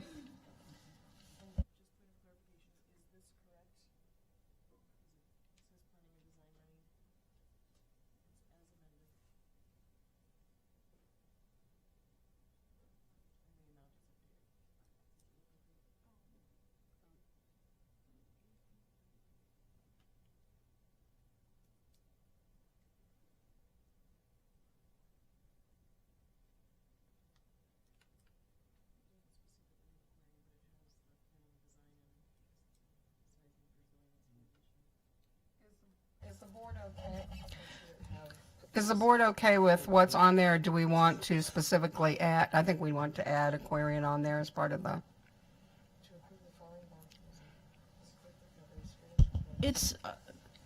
So we have that little grid. So Right. the motion amended that bond package, Right. right? So this dollar number reflects, Right. like, you just put that in the little grid, the Aquarian 6.8.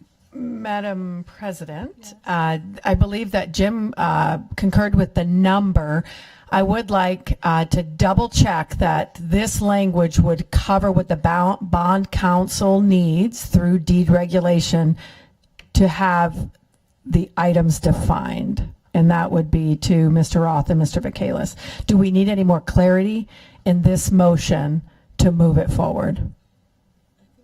The amendments are recorded and it says as amended. Right. And the individual amendments are recorded in regard to what we have already done.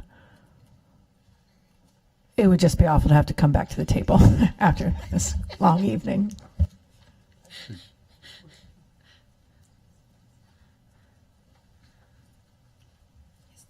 Okay, are you giving me warm fuzzies, or we're not ready yet?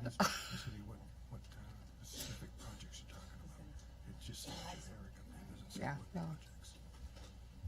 For which?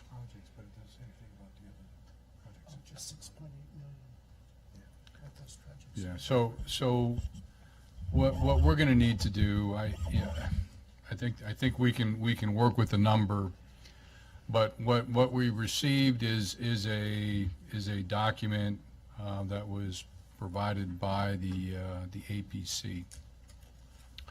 So, I mean, to put it simply, we kind of need to put it into capital planning speak on what the specificity of the scope of work would be that can go forward. I think we can work with that. But you know, where we could be challenged is that, you know, they have their cost estimates that have not been vetted by ours. So the 6.8 on their document may not correspond with the cost estimates that CP&C would use, if that's clear. For the vote now, in order to Yes. move forward with having 6.8 million on there, is this enough language to get the vote tonight? With the amendments that are captured? Because basically, it was a broad statement of safety, security, and one other thing. Yeah, so through the president to respond to Dr. Bishop, yes, I mean, we will have to reconcile. I think, you know, what this could potentially do is, if the amount is 6.8 million that is approved by the board, based on our planning factors, we will plan to That's that understanding dollar. that the numbers might not mesh The out. numbers might not mesh, so we could find that our estimates are higher, and that we will be capped at 6.8. We want to read the amendment, specific language, to ensure that it can move forward with this language. Yes. The amendment was, for Mr. Hallman, I moved to add up to $6.8 million for Aquarian capital improvements. And at that time, when the scope of work and things are determined, there would need to be a decision if something came below it to add, because you have 6.8, or something above it. Is that correct? Yes. And was that the intent of the motion?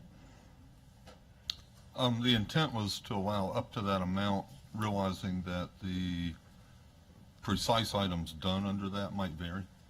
Correct. Because of Okay. changes like that. That's perfect. That's clarity then. That will work. The language will work for the bond.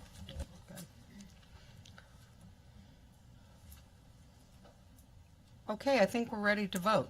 Oh, no, Mr. Donnelly.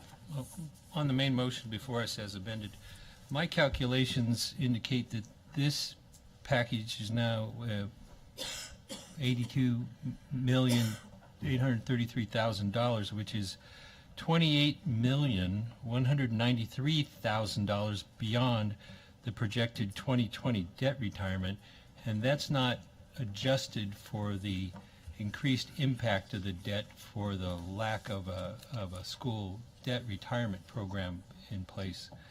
And there's no promise of any limit for what this board asks for next year, that we would take it, you know, there's no promise involved with this at all about limiting next year's bond request. My top priority is not on here, which is hardening our schools to defend our kids against external threats. And that doesn't even show up on the 6-year plan now until 2 or 3 years from now, which I think is really concerning. And it has the taxpayers forced into a Hobson's choice, where they either vote for a brand new school to be built, or at least investing millions of dollars into the design of a new school, or lose the earthquake funds. And I just don't think that's fair to the voters at all. That's why my original substitute motion allowed the voters to vote for, take care of the earthquake problems, and yet had everything in it that's on our priority list and would have addressed almost everything we've talked about tonight, and still maintained within the total bond debt that's going to be retired for the next 2 years. We're burning up more than half of next year's bond retirement debt with this single year proposal. I think it's going to be a very difficult sell to the public.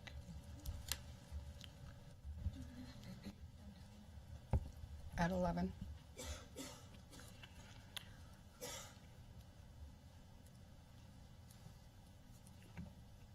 I have to agree with Mr. Donnelly. I do think it's going to be a hard sell for various reasons.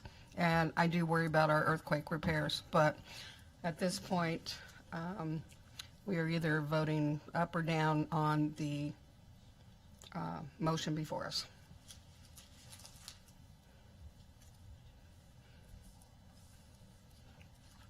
So I'm going to ask board members to please vote.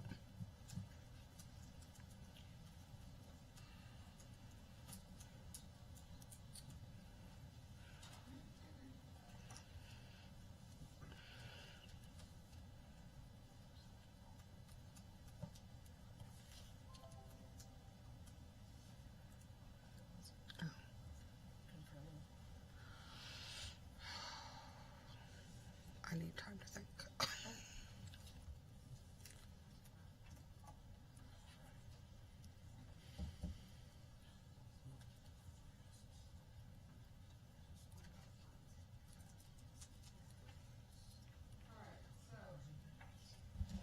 So the bond proposal passes with 1, 2, 3, 4 yeas and 3 nays.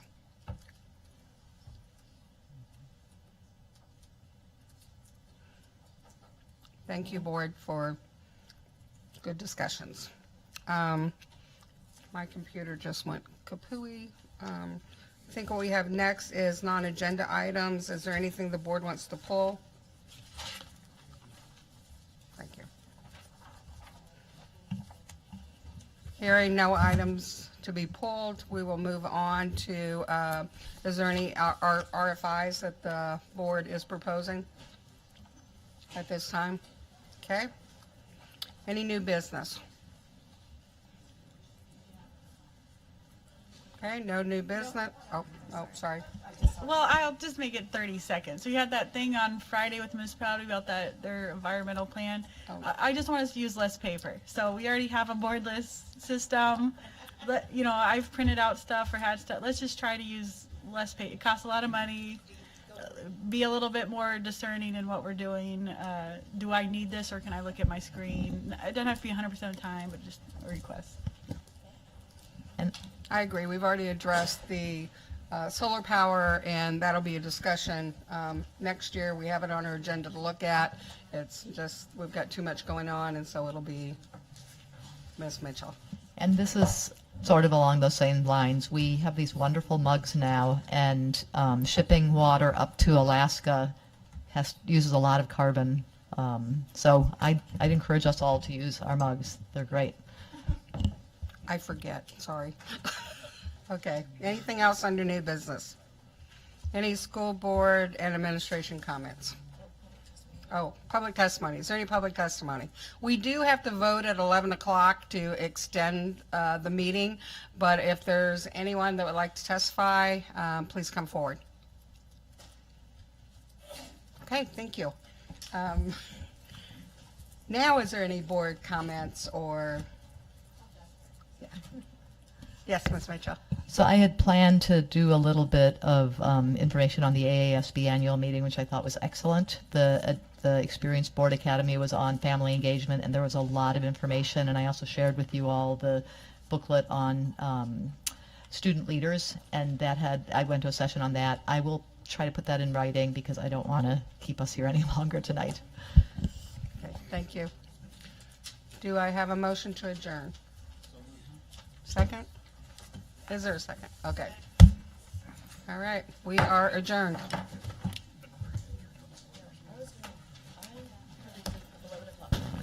Yay.